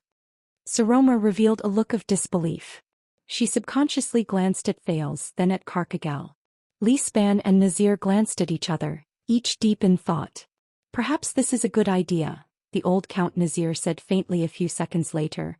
"Indeed, my lady, your promise back then is very important. It is also best for Prince Thales' safety not to be destroyed in our hands. Compared to an awkward negotiation that involves all parties and the outcome is unknown, bringing the prince to the front line as a bargaining chip is more effective." Count Xian, who was listening by the side, sighed. On the other side, Count Liner's expression was still calm, but his words were sharp. He looked at Saroma's panicked expression and chuckled. "Very reasonable. If Prince Thales were to meet with an accident because of his battle with the Constellations, what would happen to him? The responsibility will not be on our side." Thales closed his eyes again and exhaled. When the vassals agreed to send troops, there was a moment when he thought that they had already won. However, accidents always come suddenly. The Archduchess widened her eyes and subconsciously shook her head. "How are you going to deal with him?" Upon hearing the Archduchess' words, the counts frowned. Carcagel's deep voice seemed to have some kind of power that made people shudder. "If the other party restrains themselves, then we will act as usual. We will take him for a walk." The hall was silent for a moment. Saroma gulped. The Archduchess' voice rang again. "What if the other party does not restrain themselves?" Count Liner sneered while Count Cotterson shrugged. "Then we will do what we should do," Carcagel said coldly. "As long as we conquer Fort Liberté, everything will be over." "What we should do?" Thales lowered his head in silence and did not speak. "What should I do? If I want to solve the current predicament, I must pay a corresponding price. The problem is, do I have to take that step? That is." Count Hurst stared at the Archduchess' expression. His golden beard trembled and he frowned. "I think it is feasible." Saroma clenched her teeth. "Seal," she said to the last count with great difficulty, "do you agree as well?" "My lady." Regent Xian looked at the young girl with a serious expression. "This is the best method for now. Countless people will rush to the battlefield for you, so you must consider their lives for the sake of the war." "No problem." Ian appeared at this moment. His eyes brightened. He coughed softly and smiled again. "The city of faraway prayers will welcome your highness' presence." Thales clenched his fists. He raised his head and looked at Saroma nervously, waiting for her response. Saroma also looked back at him hesitantly. Their gazes met in the air. Thales sighed and shook his head gently. "No, Saroma. Don't do this because of..." A few seconds later, the Archduchess' expression became firm again. She looked at Thales and shook her head too. Thales' heart trembled. He understood her response. No. The Archduchess raised her head abruptly. Fails, he must stay in Dragon Cloud City. Stay in Heroic Spirit Palace. Saroma's expression was firm as she said resolutely, and I promise that I will personally write a letter to King Kessel and remind him that his heir is still with us. I will use all means to ensure that Constellation will not pose a threat to our war. Fails closed his eyes. The vassals' expressions changed at the same time. They stared at their female ruler with unfamiliar and dissatisfied gazes. The atmosphere in the hall seemed to have returned to the time before Ian proposed. Fails heaved a long sigh. Saroma. If you do this will make our previous efforts. Fails opened his eyes gently. He gestured at Ralph behind him. Go. The Phantom Wind follower was slightly stunned. He nervously looked at the various hostile gazes in the hall, but still bowed slightly and left with his back against the wall. Fails exhaled. In the end it still came to this. His fists were trembling. Well, my lady, your relationship with him and this Prince of Constellation is quite good. Monty sneered. Just like the rumors say. These words were like pouring oil on the fire, making the atmosphere in the hall even more solemn and solemn. Lispan saw that the atmosphere in the hall was becoming more and more off. He quickly coughed and interrupted the Raven of Death. My lady, I don't like to say this, but someone interrupted the regent even faster. For the sake of the gods, you have said no many times about this matter. Across from Lispan, Count Nazir frowned and spoke slowly. As the ruler, my lady, of course you have the right to say no, and force us to carry out your will. The old count enunciated each word, as though he cherished every word in his words. But please remember, every time you say it you have to pay a price. It's just that some of the prices are visible and visible while some are invisible. Under the Archduchess' shocked gaze, Count Nazir said flatly, unless you have the ability to fool your people again and again, otherwise if you pay too many of these prices one day, they will accumulate into a huge debt that even someone as noble as you cannot repay. Saroma gathered her hands under her sleeves. Her expression was unpleasant. Count Nazir did not give the young girl a chance to speak. Instead he spoke his words one by one.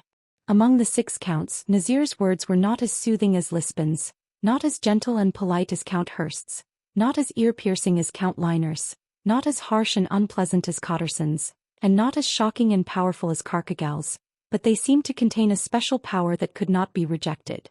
They could not help but be moved. And those we are talking about, my lady?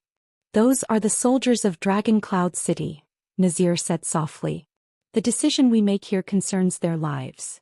Do you really understand the price of saying no here? Saroma was stunned. Those are the sons of countless mothers, the husbands of countless wives and the fathers of countless daughters. The old count spoke very slowly, but every word he said made the vassals consciously listen to him quietly. These Northlanders, all left their homeland in response to your summons and rushed to other places. Saroma's breathing became chaotic. She stared at Nazir in a daze. She felt as if there was a heavy stone weighing 1,000 pounds pressing down on her from the air. Nazir raised his head gently and said slowly, and no matter what the reason is, you should not disregard your people who are loyal to you for an outsider, a hostage of an enemy country. And the price of doing so, he stared at the Archduchess with a piercing gaze. Perhaps it will make your people and all those who are willing to fight for you bitterly disappointed. Then they will disregard you and their ruler. Once he said this, the gazes of the vassals on Saroma instantly changed. Saroma, on the other hand, stared at the count in a daze. She was drenched in cold sweat and her lips trembled. Old Count Nazir sighed slowly. Until one day the accumulated debts of these prices exceed the grace you and your family have given us, and exceed our loyalty to you and your family. At that time no one will be willing to fight for you anymore. Isn't that so? The hall became quiet. No one spoke anymore. In the corner, Thales closed his eyes expressionlessly and shook his head slowly. Chapter 327. The young lady was obviously anxious. Saroma's breathing became faster and faster. She subconsciously shook her head. But Count, no. But her hesitation only lasted for a few seconds. The Archduchess raised her head again and spoke in a firm tone. Count Nazir, you don't understand. Her words were somewhat incoherent, but the unyielding attitude in them made Lispan frown. If it weren't for Prince Thale's help, There would be no me and there would be no Dragon Cloud City today. Thales was shocked. The moment she finished speaking, the entire hall seemed to have turned cold. Count Lispan heaved a heavy sigh, while Nazir's expression was extremely unpleasant. The other counts were not willing to give in. More and more Northlanders turned to Thales again. But the gazes that gathered on him became more and more ominous. Silly girl. Ian put his hand on his forehead in annoyance. He nudged Thales and whispered, yes, perhaps she can protect you from war. But if she has to sacrifice her prestige and power for this and lose the support of all of Dragon Cloud City, then what is the point of everything we do today? Thales did not answer. He just chased all the unnecessary emotions out of his mind and quietly looked at the Archduchess, who refused to back down. Madam Lady Saroma Walton, you said. Old Count Nazir called her by her full name and narrowed his eyes. Without him we wouldn't be here today? Nazir softly repeated Saroma's words. Saroma took a deep breath. Her face was pale. Yes, all of you may not know, but Seal knows very well. But the next moment, Count Nazir widened his eyes and suddenly raised his voice. Indeed. His sonorous voice shook the hall. The old count stood up from his seat. The vassals' expressions changed simultaneously. Saroma was stunned by the count's sudden outburst. Nazir's expression was tense. His tone was stern, causing people to forget his age. Do you think we don't know? 6 years ago, from Archduke Pofrit's conspiracy to the calamities entering the city, to King Nuven's death and King Chapman's coronation. Yes, I know what role those despicable constellations played in that tragedy. Discussions rose in the Hall of Heroes again. Saroma stared at him in a daze. Count Nazir stared coldly at Saroma, then at Thales. Madame Calchon explained it very clearly. What came with the Prince of Constellation was the disaster that caused Dragon Cloud City to collapse and the earth to shatter. It is us who are in such dire straits today. Lispan was about to say something to soothe his cheeks, but when he heard this he could not help but be stunned. Calchon. The regent sighed. It seems like you are not as contemptuous of Black Sand Region's hand as you said. Old friend. Nazir snorted coldly. The old count cast a sharp gaze that did not match his age, sending a chill through the hearts of those who came into contact with it.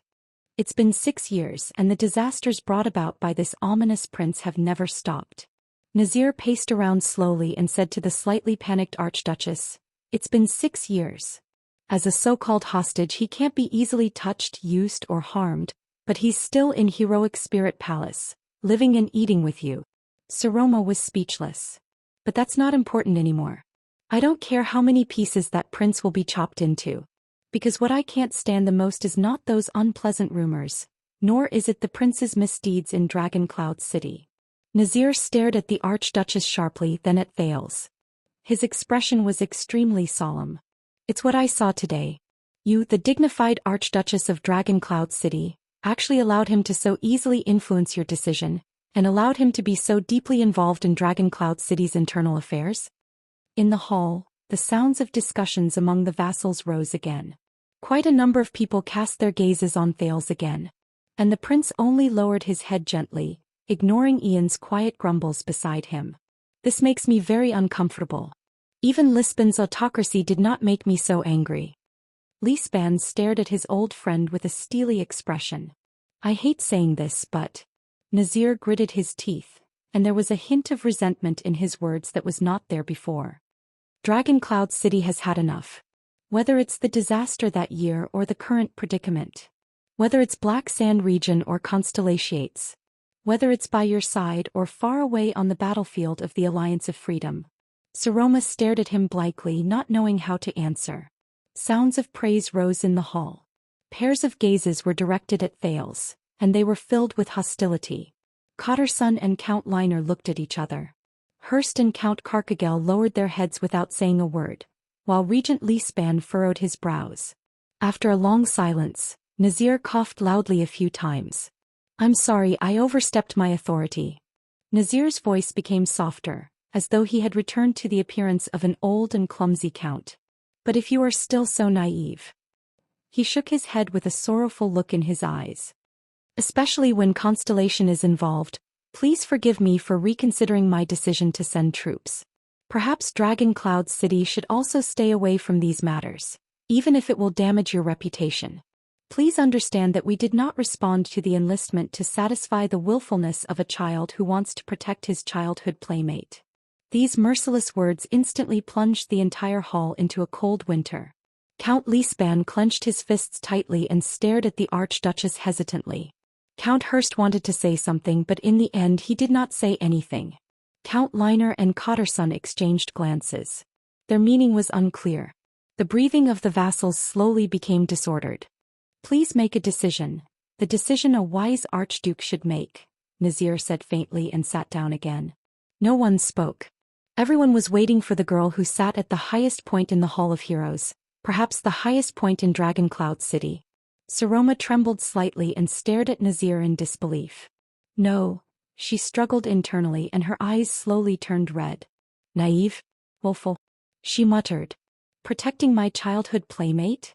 She raised her arms as though she wanted to grab onto something, but in the end she could only place them weakly on the chair.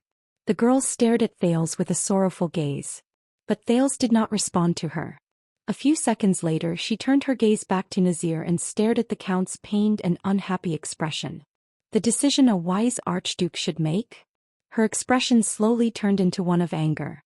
It's easy for you to say, Count Nazir. The girl's breathing gradually quickened. You weren't there, Nazir. A puzzled look appeared on Count Nazir's face. Saroma took a deep breath. 6 years ago when the disaster happened. You weren't there, she said with great difficulty. Count Nazir listened to the Archduchess' words and frowned. Beside the prince, the Viscount of the city of Faraway Prayers tugged at his sleeves angrily. Did you see her expression? I don't think it's good. Thales nodded expressionlessly. He suddenly had a premonition of what Saroma was going to say.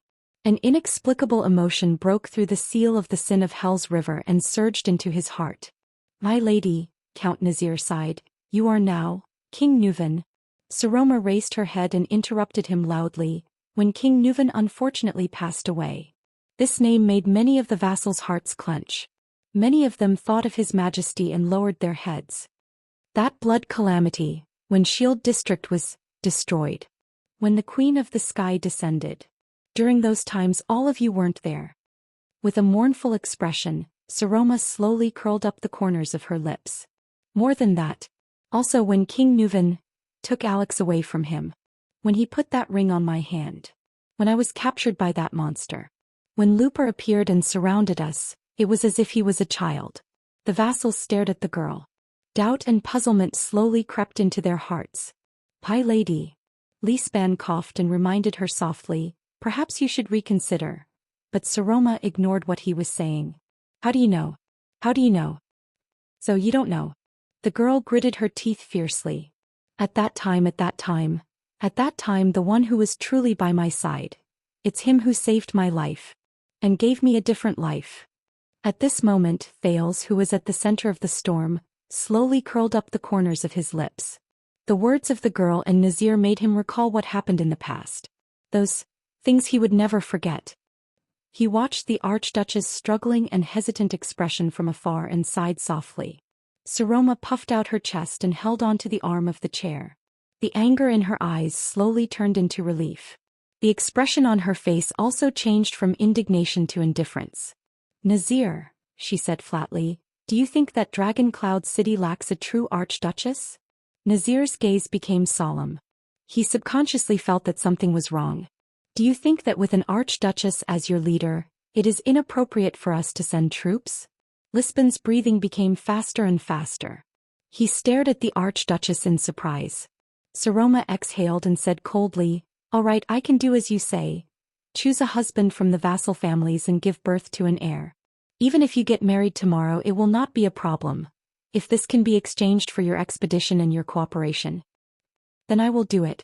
The Archduchess flashed a forlorn smile. She heaved a sigh of relief as if she had just let go of a burden. The Count's expressions changed one after another. Count Lisbon's expression changed drastically. What? As if someone had poured boiling water into the hall, the vassals immediately cried out in surprise. What's going on? Ian did not seem to be able to react. He pulled Thales in a daze. She, However, in the midst of the surprise and shock, Thales' expression remained calm. He only stared at the girl in silence. That little rascal. It was as if nothing had happened. But Thales, he is a friend who has gone through trials and tribulations with me. Saroma's cold and arrogant voice was like a beacon in the night. It ignored all distractions and spread out clearly in the midst of the clamor. As long as he is in Dragon Cloud City, he will not be harmed. And I will not treat him as a sacrificial chess piece and send him to the front lines just because I am wary of Constellation. She cast a warning glance at Cotterson and Count Liner.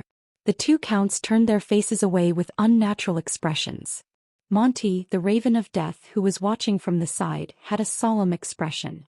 However, there was something else in his gaze as he stared at the Archduchess. This is my promise, and it is also a favor I owe him. Saroma glanced at Thales. There was an indescribable emotion hidden in her eyes. A favor that is worth repaying with a lifetime. The voices of the vassals became louder and louder. The Count's expressions turned ashen at the same time. Count Hurst even turned his head away with an angry snort. Thales stared back at her quietly. A second later, the prince flashed a faint smile. It was the same smile he had all those years ago. He completely ignored Nicholas' angry glare from beside the Archduchess. As if she had received encouragement, Saroma's expression became lively. The Archduchess raised her head proudly and looked at the entire hall. Everyone, what do you think of this deal? Count Nazir stared at her in a daze. He seemed to be shocked by the girl's determination and was speechless for a long time. My lady. Count Lisban could not take it anymore and shouted, enough of being willful. Do you know what you're saying? Saroma slowly turned her head and looked at the regent who had accompanied and taken care of her for more than 6 years. She is losing this game, losing her bargaining chip as an archduchess.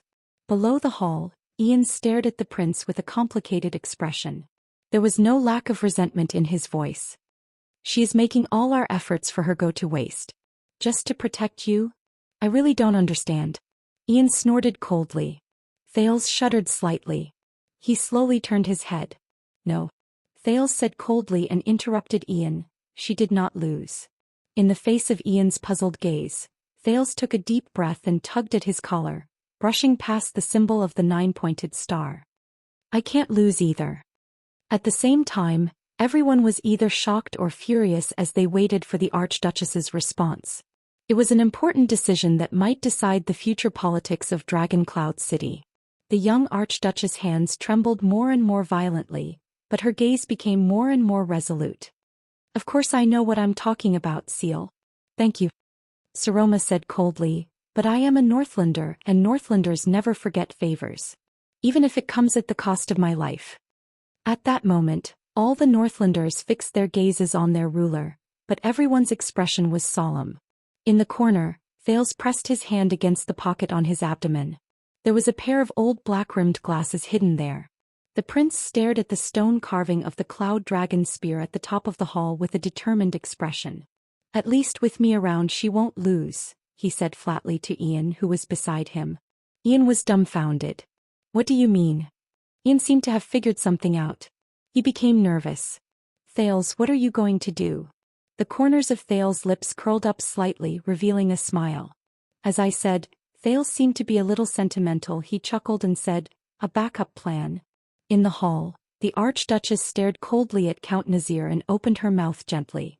Instead of sitting in this position with guilt in your heart in the future when you think about today, however, before Saroma could finish her words, ha!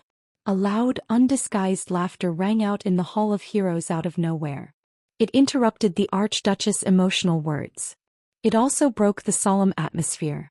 Saroma, who was about to speak, was instantly stunned. Ah! The laughter continued. Many of the vassals were also stunned. Lisban frowned, Nazir turned his head in surprise, and more nobles turned their gazes in displeasure, looking for the idiot who had no respect and did not pay attention to the occasion. Ah! The laughter went back and forth, echoing without restraint. Seemed like something really funny had happened. Saroma and the other vassals frowned together and looked in the direction of the laughter. The Archduchess was stunned. The others, including Ian, were also stunned. They stared in disbelief at the person who continued to laugh. The people of Dragon Cloud City did not react. They let the laughter continue for a while. But the laughter continued. Ah. Then the captain of the Archduchess Guards, the star killer Nicholas, who was in charge of maintaining order, shouted angrily.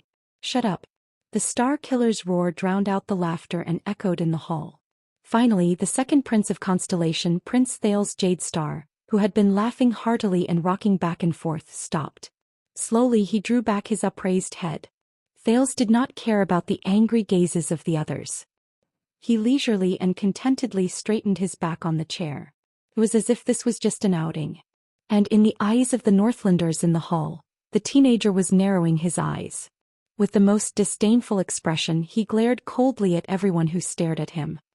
Young prince, the star killer said angrily, shut up or I'll have someone invite you out now. Save it, star killer. Can't you see? Thales snorted coldly and glared at Ian, who was trying to pull him back. In this hall, your roar is the same as the Archduchess' prestige. It's useless. Nicholas was stunned. Then he showed a resentful expression. Thales seemed to be amused by himself. He slowly stood up and laughed again. Although his shoulders kept trembling, there was no smile in his eyes. They were even cold. Saroma stared blankly at Thales, who was behaving abnormally. He did not know why. None of the Northlanders seemed to understand the prince's sense of humor. They stared at the presumptuous prince in unison. Their gazes were malicious, and the sound of their fists cracking and teeth gnashing could be heard incessantly. We are discussing how to save, or take away your life. And you think it's funny, don't you? Count Cotterson looked sideways and stared at Thales coldly. The Empire? When he heard this, Thales did not stop laughing. Instead he laughed even louder. Amidst the prince's laughter, the Northlanders' expressions became increasingly unpleasant. Have you heard of that story? Thales, who was laughing so hard that he could not straighten his back, waved his hand and finally managed to speak smoothly. A fisherman and a woodcutter sat under a tree and had lunch. They were poor and had never tasted beef, so they thought of a way. They imagined the black bread in their hands as beef. Thales laughed so hard that his face was contorted.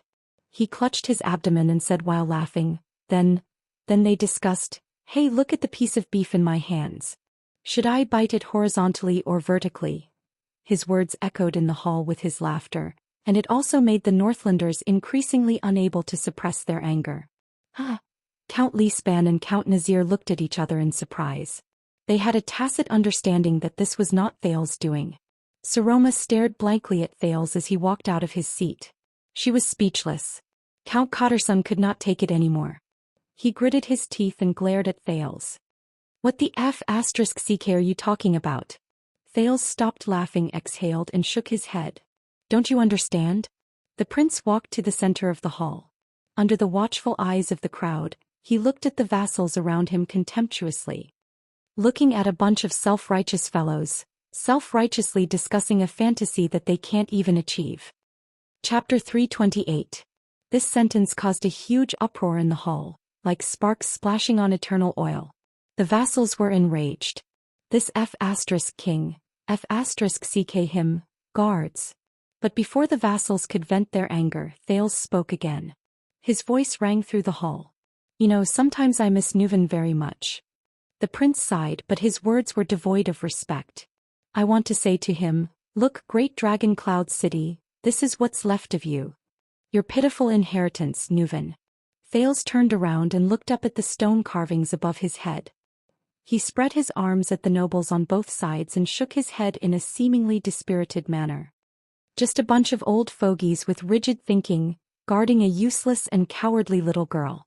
For the sake of that little bone in Dragon Cloud City, they'd tear each other to pieces. I've listened for so long, I've had enough. His expression changed and he said disdainfully, as Nuven's vassals, all of you are truly pitiful. Bang. Blasphemy against the late king? Count Karkagel smashed his chair coldly. You'll regret what you said. I swear. Thales shook his head in disdain. He did not respond at all. Wow. Ian gaped at Thales from his seat. I thought I was already going overboard. If this is your plan, madam, then it's best to stop him before anything happens. Nicholas' already pale face was now filled with anger beyond the situation. He whispered beside the Archduchess, This is too much. If this goes on, no one will be able to save him in front of the angry Northlanders. Even if he has his father and Constellation's protection. But Saroma only stared at the prince in a daze and did not reply. Thales, you? Thales took 2 more steps and brushed past Monty's shoulder. The Raven of Death gave him a faint, cold smile. His gaze was malicious. Enough. Prince Thales, Count Hurst shouted angrily. Madam tried to save your life but you— Oh, speaking of this. Thales raised his voice as if he had suddenly realized something. He calmly turned to the golden-bearded count. Saved my life. Ah. He shook his head with a ridiculous and disdainful expression, clicking his tongue at the seated Archduchess. I knew it. It's not safe to bet on the so-called Archduchess. He shook his head and sighed, seemingly annoyed. I advise you not to do that either. It's just as I thought. She's too weak and too stupid. Thales shrugged. She can't even be a good puppet, much less protect me. The prince snorted. Stupid little woman. Count Lispan looked at the prince in disbelief. He felt that he had never been so unfamiliar before. It was as if he was no longer the prince who had always been content with his duties. Saroma's expression changed. She stared at Thales in bewilderment, but she could not help but recall what the teenager had said before. Don't care about others, don't care about anything else. Don't hesitate or hesitate. I'll take care of the rest. This is your way of solving problems. How dare you insult Our Lady? Count Hurst clenched his fists.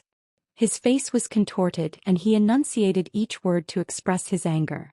Not bad, Prince Thales. Your Highness, as a constellatiate you really have guts. Then let us see how long you can be stubborn. Thales blinked. The Northlanders have said this to me more than once.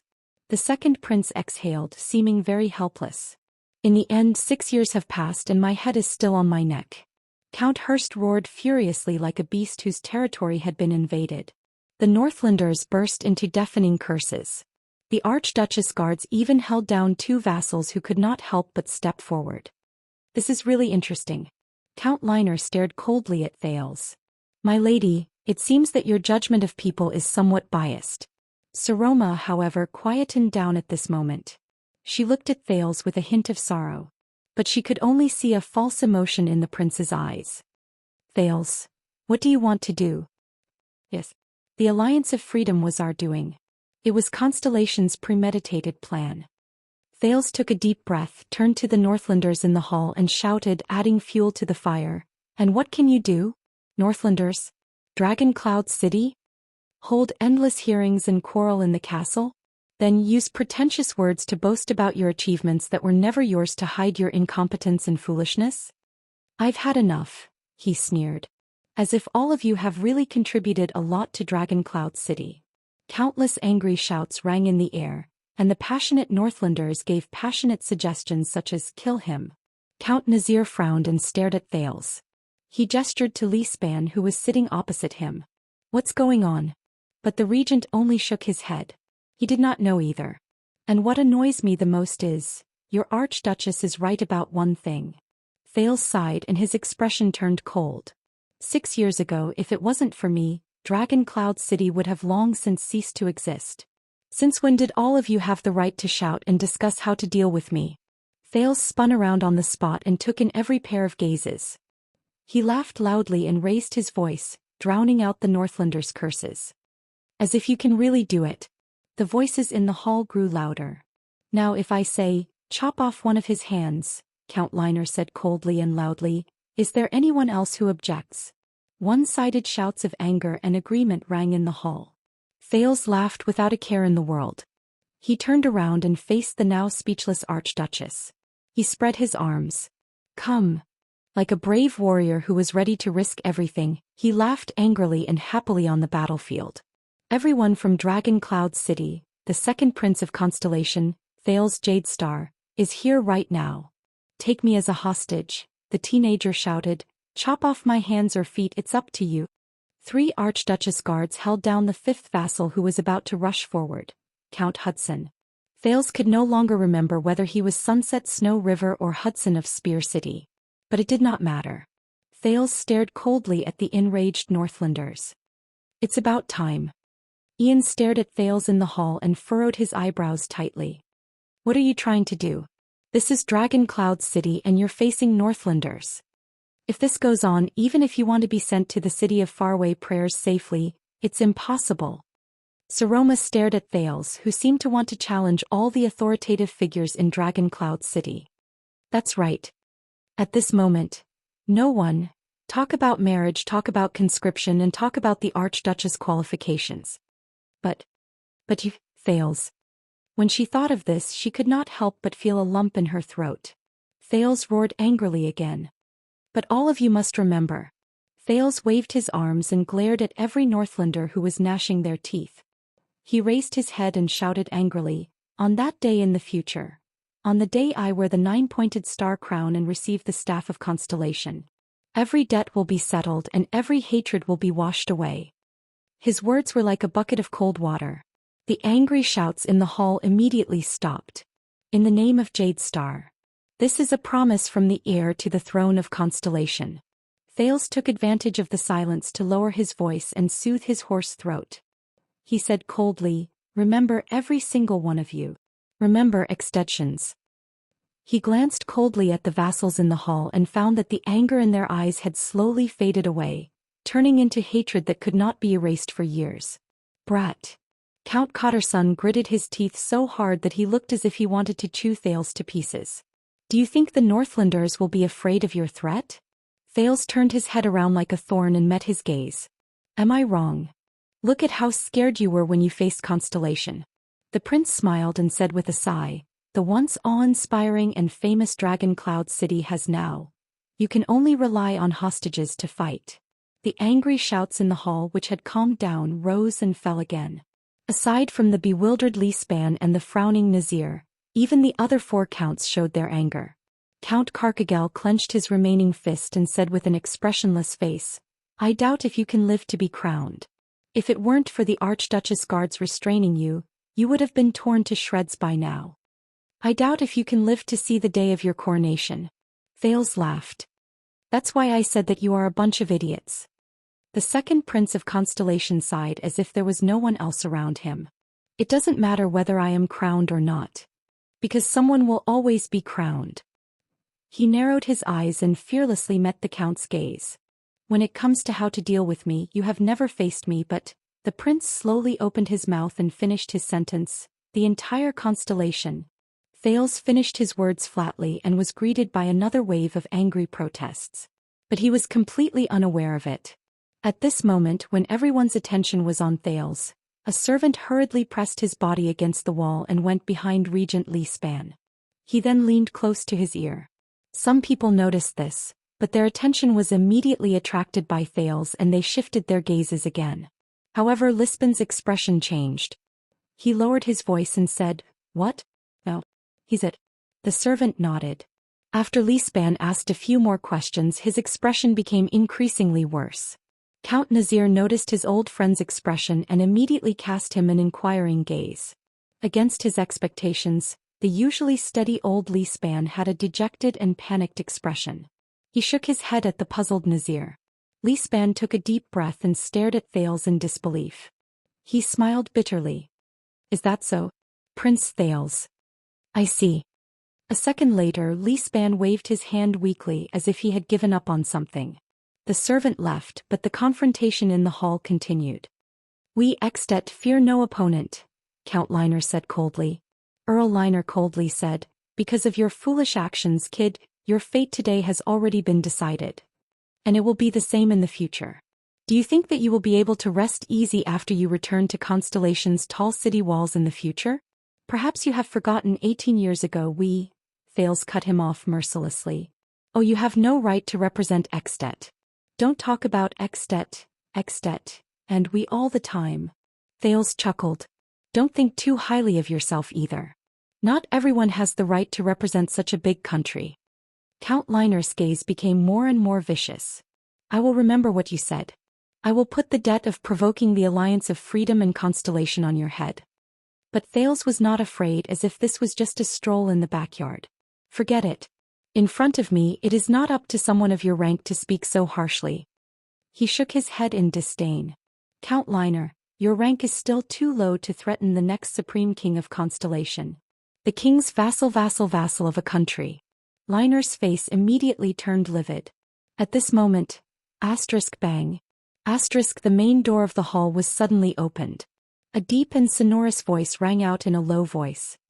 I seem to have heard someone say that not everyone has the right to represent Extet. Even a count's rank is not enough to speak to a certain king's heir? The argument in the hall stopped. Most of the people stared at the door in a daze. They did not understand what had happened. Thud, thud, thud. The sound of footsteps rang. Under everyone's puzzled gazes, a middle-aged noble with a frosty expression stepped into the Hall of Heroes, accompanied by a few Archduchess' personal guards as if no one else was present. The newcomer stopped and stood leisurely in the center of the hall. He calmly sized up his surroundings. He spoke softly, but his words seemed to contain a bone-chilling chill. What about me? What about a king? The hall instantly fell silent. Saroma, Lisban, Nazir, Nicholas, Carcagel, Hurst, Liner, Cotterson, Lord Justin, even Monty, and quite a number of vassals, from the Archduchess to the vassals, and even the personal guards and envoys from the city of faraway prayers, all of them froze in an instant. Lisban even had a tired and sorrowful expression on his face. It was as if time in the hall had stopped at this moment and did not move forward. Their expressions were exactly the same as they stared blankly at the middle-aged noble who had just walked in. It was as if he was a dead man who had crawled out of his grave. Thales was the only one who looked at the middle-aged noble calmly. Under countless strange or shocked gazes, the middle-aged noble raised his head. The dark golden crown on his forehead shone, and a dark red gemstone was embedded in the middle. When they saw the gemstone clearly, many of them sucked in a sharp breath. In the next second, Chapman I, the 46th common elected king of Extet and the Archduke of Black Sand region, swept his gaze across everyone in the hall expressionlessly. He said softly, "Good morning." Chapter 329. Thales never thought that when a king appeared before his vassals, he would receive such an interesting response. At that moment, all eyes were on the king. In the silent atmosphere, Chapman Lampard clasped his hands behind his back expressionlessly and paced at a moderate pace. But he seemed to exude the solemn pressure unique to a king. He furrowed his eyebrows slightly as if he was deliberately sizing up the floor tiles of Heroic Spirit Palace, as if there were some patterns on them that were worth paying attention to. Behind the king, Viscount Kentvita and Croce stood on his left and right with indifferent expressions. Not everyone recognized King Chapman, so aside from Thales, there were only two kinds of expressions left in the hall. Their faces were solemn and they were confused. There were also those who were both, such as Lisban and Nazir and the Archduchess. Extet. Viscount Kentvita stepped forward solemnly. With a sonorous voice and the short, powerful and gruff tone unique to Northlanders, he announced to the entire hall, "Salute your king." Kentvita's voice echoed in the hall. In the next second, as if a storm had suddenly descended, the originally puzzled nobles instantly erupted into an uncontrollable uproar. What's going on? The Kinslayer is actually in Dragon Cloud City? How did he get in? Could it have been arranged beforehand? No, look carefully at that prince. There were those who were doubtful, those who were shocked, those who were solemn, those who were terrified, and those who were gnashing their teeth in anger. But the Archduchess and the 6 counts sank into a strange silence. Saroma's face was pale. Lisban closed his eyes and said nothing. Nazir could not hide the strange look on his face as he looked at the king, then frowned and looked at the indifferent Thales. Carcagel's eyes burned and his breathing quickened. Hurst seemed to be seeing King Chapman for the first time. His solemn and scrutinizing gaze was fixed on the king. Count Liner and Count Cotterson were so shocked that they did not even have the time to exchange glances. Ian from the city of faraway prayers was dumbfounded. He blinked rapidly and sized up the common elected king in the center of the hall in disbelief. From time to time he cast a puzzled glance at Thales. Is that the ambitious and terrifying Archduke of Black Sand region that my father mentioned? The culprit of the disaster in Dragon Cloud City 6 years ago? How? Thales? Doesn't that mean Ian's expression became more and more unsightly? At the center of the storm, King Chapman's expression was still calm, and his movements were casual. His left hand lightly rested on the sword at his waist, not caring about the atmosphere around him. The nobles' discussions grew louder and louder. At this moment the king suddenly raised his head. The nobles, who were discussing among themselves, could not help but stop and hold their breaths. King Chapman's gaze was filled with coldness and deathly stillness. Wherever he looked, those who were swept by his gaze would shudder in fear.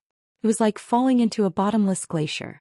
A few seconds later the king grinned and looked at the nobles of Dragon Cloud City. He chuckled in a mocking manner. Humph. Thales took a deep breath and calmly looked at Waya and Ralph, who had worried expressions on their faces. Behind Kentvita and Croche, the two attendants of the Prince of Constellation lowered their heads. They stuck close to the wall and moved to the prince's side in a low-key manner. In the end it still came to this. The prince thought gloomily, the worst of it. He nodded at the two who had returned. At that moment Thales suddenly felt a chill run down his spine. Malicious gazes shot towards him. It was the Star Killer. Nicholas was glaring at Lampard as if he was staring at an unforgettable enemy. The pain and hatred in his eyes were practically about to turn into flames and spew out. He then looked at Thales, his gaze filled with anger and dissatisfaction. Perhaps the Star Killer himself could not tell whether he hated King Chapman or Thales more at that moment. Thales sighed softly. He turned his head away as if he did not see the Star Killer's terrifying expression. Dragon Cloud City, are all of you deaf? In the hall, Viscount Kentvita was very dissatisfied with the noble's behavior. He waved his arm and shouted angrily, in the name of the joint ruling pledge, to the common ruler of the Northlanders of the Western Peninsula, the 46th common elected king of Extet and Glacial Queeker, King Chapman Lampard, salute. He swept his furious gaze across the hall. The hall quietened down again. The vassals frowned. Many of them cast their gazes at the Archduchess. Saroma took a deep breath. With great difficulty she turned her head to look at King Chapman. Coincidentally the king also turned his head around. His sharp gaze was directed at Saroma. The girl's face turned pale. Memories of the past surfaced in her mind. Count Leespan stared at the Archduchess with a solemn expression, then at King Chapman. Then he sighed and nodded. He is the king. This is the obligation of the joint ruling pledge, the regent whispered to the girl. After receiving Lispan's hint, Saroma gulped hard. She took a few deep breaths before she lifted her skirt, left her seat and slowly walked down the stairs. She walked towards the supreme ruler of Extet. Your Majesty Chapman. She came before King Chapman, pressed her hand on her chest, bowed slightly and said respectfully, Welcome to Dragon Cloud City. I'm very surprised that you've come. As the Archduchess moved, countless sighs rose in the hall. King Chapman looked down at Saroma from above. He looked at the emblem of the cloud dragon spear on her clothes, and a barely noticeable hint of bewilderment flashed across his eyes.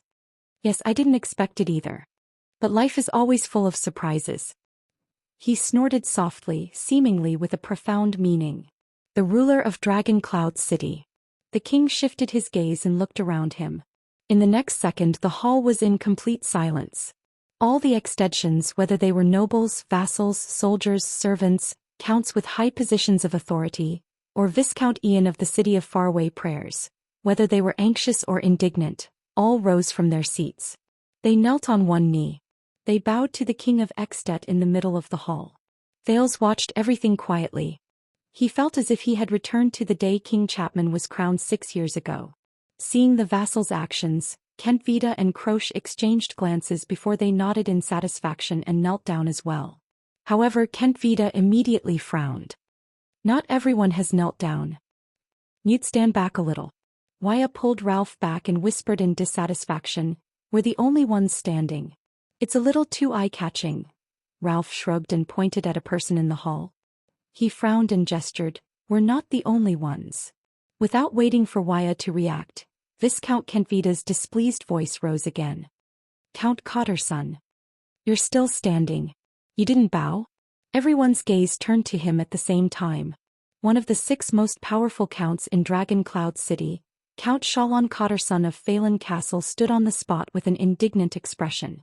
Compared to the vassals around him who were kneeling on one knee, he stood out. I still remember when we were young and fooled around together in Dragon Cloud City.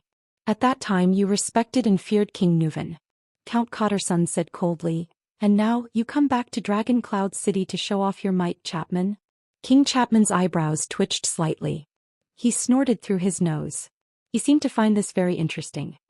Listen up, Chapman. We are the vassals of the Archduchess of Dragon Cloud City. Cotterson did not show any weakness. He withstood the king's gaze and said in a gruff voice, "We are also her vassals. We only salute her." Saroma stared in astonishment at Cotterson, who had been on bad terms with her before this. It was as if this was the first time he had met this earl who spoke harshly. All the people in the hall quietly watched the confrontation between Cotterson and King Chapman. But the king ignored him and looked away. He seemed to be indifferent. In this hall, only the Prince of Constellation does not have to salute the king, Count Cotterson, Kentvita said flatly. This Viscount Kentvita is probably still holding a grudge for the embarrassment from the last time we met. A malicious glint shone in the Viscount of the City of Halting Light's eyes. Why, are you also a Constellatiate? The moment he said this, Count Cotterson's face immediately turned livid. Many people furrowed their eyebrows. Kneel down and show your loyalty to the king, Kentvita said coldly. Count Cotterson took a deep breath. He stared at the king in disdain, then at Kentvita. He was about to open his mouth to retort. But someone grabbed his shoulder. Cotterson turned his head in surprise. Count Lina was holding his shoulder. His expression was unpleasant. Kneel down. He is the king after all. Etiquette is secondary. But if you do not want to be labeled as a disloyal, because you violated the joint ruling pledge the next day, and if you do not want to become the enemy between Dragon Cloud City and the king, there was a hint of warning in Count Liner's tone. Kneel down, don't cause trouble. Cotterson raised his head indignantly and looked at the king. He thought of something and his expression was one of struggle. King Chapman continued to stare back at him with a dark expression. A few seconds later, Cotterson gritted his teeth. In the end, he closed his eyes and knelt down on one knee. His hand, which was holding his knee, trembled slightly as though this was a great humiliation. The king's cold laughter rang in the hall. If you do not want to kneel down. King Chapman's expression became animated, as though he had suddenly come alive from a portrait. Then do not kneel. A true Northlander does not lie to himself. He cast a scornful glance at Cotterson. What do you say, Cotterson, my old acquaintance? Count Cotterson, who had already knelt down, immediately had an extremely unpleasant expression on his face. Get up and return to your seats, everyone. Especially you young lady. King Chapman cast a cold glance at Saroma. The latter could not help but clench her teeth. She then looked around. Do not let me ruin the atmosphere. The vassals in the hall slowly stood up. What followed was the sound of many people clenching their fists.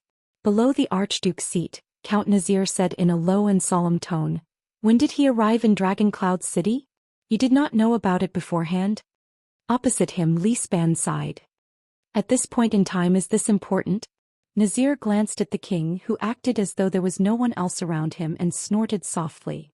I thought you would stop him, be it outside the city or outside the palace, and not allow him to enter as though there is no one around, your grace. I was thinking about it, Regent Li Span replied bluntly.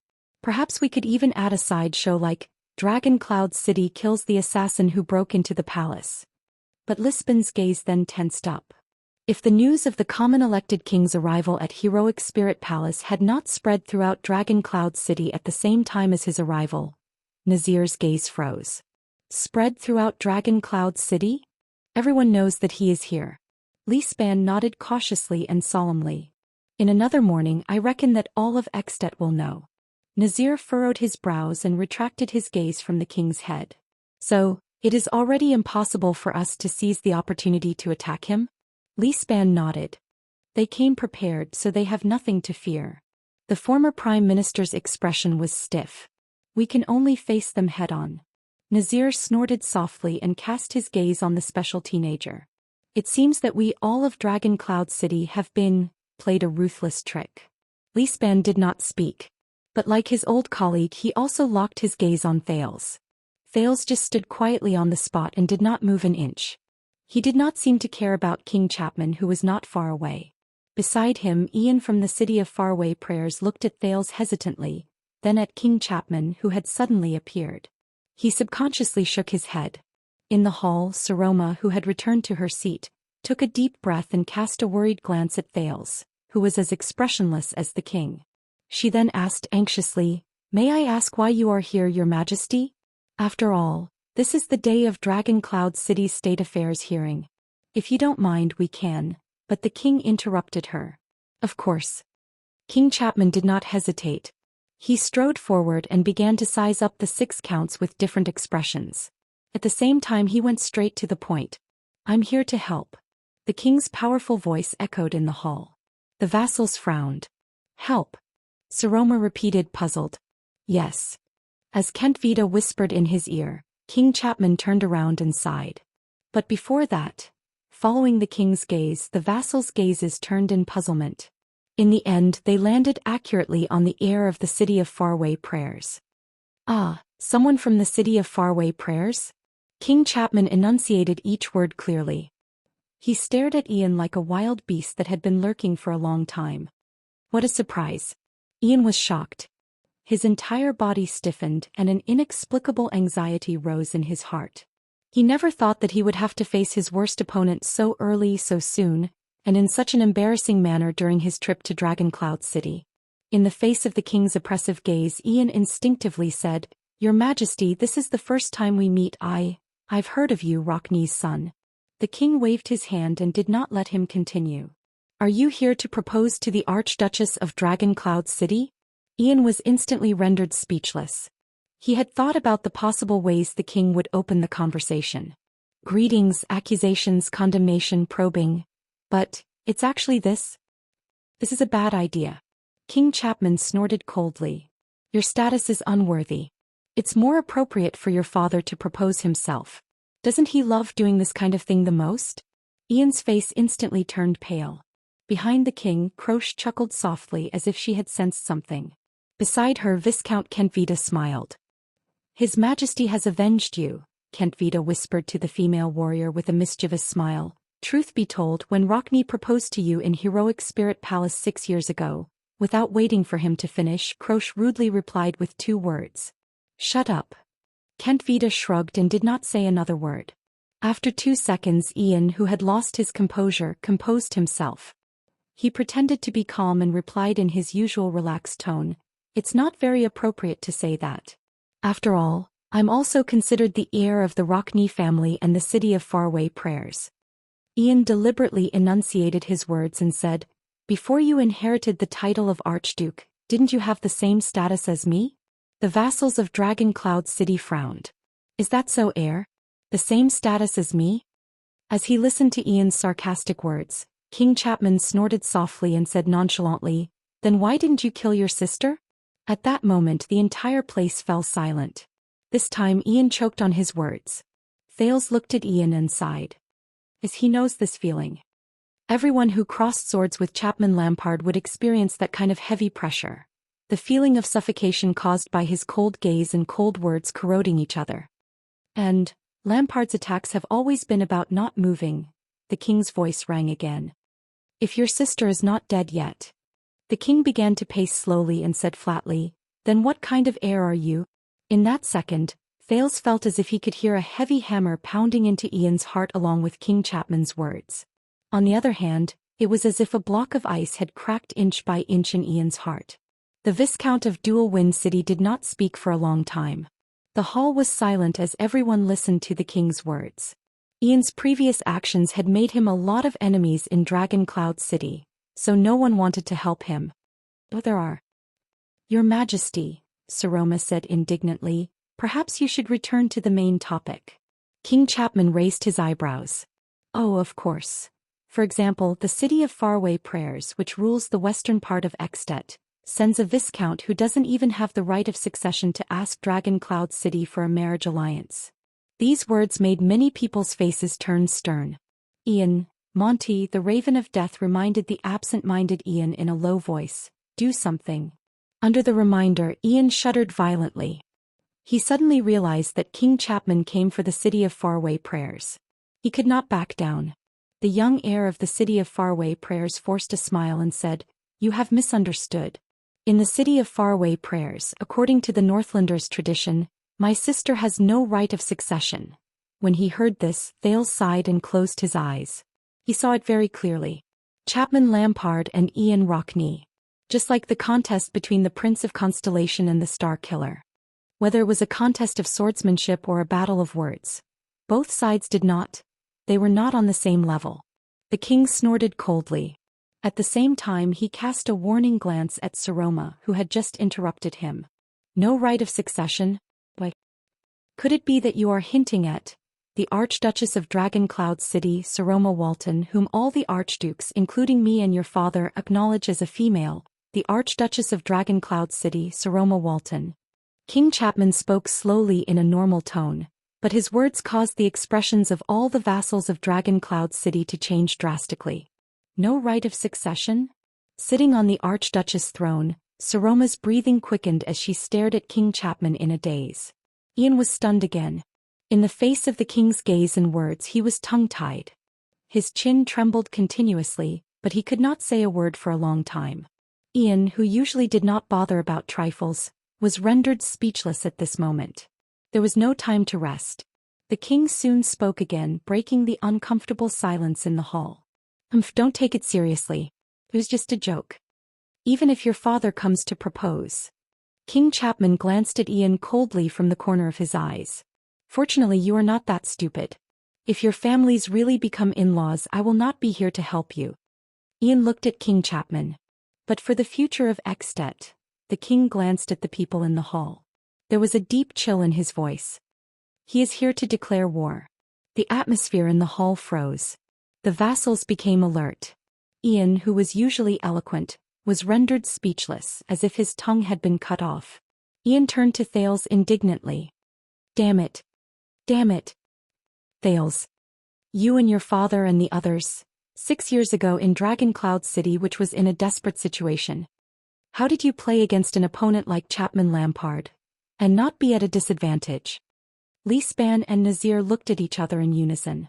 They saw the uneasiness and nervousness in each other's eyes. The city of faraway prayers can no longer be counted on. The situation is not good. Right. King Chapman raised his head again and sized up the decorations in the hall. He did not relax in the slightest when it came to Ian's question. I heard that Archduke Rockney has been very close to some of my restless vassals recently. The expressions of the vassals in the hall changed. Not very close. Ian took a deep breath and chased away the discomfort and loss of composure brought on by the king's pressure. He tried his best to force a smile. But under the joint ruling pledge, we pay attention to every noble of the kingdom, especially to ensure that their natural legitimate rights are not violated. Please forgive me. Thales closed his eyes gently. No, indeed they were not very close. But the city of faraway prayers is the mastermind behind the scenes. The city of faraway prayers wanted to rope in Dragon Cloud City, end the war quickly and defeat the Alliance of Freedom without any delay. It was also because they wanted to avoid falling into a quagmire. To ensure their influence over the vassals of Black Sand region, so that I can support them in defending their autonomy and fighting against King Chapman. The king's gaze was focused on the soul slayer pike behind the Archduchess. He seemed to be distracted and reminiscing about the past. He snorted softly in response, whether intentionally or not. But Thales knew that King Chapman was definitely not daydreaming. Is that so? Chapman the First seemed to have just snapped out of his daze. He said faintly, yes, I almost forgot. Your father, Kulgan, is such a generous and upright man. Ian furrowed his brows. He sensed that something was wrong. King Chapman sighed. So, when I heard that the city of faraway prayers was in trouble, I left my own troubles behind and came all the way here to help. The vassals of Dragon Cloud City became alert. The war in the city of faraway prayers was related to Dragon Cloud City's reinforcement. It was also related to the contest of power between the archdukes and the king. The city of faraway prayers is safe and sound. Ian raised his guard and spoke cautiously. He said cautiously, You don't have to worry. Ian fixed his gaze on King Chapman. Previously, Ian's imagination about Archduke Lampard and even King Chapman, his expectations and fixed impressions of him had long since been shattered by what he saw today and the few words they exchanged. This king was truly an extremely terrifying opponent. But Ian still underestimated this king who had been crowned for 6 years. Really? Don't worry? King Chapman's tone was raised slightly. He turned to the person he had never paid attention to since he arrived. What do you say? He was also the person who had been temporarily overlooked because of the king's arrival. Prince Thales. Everyone in the hall was shocked. What? It means. Li Span and Nazir's gazes were fixed on the prince. Their gazes were especially sharp. Under many people's gazes, Thales took a deep breath and opened his eyes. It's his turn. Since we've already come this far. His gaze swept past the vassals of Dragon Cloud City and finally stopped on Saroma, who was at the highest point. Saroma stared at him in disbelief. Her gaze seemed to be asking him, "What's going on?" Thales smiled. "Remember what I said, Saroma. No matter what happens, she had to choose the path that was most suitable for the Archduchess." In the next second, Thales turned around in a steady and resolute manner. He faced the strange gazes that filled the hall and the seemingly calm King Chapman. Constellation thinks so. Extet is represented by the city of faraway prayers. You shouldn't rudely interfere with the internal affairs of the Alliance of Freedom. So, we sent an army to observe the relationship between the Alliance of Freedom and the city of faraway prayers. Thales used the shortest and most appropriate words to share the information with King Chapman, who had just arrived.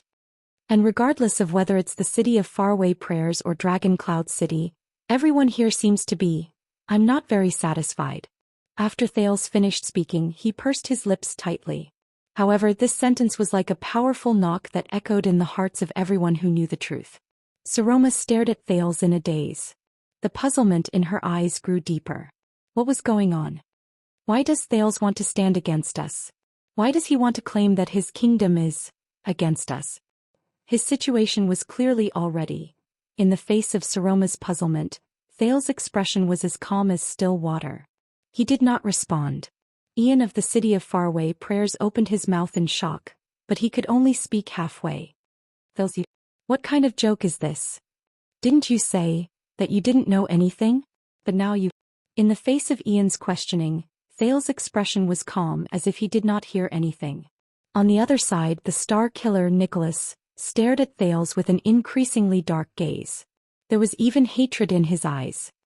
Young prince, are you in cahoots with him? In the face of the star killer's angry gaze, Thales' gaze froze. He did not move an inch.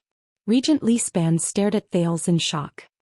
He furrowed his eyebrows tightly as he recalled the prince's previous deeds. Could it be that this prince and King Chapman, Thales' words also stirred up the anger of the vassals of Dragon Cloud City again? Waves of condemnation surged forth and drowned him.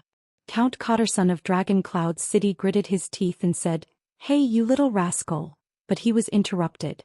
Count Nazir held him down with a solemn expression and shook his head. "Your Highness, is this your plan?" Wuxia, who came to listen to the council hearing for the first time, immediately whispered nervously into the prince's ear, "It doesn't seem too good." Ralph cast a scornful glance at the attendant. "This is considered bad? You didn't see it, but when the Northlanders were discussing how to dismember the prince. In the face of these people's gazes and discussions, Thales was indifferent, as if it had nothing to do with him. He only waited quietly for King Chapman's response. King Chapman frowned slightly and paused for a few seconds. He seemed to be digesting the news. A few seconds later he relaxed his brows again. His sonorous voice rang in the hall, cutting off the vassal's condemnation. The king turned around calmly and faced the entire hall of heroes. "This is what I meant by trouble for the city of faraway prayers." In the face of the king's pressure, the hall instantly fell silent. King Chapman sighed as if he felt that it was a pity. If Constellation really interferes, it will not be so easy for the city of faraway prayers to get rid of the Alliance of Freedom. He pondered and said, "This is indeed a problem." Under the gazes of the people in the hall, King Chapman curled up the corners of his lips and revealed a rare smile. "Prince Thales," he said in a sonorous voice, "why don't you come to Black Sand City as a guest?" The vassals and envoys were all stunned. Thales frowned fiercely. It was just as he had expected. Saroma was the first to react. She cried out involuntarily, "Your Majesty, what did you say?" The expressions of Li Span, Nazir and the others changed. In the face of countless shocked and confused gazes, King Chapman smiled coldly. "I said, for the sake of the city of faraway prayers' interests in the Alliance of Freedom," He glanced at Ian, who had yet to react, and curled the corners of his lips in disdain. I will reluctantly entertain Prince Thales and negotiate with King Kessel while I'm at it. After all, I am the closest to Constellation. Ian was stunned. The prince is going to Black Sand region? He murmured. But soon Ian, who had figured out what was going on, was shocked. Oh. He stood up in a panic, his face pale. Oh. Prince Thales cannot go to Black Sand. Behind the king, Viscount Kentvita snickered. You're welcome, Sir Ian. After all, as His Majesty said, we are here to help. King Chapman put on a strange expression, like a cat who had caught a mouse. Yes. Chapman Lampard stared at Ian, who had lost his composure. His eyes shone with a frightening cold glare, and he enunciated each word clearly through gritted teeth. Kulgan Rockney is so enthusiastic that he doesn't forget to care about the vassals of Black Sand region even though he is far away at the borders. Chapter 330. No, Your Majesty, you can't take him away. Ian lost his composure and took a step forward. He had even forgotten how terrifying Chapman Lampard was. He was completely unaware that the man before him was the supreme ruler of the entire kingdom.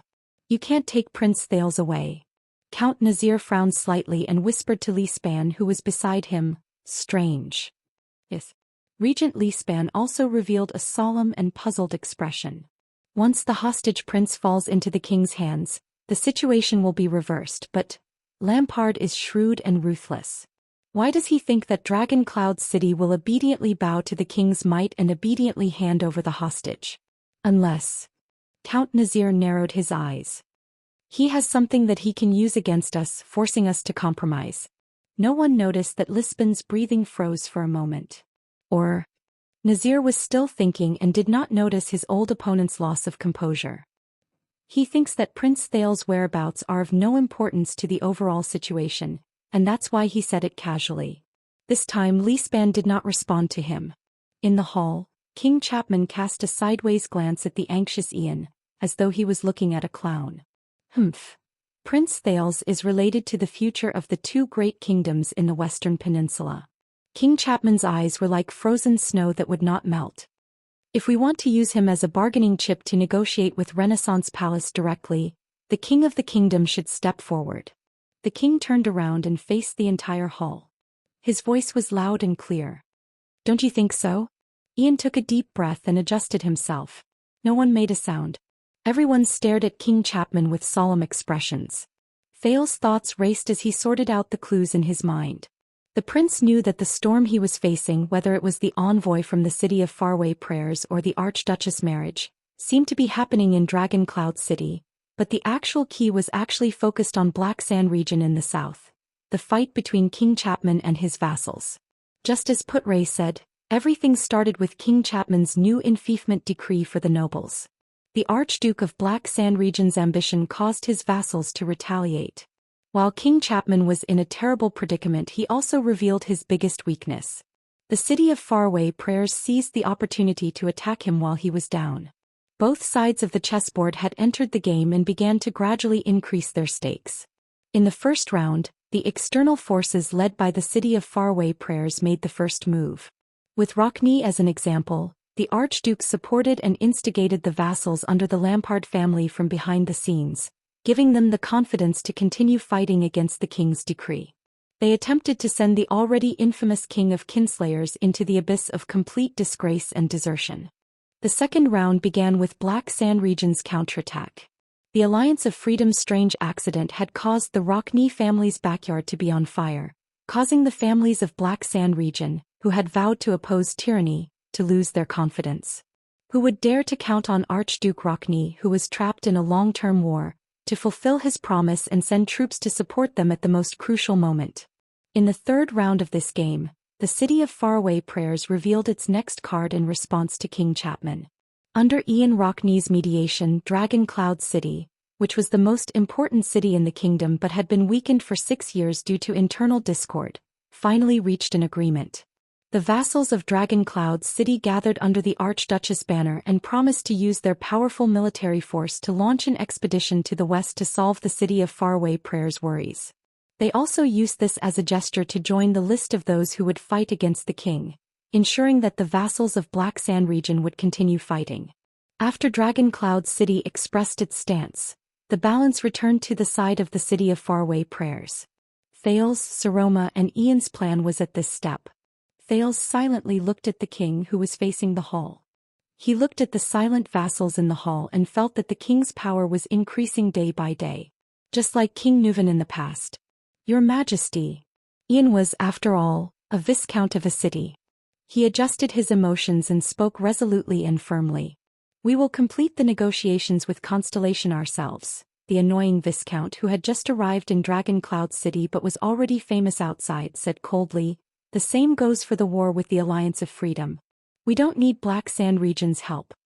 We don't need the king's concern either. King Chapman did not answer. He did not even turn around to look at Ian.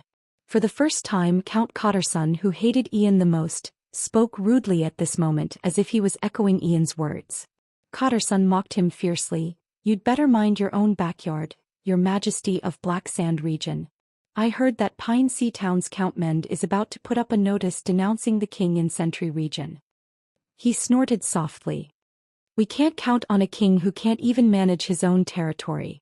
Obviously, the words mocking Black Sand Region's internal instability worked. When Viscount Kentvita, who stood behind King Chapman, heard this, he could not help but furrow his eyebrows tightly. King Chapman raised his eyebrows slightly. Your Majesty. Saroma, who had not spoken for a long time, had a tense expression on her face. She could not hide the nervousness in her heart. The ones who have a grudge against the Alliance of Freedom are, after all, Dragon Cloud City and the City of Faraway Prayers, the Archduchess said seriously. This is a battle that only belongs to the Walton family and the Rockney family. For the sake of Eksted's victory, Prince Thales will be more effective in the City of Faraway Prayers than in Black Sand City. Thales nodded slightly, but his gaze was gloomy. You're right, Saroma. But the last thing King Chapman needed right now was probably a reason that was based on reason. The king stood quietly for a few seconds as if he wanted to savor the air at this moment. Only then did he slowly turn around and show half of his side profile to the furious Cotterson and Ian, who looked as if he was facing a great enemy. He then looked at the Archduchess and nodded at Thales. All of you really like this boy, don't you?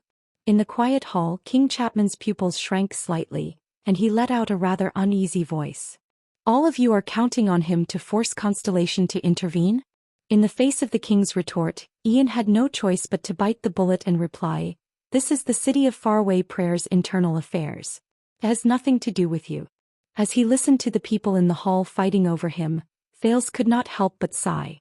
Be it himself or Saroma, they were now facing an accident that they had not expected. It could also be said that this was the fourth round of the chess game. The sudden entry of Constellation's army made the clear balance of military power uncertain again, and shook the City of Faraway Prayers' initial overwhelming advantage. Constellation's army was a threat that could not be ignored in the battle against the Alliance of Freedom. Their attitude determined how much trouble the Alliance of Freedom could bring to the City of Faraway Prayers. This put Thales at the heart of the struggle. Once Thales arrived at Black Sand Region, it meant that the bargaining chip with Constellation and the initiative in the war in the West had finally fallen into the king's hands. He could make Constellation retreat and end the war as soon as possible or prolong the war. This also meant that Black Sand Region had the City of Faraway Prayers under its control. In the face of the undeniable failure of the Rockney family behind the scenes, the suspicious vassals of Black Sand Region would lose their confidence and hope and give up resisting the king. Then the scheme the City of Faraway Prayers set against King Chapman to ruin his reputation had basically failed. But what was worse was that because of Thales' decision to stay or leave, the prince could not help but sigh. A crack appeared in the relationship between the stubborn Archduchess and her vassals. It also made Dragon Cloud City, who had originally planned to send troops, become uncertain again. So he could no longer sit by and watch. Thales stared at King Chapman, who should not be standing there. With a heavy heart he thought, I have to use this final trump card. A dangerous trump card with a price. But 20 years ago, King Nuvan used all of Ekstet to attack the Alliance of Freedom, didn't he? Chapman sighed. Now that the Alliance of Freedom has changed again as his successor and nephew, I can't just sit by and do nothing. When the vassals of Dragon Cloud City heard King Nuvan's name, they stared at King Chapman with increasingly hostile expressions. Why would the Alliance of Freedom change at this time for no reason? Count Liner's expression was cold. He continued to use his sharp tongue to hit the nail on the head. Just like 18 years ago when your father, the former Archduke of Black Sand region, lost his life in the hands of a few defeated soldiers of Constellation while he was surrounded by guards and under your watch. Don't tell me you don't know? A kinslaying king who has no bottom line? At that moment the stubble on King Chapman's face trembled slightly. When they heard Count Liner's extremely obvious and malicious hint, a sneer rose in the hall. Beside the king, Kentvita and Croce's expressions turned cold. They were about to step forward and speak, but they were stopped by Chapman's hand gesture. Thales stared quietly at King Chapman, who did not say a word. Ever since this man was crowned as a kinslayer, especially after his coronation, no matter if it was a noble family or a commoner, the entire kingdom had never stopped talking about him, regardless of whether it was true or just pure malicious slander, or slander. Extet's kinslayer. Chapman I, the kinslayer. Other than power and power, this name would accompany him throughout his life. It would even be written in the history books, followed Chapman to his grave and passed down to the future generations. But even so, this man, Thales stared at Lampard's eyes, which were as calm as still water. The wariness in his heart deepened. The lady has spoken very clearly. Our intentions are also very clear. This is just a local conflict. Count Carcagel's eyes were spitting fire. We did not ask you to come, your honorable majesty. Don't flatter yourself. King Chapman's eyebrows twitched slightly. He nodded and did not say a word. As the 3 counts of Dragon Cloud City joined the battlefield and joined forces with the Archduchess and Ian, the king seemed to have nothing to say for a moment. But Thales sighed. He knew that if Lampard was such an easy person to deal with, then the second prince would not be here right now. Ian raised his eyebrows and seemed to have regained some confidence. Now, your majesty, if there is nothing else. King Chapman turned his head abruptly and stared at Ian coldly with a pair of cold eyes. Ian was shocked. The air of the city of faraway prayer's words seemed to have been choked, and he did not continue. The king sneered and shook his head. Local conflict? The king raised his head slightly. Thales noticed that the dark red gemstone in the center of his crown was slightly reflecting light. It reflected the light in the entire hall. But Constellation has already intervened, hasn't it? The king said softly in a relaxed manner. So, let me confirm it again. King Kessel seems to have some complaints about the Alliance of Freedom, so he sent an army to the Alliance of Freedom. He turned his head slowly and looked at the Prince of Constellation again. Thales. Is that so? Everyone's expression changed. Thales took a deep breath. Once again, everyone's gaze was focused on the guests from Constellation. Many people seemed to have figured something out and looked at the prince nervously. Among them, Ian, Saroma, and Nicholas were the most nervous. But in the face of Ian's anxious gaze, Saroma's puzzled gaze, and the Star Killer's angry gaze, Thales' expression remained the same. Even the prince's eyes did not waver. As if he was in a trance, he calmly opened his mouth and uttered the only word. Yes. When he said that, Ian's expression was the first to change. Thales, the Viscount of Dual Wind City of the City of Faraway Prayer's breathing quickened, and he said in disbelief, "Are you really on his side?" Ian stared at the Prince of Constellation with anguish and anxiety. How is this possible? Thales did not speak. Ian seemed to be very indignant. His facial muscles twitched violently a few times. In the next second, Ian suddenly pounced forward and grabbed Thales by the lapel. Waya and Ralph, who were already prepared, rushed forward and stood in front of Thales to block him. Ian wanted to go forward, but Monty, who was behind him, only swung his hand and grabbed Ian's shoulder firmly. "Calm down, Ian," the Raven of Death said coldly. Ian, who could not take another step forward, took a few deep breaths and calmed down. He rudely flung Monty's hand away, gritted his teeth and said indignantly, "Answer me, Thales." Thales closed his eyes and sighed. The entire hall watched this scene in silence. "I have always been on your side, Ian." The prince did not seem to see Ian's half-reprimanding and half-surprised gaze. He said faintly, "Don't you think that handing this matter to King Chapman, to the king you both serve, is the best way to handle it?" When they heard Thales' words, many people frowned. Ian stared at Thales in a daze and shook his head with a pained expression. "You..." Thales did not answer. There was no change in his expression, as if he had lost the ability to change his expression. He only stared at the air in front of him quietly. At that moment even Saroma slowly lowered her head. Her eyes were filled with disappointment. Nazir's gaze was deep and cold as he whispered to Li Span, "It can't be clearer. We have this hostage, but he colluded with outsiders and played us in the palm of his hand." Li Span stared at Thales from afar and sighed slowly. "So this prince is indeed the king's ally? How ironic." King Chapman laughed. His voice echoed in the hall again. "So that is the country's action. This is no longer a local conflict. For the entire kingdom of the dragon, the Alliance of Freedom's disrespectful actions will not be easily forgiven." The king snorted coldly and no longer looked at Thales and the dejected Ian. "This is not just about the interests of the city of faraway prayers, nor is it about Dragon Cloud City's reputation." With an imposing and sarcastic smile on his face, like a general who already had victory in his grasp, he waved his arms grandly at the nobles in the hall who had unpleasant expressions on their faces. "This is my answer to you and your father, Thales, and I will definitely take action." King Chapman's voice was soft, but it carried a lot of weight. Thales closed his eyes and quickly opened them again. There was still not a hint of emotion in them. "Very good." It was as though Chapman was not talking about the country behind him. King Chapman smiled again.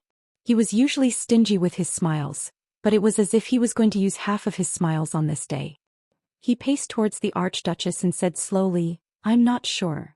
Then, as the common elected king of all of Extet, I hereby declare.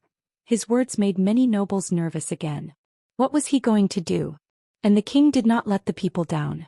For the sake of stabilizing the situation in the Alliance of Freedom, intimidating our potential enemies, and for the sake of the everlasting friendship between the Lampard family and the Rockney family, King Chapman said loudly with delight and confidence. Black Sand region will send reinforcements to the city of Faraway Prayers to deal with the Alliance of Freedom. As soon as he finished speaking, cries of surprise immediately rose in the hall. Saroma looked at her regent in confusion, but Li Span only had a bitter expression on his face and tightened his lips. Many of the vassals looked at each other in confusion. They discussed among themselves, but none of them understood King Chapman's actions. Reinforcements? From Black Sand region to the city of Faraway Prayers? Ian muttered. Ian Rockney, who had already suffered quite a blow from Thales' unexpected betrayal, stared at King Chapman in a daze. His mind was a mess. What is he doing? Imitating Dragon Cloud City and righteously earning a reputation? No. What reputation can a kinslayer have? Harming oneself to benefit others and help us quell the Alliance of Freedom? Impossible. Or is he trying to conquer the city of Faraway Prayers with violence? That's even more impossible. Thales was also puzzled. Black Sand region will send troops to the city of Faraway Prayers? At that moment Thales frowned and thought hard.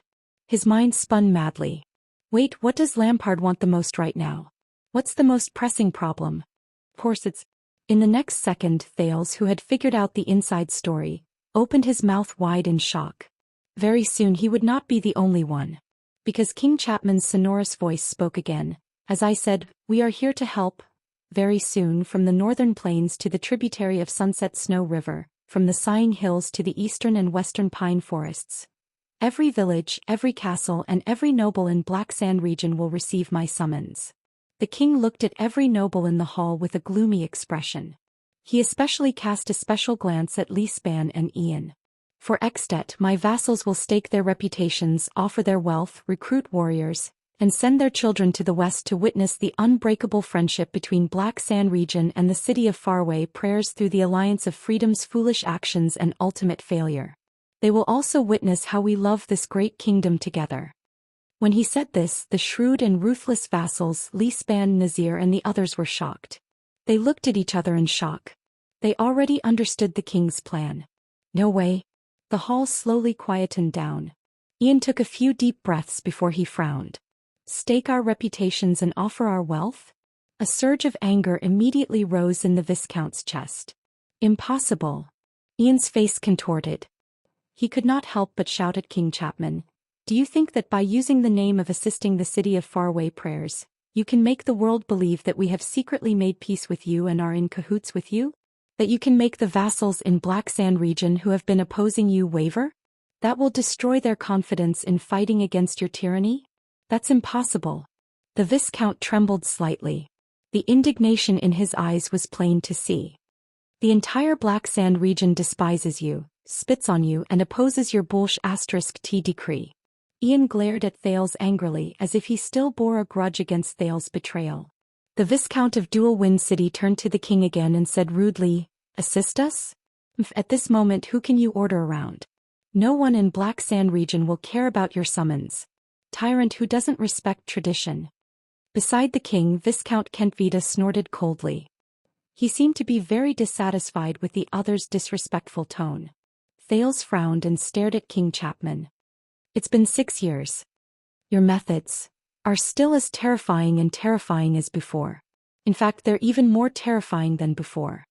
"Old friend." Regent Leespan coughed softly. "Sir Ian," Count Leespan, who had seen through something, said solemnly, "do you still not understand? This is exactly what he wants, disobedient vassals." Ian was slightly taken aback at first, but then he gradually came to a realization. Disobedient vassals? Ian looked as if he was struck by lightning. His indignant face first turned from red to white, then from white to green. Chapter 331. Asterisk clap clap clap clap. Asterisk a lonely but ear-piercing clap rang in the hall. The nobles frowned and turned their heads. The king was relaxed. He raised his hands calmly and clapped softly. It was as if he was enjoying a theatrical performance. Thales felt a wave of discomfort in his heart. He remembered the bloody dawn 6 years ago. At that time Lampard was the same. He clapped softly, walked out of the murderous army, and walked towards Thales and Little Rascal with victory in his grasp. "Indeed, thank you for reminding me, Ian Rockney," King Chapman said flatly as he clapped. "My vassals have been a little restless lately. Many people have nowhere to vent their energy." The king inhaled and exhaled slowly. His gaze was cold. "So this is the best opportunity, isn't it? I will provide them who can't suppress their passion with a chance to serve the country. This is the right time." Behind the king, Kentvita crossed his arms and chuckled. Ian slowly came to his senses and stared at the king in a daze. He seemed to have expected it, but he still refused to believe the facts he deduced. What do you mean?" King Chapman did not speak. He only curled the corners of his lips and revealed a vulture-like cruel smile. Viscount Kentvita, the second assistant advisor of Extet's Imperial Conference, stepped forward gently. Just as His Majesty said, from the moment the Prince of Constellation opened his mouth to confirm. No, it should be from the moment the Constellation army appeared. This was no longer a local conflict. In fact, it's no longer about who the Alliance of Freedom who broke the treaty is loyal to. It's no longer as simple as a dispute between Extet and its tiny affiliated kingdom. He grinned and revealed a bright and relaxed smile, but his words contained a message that made the nobles frown. What the city of Faraway Prayers is facing is the honor and humiliation of all of Extet. It's our national dignity in the face of our mortal enemy, Constellation. As I said to the Archduchess in this hall a few weeks ago, Kentvita said slowly, in the face of Extet's honor and humiliation, our internal disputes become insignificant. Saroma recalled the meeting a few weeks ago and her face immediately turned pale. Kentvita snorted softly and said, regardless of whether it's a small misunderstanding between archdukes or the vassals' small dissatisfaction towards the king, they should all be put aside, shouldn't they? He gently spread his hands. This is the supreme name, the war of the country, and the unavoidable righteousness of the joint ruling pledge. Some of the vassals of Black Sand region in the face of righteousness, if they dare to reject His Majesty's conscription order, if they are unwilling to recruit soldiers, if they are unwilling to mobilize, if they are unwilling to obey orders, if they are unwilling to come. Viscount Kentvita seemed to be very happy to see the people from the city of Faraway Prayers suffer. He shrugged and deliberately chuckled in a low voice. Ha ha ha, bang. Behind Kentvita was Croche, who had disliked him since a long time ago. She mercilessly knocked on the assistant counselor's head. Speak properly. Viscount Kentvita rubbed his head indignantly and did not say anything else. But no one was paying attention to them anymore. King Chapman's voice rang out again, and this time, it was especially chilling. Northlanders don't need cowards. Especially those people. Those who refuse to put aside their internal disputes, their dissatisfaction towards the king, their passion to go to war, and their willingness to die in the face of the righteousness of the country are cowards. The king looked around at the people in the hall. His eyes shone with a cold glare. What other reason do they have to occupy the name of nobility, the benefits of titles, and drag out an ignoble existence in the world? And as their suzerain, what other reason do I have to be soft-hearted towards them? Sighs rose and fell in the hall, along with exhales of indignation. Thales watched all of this coldly from the sidelines. His heart was heavy. Using the name of defending against foreign enemies to eradicate dissidents. As a ruler, you're really straightforward, Lampard. At least the rulers of other places would put in effort to whitewash it a little. Saroma thought about her current situation, and then thought about the king's current situation. She could not help but be shocked when she understood something. Ian's expression froze for a moment. The next moment he swayed violently as if he was hit head-on by a carriage weighing 1,000 pounds. The Raven of Death frowned and supported him. No, no. Ian's breathing quickened. He was drenched in cold sweat. Why you want to use this war against the Alliance of Freedom to purge your vassals? Is this the purpose of issuing the draft order because of Constellation's interference? No, Ian thought in despair. It can't be. How can it be like this? At the other end of the hall, the diplomat group from the city of faraway prayers was immersed in sorrow.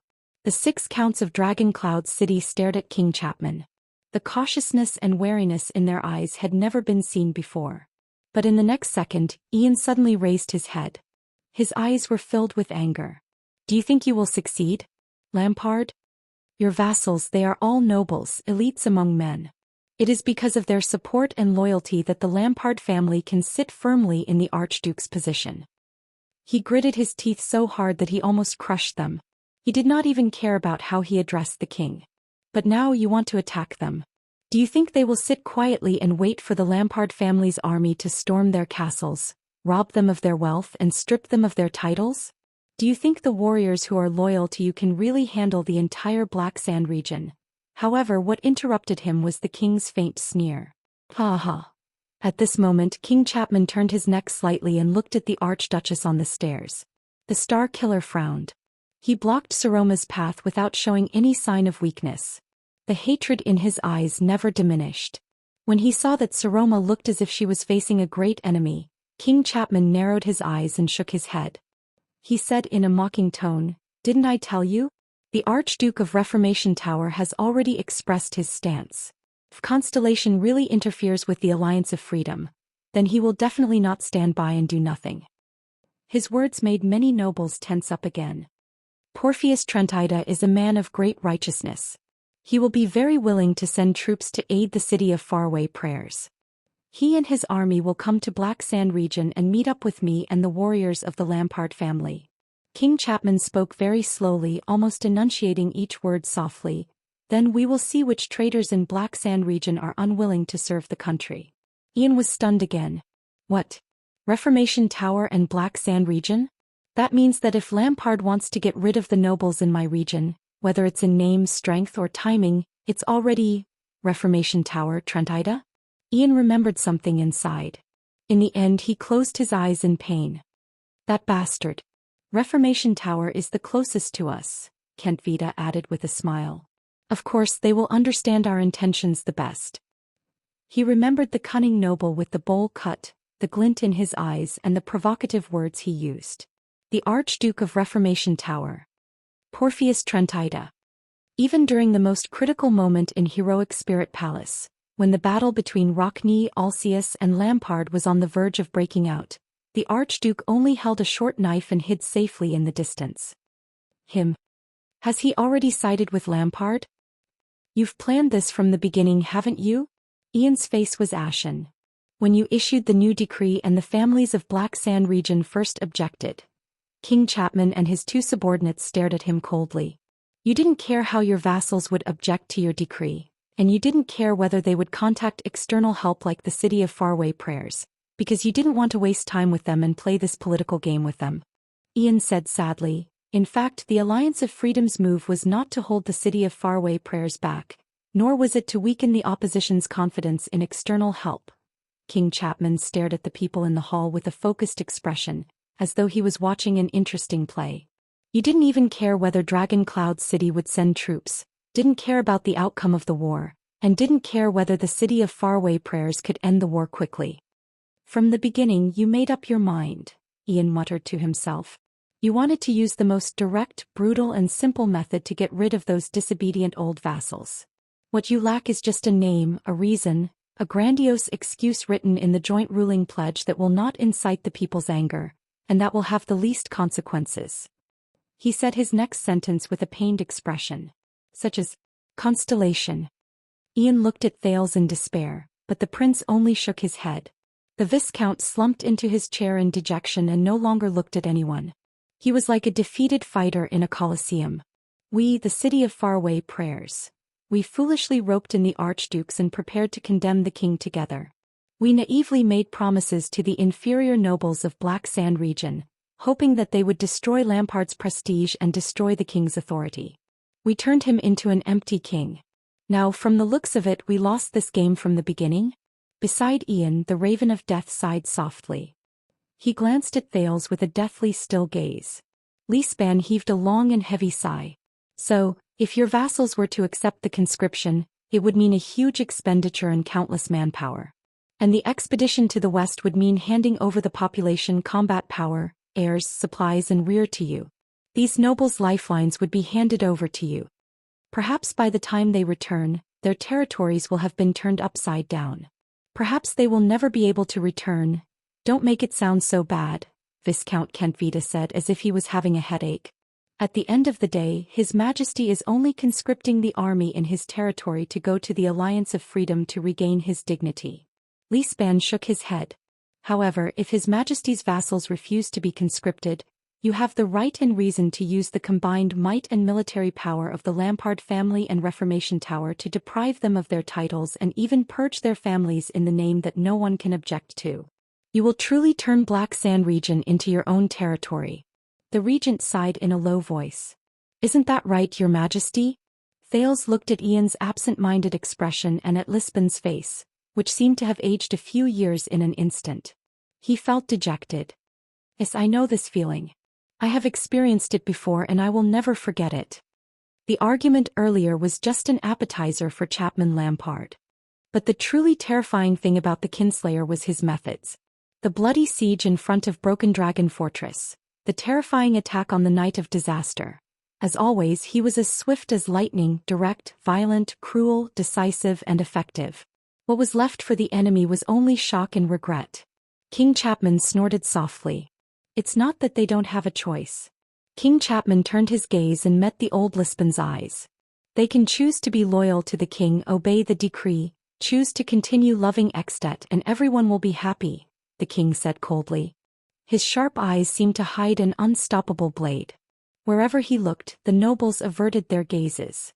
Instead of secretly interacting with the forces of power other than their vassals, hoping to escape their inevitable fate. Of course, this is also a warning to those who stick their hands into my territory and meddle in other people's business. Know your place or I will come for you. As he said this, King Chapman swept his cold gaze over the people in the hall again. He was like a fierce beast patrolling its territory.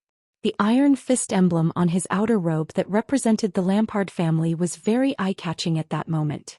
Aside from the noble's indistinct breathing that varied in speed, the hall was silent. Thales quietly watched the dejected Ian and a chill rose in his heart. Regent Lispan sighed softly before he said with a solemn expression, You have no intention of holding back at all, and neither do you have the shame and bottom line of a noble, right? Lispan, the former prime minister of the kingdom, faced the king's gaze, which was even more powerful than before, and called out his name without fear, Chapman Lampard. In the face of those traditional families who oppose your expansion of power, you not only faced the difficulty head-on, but also counterattacked. Mend, Devon's son, Peruno, i.e. these Northland families in Black Sand region that we are familiar with. These are illustrious surnames that have been loyal to the bloodline of the Rebellion King and the Lampard family since Riker's era. They have a history of hundreds and thousands of years, Lispan said in a pained tone. They thought that they could force the suzerain to retract his decree by working together to force the king to abdicate as they usually did. but times have changed. In the face of your cruel methods and your merciless conscription order, they either have to acknowledge your decree, lower their heads, compromise and obey your orders, or they have to shed rivers of blood and be reduced to ashes. With a hint of melancholy and hatred, Lisbon's words also caused the nobles to feel anxious. Thales exhaled slowly and sank into deep thought. In Dragon Cloud City, Saroma trembled with fear because of her status as an archduchess. She struggled to maintain what little prestige she had in exchange for the vassals' cooperation and obedience. In Black Sand region, however, Lampard bore the infamy of a kinslayer and a reformer. He was merciless and used blood to clear his path, leaving the vassals to lower their heads and obey him. Which side is better? King Chapman's left hand pressed on his old saber and he sneered. There are many people who want to serve the country and most of them do not have fiefs or titles. Even though it was midsummer, the king's voice seemed to be as cold as a cold wind. My right-hand man, Lord Tolja, told me.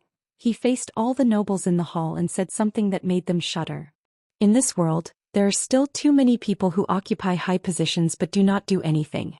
It's not without reason. Lisban closed his eyes and did not answer. The hall was quiet for a long time. The counts of Dragon Cloud City had solemn expressions on their faces. Even in the face of the Archduchess' willfulness and recklessness, they did not show even a hint of it. My God, what a king stands there, said the Earl of Hurst, pale, and what a king it is. The worst kind. Count Liner clenched his fingers tightly. The worst kind. Humph. Cotterson shook his head in disdain, but his eyes were filled with wariness. What a scum. Count Nazir stared at the king silently, but he would occasionally cast his gaze at Prince Thales in the corner with a contemplative look. Dragon Cloud City, do you understand now? King Chapman did not care about the people in Dragon Cloud City discussing his words. If the City of Faraway Prayers really prepared an open letter and asked all of you to sign it, instigating some unwise idiots in my territory to continue opposing me. The king raised his head and looked at the highest seat. The girl who had been staring at him quietly without saying a word for a long time. What a pity. The corners of King Chapman's lips curled up in delight. Because it's meaningless now. Ian lowered his head and stared at his knees. He did not seem to notice the gazes around him. King Chapman shook his head. I even want to suggest that there is no need for you to get involved in this war. Black Sand region has already taken over. There is no need for you to send troops. At that moment, the three people from Black Sand region stood proudly in the hall, as if this was their home field. The vassals of Dragon Cloud City clenched their fists again. Indignation and indignation burned in their hearts. Because no matter how long the Alliance of Freedom's war lasts, the king's expression was a little ferocious. The outcome on the chessboard has already been decided. Thales shook his head. So, as expected, you seized the opportunity, Lampard. You got what you wanted. Then, from this moment on, Thales fixed his gaze on King Chapman. Where is your reward? In the next second, King Chapman seemed to have sensed Thales' gaze. He turned his head and looked at the prince, who gradually became more cautious from his expressionless face.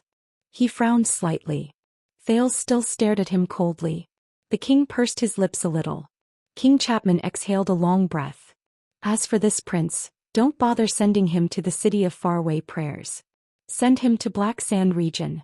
As the person who truly mediates with Constellation, it is only natural for me to entertain Prince Thales. Thales closed his eyes and heaved a sigh of relief in his heart. At that moment, even though he was in the Walton family's heroic spirit palace and Rikuru's Hall of Heroes, King Chapman acted like a true master and arrogantly spoke to the vassals in the hall. Is there anything else? No one answered. Are we really going to Black Sand region? Wyatt's expression changed drastically as he looked at Ralph. This?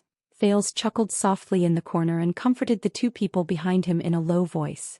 Calm down, it's not over yet. I called him here, the prince silently thought. I'm not planning to be a guest in Black Sand region. But he also noticed that Nicholas' gaze was getting colder and colder. Since just now, the Star Killer's gaze had never left the prince. It was as if he knew Thales' role in this. The hall was very quiet. No one spoke. In the chill brought by the king, everyone was thinking about the consequences of this sudden accident. The outcome of the game between the City of Faraway Prayers and Black Sand region seemed to be in sight. What should Dragon Cloud City do? Then a clear and pleasant voice suddenly rose into the air. Yes. King Chapman's expression changed slightly. He turned towards the direction where he originally thought there would be no accidents. Saroma Walton, the highest ruler of Dragon Cloud City in name, lowered her head and said weakly, "As you said, Your Majesty. I will not send Prince Thales to the west to the city of faraway prayers." The vassals of Dragon Cloud City frowned. King Chapman put on an approving expression. "You are a smart girl." But in the next moment the Archduchess suddenly stood up. "But listen carefully, Your Majesty Chapman. He will not go to the city of faraway prayers." Under everyone's puzzled and surprised gazes, the Archduchess' expression became stern, and her tone quickly changed. "But he will not go to Black Sand region either." Thales smiled. "Yes, she's a smart girl." King Chapman was slightly taken aback. "Thales is a guest of Dragon Cloud City. This is the common agreement made by the 6 archdukes in this hall 6 years ago," Saroma said coldly. "He will stay in Dragon Cloud City and will not go anywhere." Anywhere. King Chapman's expression turned cold again. Just like 6 years ago. But against the king's expectations, the girl who still trembled under his gaze 6 years ago now had a steady expression and a determined gaze. In the silent confrontation, Viscount Kentvita furrowed his brows, but Croce smiled. "The common agreement made by the 6 archdukes?" King Chapman snorted softly. "You are very mischievous, girl. You have a lot of ideas. Not only that." Saroma shook her head without showing any signs of weakness. "You need to know one more thing. Regardless of the city of faraway prayers' attitude, regardless of your attitude, Dragon Cloud City will send troops to conquer the Alliance of Freedom, just like how my father and grandfather personally pacified the Alliance of Freedom 20 years ago. This is the responsibility of the Walton family, and it is the dignity of Dragon Cloud City." With a taut face she said unyieldingly, "It will not change because of one person regardless of whether he is a king or a beggar." The atmosphere in the hall turned completely cold. The counts watched the confrontation between the king and the Archduchess with complicated emotions. King Chapman pressed down on his saber again and pursed his lips. Saroma, on the other hand, met his gaze without flinching. Finally, after a few breaths, the king laughed coldly. "An unmarried little girl is going to shoulder the honor of the dragon's spear?" King Chapman looked around. "Do your experienced and powerful vassals also agree to this?" Saroma took a step forward. Her expression did not change. "My vassals, every single one of them, support my decision." Under the king's gaze, the vassals of Dragon Cloud City frowned and looked at each other. At this moment, Regent Lispan took a step forward without hesitation. "The Archduchess will is our mission," Count Lispan said coldly. "She said that Prince Thales will not go to Black Sand region." "Then he won't go." His old colleague Nazir sighed softly. "The problem is solved." Count Cotterson also snorted coldly. "The lady also said that we are going to help the city of faraway prayers, Kinslayer." Cotterson grinned savagely. "Then we will sharpen our axes and bring our swords." King Chapman frowned. He raised his head to look at Saroma, who was standing high above. The Archduchess was still staring at him with a determined expression. Her gaze did not waver in the slightest. Count Hurst stared at the Archduchess and nodded heavily. "The lady's attitude is Dragon Cloud City's attitude.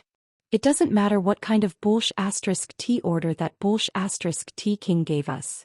If that king has the guts, he can bring his army and his lackeys to Dragon Cloud City to deprive us of our titles," Count Liner said sarcastically. "Who knows, maybe I will obediently hand it over." Karkagel's gaze was cold.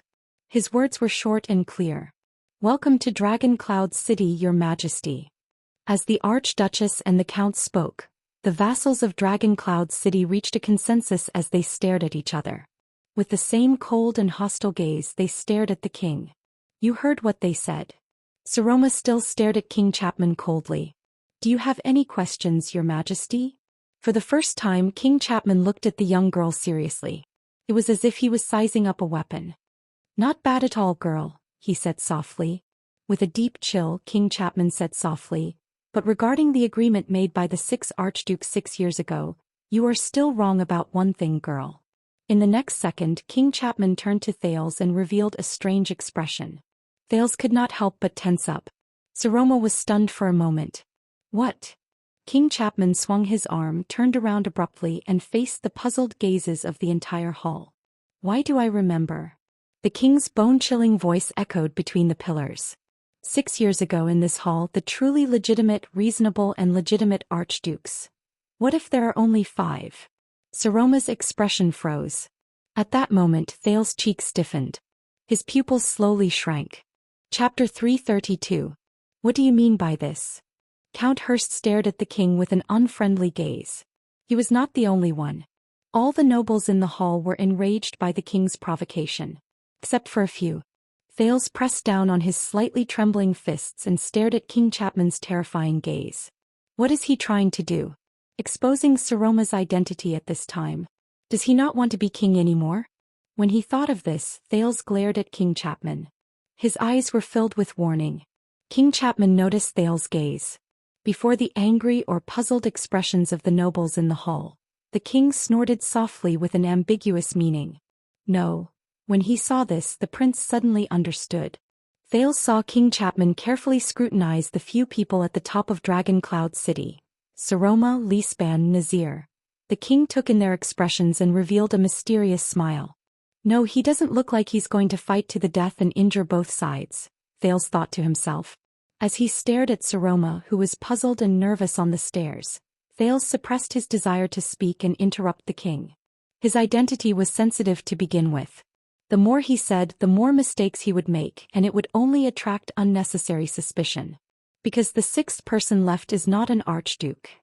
King Chapman said coldly, but his words strangely stopped there. In that second, everyone's face in the hall was reflected in the king's eyes. A few seconds later, King Chapman showed a satisfied expression. He changed the topic at the perfect time. But an archduchess. Saroma frowned, not knowing how to react. It felt like a person who was usually so serious that his jaw almost fell off, suddenly trying to be humorous. Thales' tensed heart relaxed and he breathed a sigh of relief. At that moment, the teenage prince swore that aside from himself, the sin of Hell's River had given him extraordinary hearing ability. There were at least 4 breaths of different speeds that exhaled in a barely noticeable manner after the king's words. Saroma, Lispan, Nicholas. Wait, who's the last one? But Thales' attention was immediately captured by another matter. Lampard isn't trying to fall out with me. He's testing all of Dragon Cloud City and he's warning me. The disdainful snorts of the nobles rose in the hall, showing their displeasure at the king's senseless joke.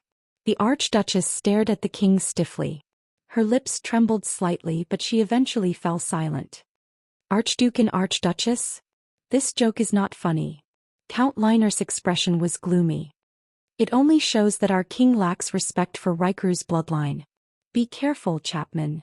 Regent Lispan had been wearing a cold expression just now. As the most suitable person to speak at this moment, he retorted rudely, if you make too many jokes, one day you will die because of one of them. King Chapman gently caressed the hilt of his sword by his side. He was clearly speaking to Saroma, but he cast a glance at Thales, whether intentionally or not. Girl, as the first female suzerain in the history of Northland, you are stepping on a path that has never been seen before. Every word, action and every move you make will shock Northland and Extet. Ian, who was immersed in his failure, couldn't help but raise his head. Many people frowned.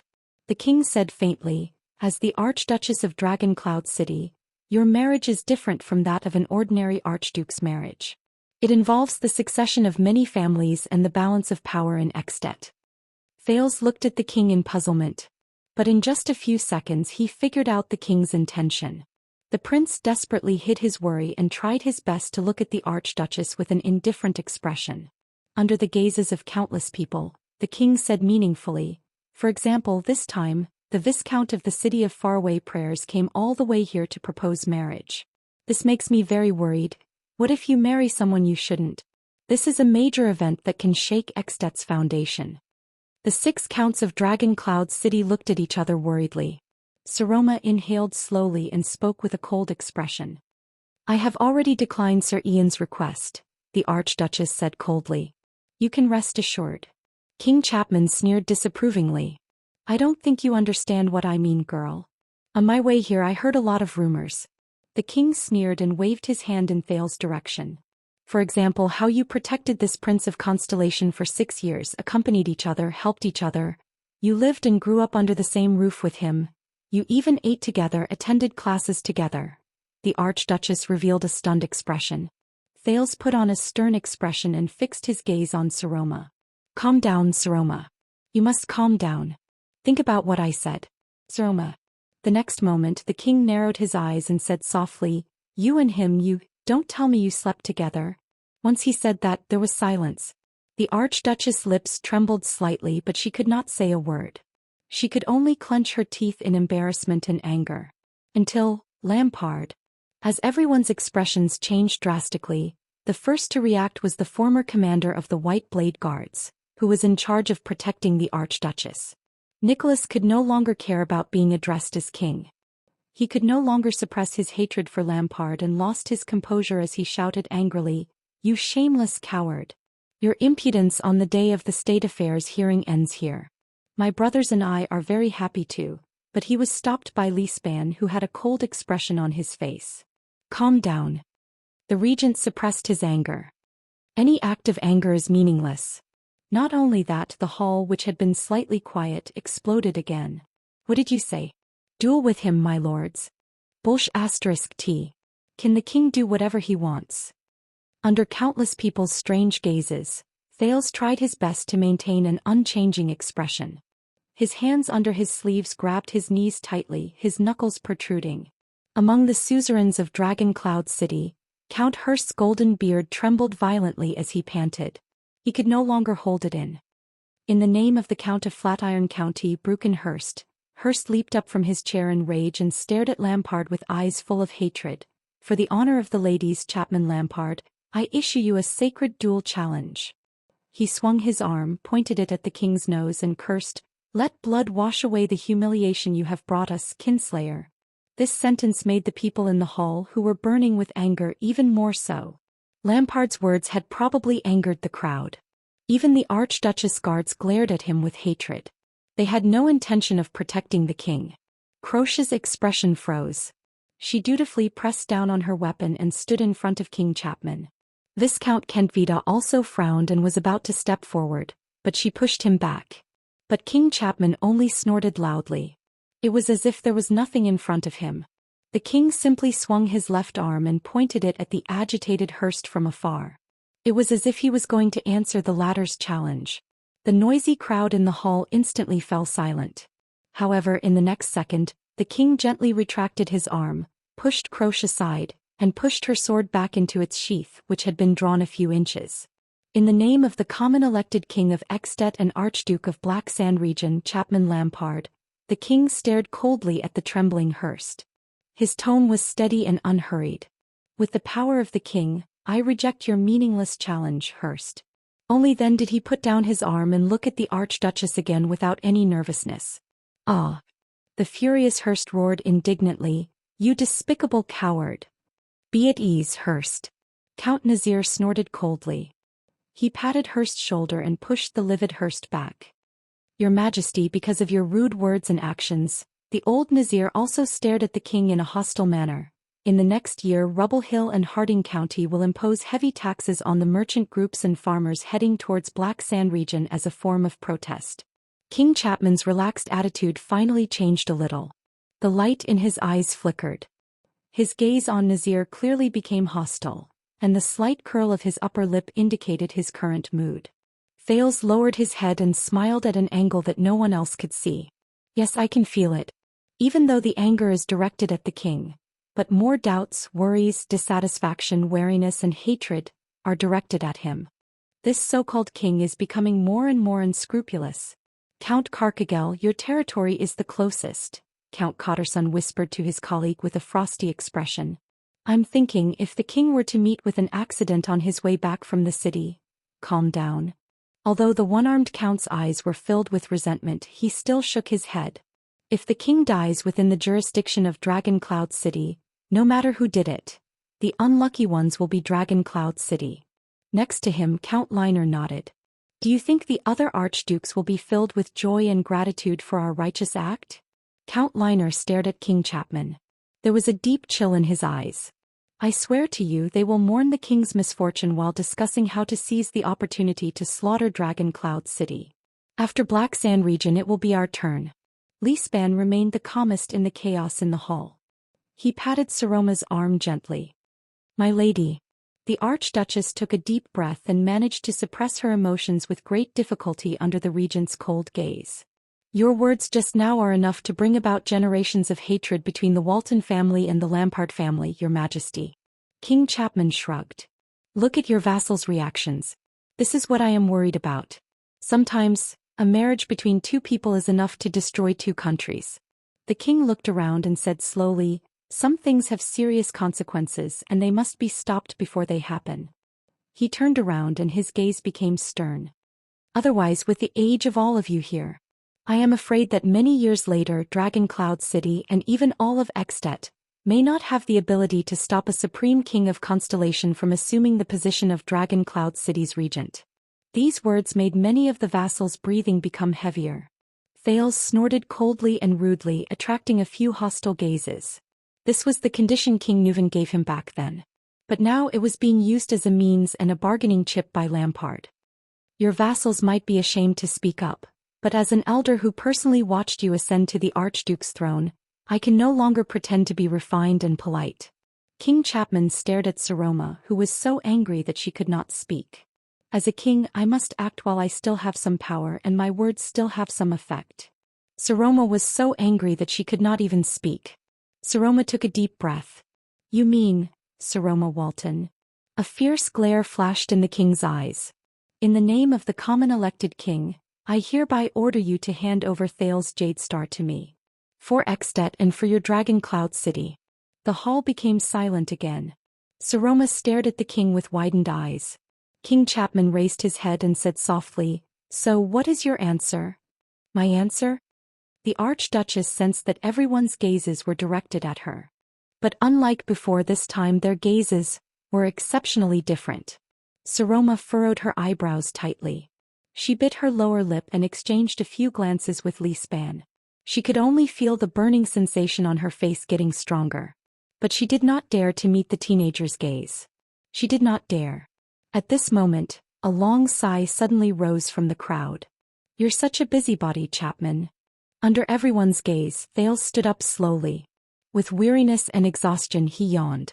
You think I'll like this lady? He stared at the people in the hall with a disdainful expression and gestured rudely at the Archduchess with his chin. This immediately attracted a few Northlanders' passionate greetings to their Jade Star ancestors. The Archduchess was slightly startled when she saw Thales stand up. What is he going to do again? Don't you think things are messy enough, young prince?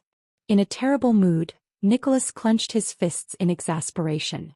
Be a good boy and shut up. But Thales only gave him a nonchalant glance.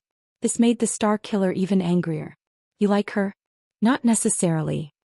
King Chapman stared at Thales with interest. But if you like Dragon Cloud City and use her to your... Thales raised his eyebrows and put on an expression that suggested he did not know whether to laugh or cry. Ha! He laughed helplessly. Hey Saroma, if that's the case, you like me, don't you? Saroma stared at Thales' teasing expression in disbelief. She parted her lips but did not know what to say. She had a premonition of what Thales was going to do. Under the gazes of all the nobles in the hall, the girl felt her face burn. Are you going to ask me to be your husband? Thales seemed to be amused by his own words. He even ignored the angry glares and curses of the nobles in the hall. He crossed his arms and chuckled as his shoulders twitched. Saroma knew that her expression at the moment was definitely unpleasant. He was definitely acting. Yes. I know, it's for, but at that moment the girl felt waves of indescribable discomfort. Ha! As his laughter continued, the Northlanders looked at the prince with increasingly terrifying gazes. It was probably already very difficult for anyone to tell who was the most unpopular person in the Hall of Heroes at that moment. Thales or Lampard. Dragon Cloud City protected you for 6 years, so-called prince. Count Hurst took a deep breath. His eyes were burning. This is your repayment? Thales stopped laughing. Protection? The prince ruminated on this word and his expression slowly changed. How dare you say that? My greatest enemy in the 6 years I've been here. Isn't it you Northlanders who use me as a bargaining chip? Saroma's breath froze for a moment. But the prince's words immediately changed. He put on that disdainful and sarcastic expression again. But since your Archduchess has taken a liking to me, perhaps I have a way to repay her? Everyone in the hall stared at Thales with cold expressions. Nicholas was so angry that his entire body trembled. The red flush on his face did not fade. The Archduchess pursed her lips. Her expression was mournful as she ignored the countless gazes directed at her both openly and secretly. This is your determination? Your backup plan? You want me to choose the path most suitable for the Archduchess? Is this what you mean? On the other hand, King Chapman's expression as he stared at the prince became more and more amused. Only Nazir sighed softly. Li Span, who was sitting opposite him, saw it. He only frowned and shook his head. I understand. Saroma raised her head and straightened her face. With great difficulty she said, Prince Thales, you want to go to Black Sand region, don't you? Thales stopped laughing. Why? The prince's expression returned to normal. He sighed softly and said provocatively, You can't bear to part with me? Saroma shuddered slightly. Bah! Count Hurst turned his head away. He seemed to be disdainful of even cursing. The young girl closed her eyes. Her expression was one of struggle. My lady, as long as you say it, Cotter Son said angrily, we should still be able to make it if we keep one of his hands. Karkagel snorted coldly. Shame. Count Liner shook his head coldly. You little brat, I don't care what you and the Kinslayer did behind my back in a pathetic. At this moment, enough everyone. The Archduchess abruptly spoke and interrupted the conversation. Saroma's voice echoed in the hall and spread. The silence lasted for a while. Then the female voice rang out again in a low and clear voice. Then I wish you a smooth journey, Prince Thales. Saroma opened her eyes. Her expression was cold. At this moment, the Saroma in Thales' eyes finally put away that hesitant and mournful look on her face. Thales' tense nerves slowly relaxed at this moment. Very well, Saroma. He sighed in his heart. Choosing the path that suits the Archduchess the most is the right choice. He's yours. The Archduchess' voice became firm, just like when she was forced into marriage by her vassals. King Chapman. No one spoke. It seemed that the opinions of the suzerains of Dragon Cloud City were unprecedentedly unanimous when it came to this decision. King Chapman raised his eyebrows slightly. He took a deep breath and snorted softly. Very well. The king's gaze had regained the awe-inspiring look he had when he first arrived in the hall. The Archduchess pressed down on the armrest tightly and said firmly, With him in your hands, please ensure that Constellation will not bring unnecessary losses to our expedition to the west. It's my duty. King Chapman shook his head in disdain. He fearlessly responded to the pairs of malicious gazes. Of course. Thales stood where he was and looked at the indifferent Archduchess from afar. The corners of his lips curled up. At that moment, Thales' gaze met the Archduchess. One was calm and relieved while the other was indifferent and cold. Next time if you have any plans to get married, please be sure to inform us in advance, the king and the archdukes, so that we can take a look at it for you, King Chapman said in satisfaction. After all, if your marriage is done hastily like this time, I can't guarantee what kind of chaotic abyss the kingdom will descend into because of this. Li Span said solemnly, Dragon Cloud City's own matters do not require Black Sand region to worry about it. The Archduke's attention is not up to you to decide. The king shook his head. If you still care about Dragon Cloud City, remember this. The Archduchess raised her head and glanced at him coldly. King Chapman frowned slightly. The state affairs hearing is almost over. We will choose another day to discuss the matter of the expedition to the west, the Archduchess said quietly. Your Majesty, you don't have to stay here anymore. The vassals looked at each other and exchanged their complicated emotions. King Chapman narrowed his eyes slightly. Listen, girl, the king said meaningfully, as I said, as a person who has never been seen before in history, you are walking on a path that has never been seen before. This path is difficult to tread. Obstacles and dangers are everywhere, and there will always be people who don't like new changes. So, I advise you to stay away from those people. Their creed runs counter to your existence and in the end they will part ways with you. These words made many of the nobles of Dragon Cloud City uncomfortable. Saroma's expression was unpleasant. Is that so? But there is a first time for everything. The Archduchess swept her gaze over the people in the hall. She hesitated for a moment before she spoke. After a moment of hesitation she said, 400 years ago, when Queen Erica ascended the throne of Constellation, no one expected that a kingdom ruled by a woman would have the ability to take away our cold castle. 300 years ago, when Lacey and Lenzo became the Countess of Longchant City, no one believed that the beautiful Archduchess would be able to build the first duchy in Dragon-Kissed Land. 40 years ago, when Empress Dowager Yao Hua became regent of Su Yi, no one could foresee that she would one day become King Yao. The people in the hall listened quietly to the Archduchess' words. Such things happened in Constellation, in Su Yi, and even in Anlenzo Duchy. Saroma's voice was very soft, but there was an indescribable force in her words. As for Northland, I believe that the people will eventually get used to it.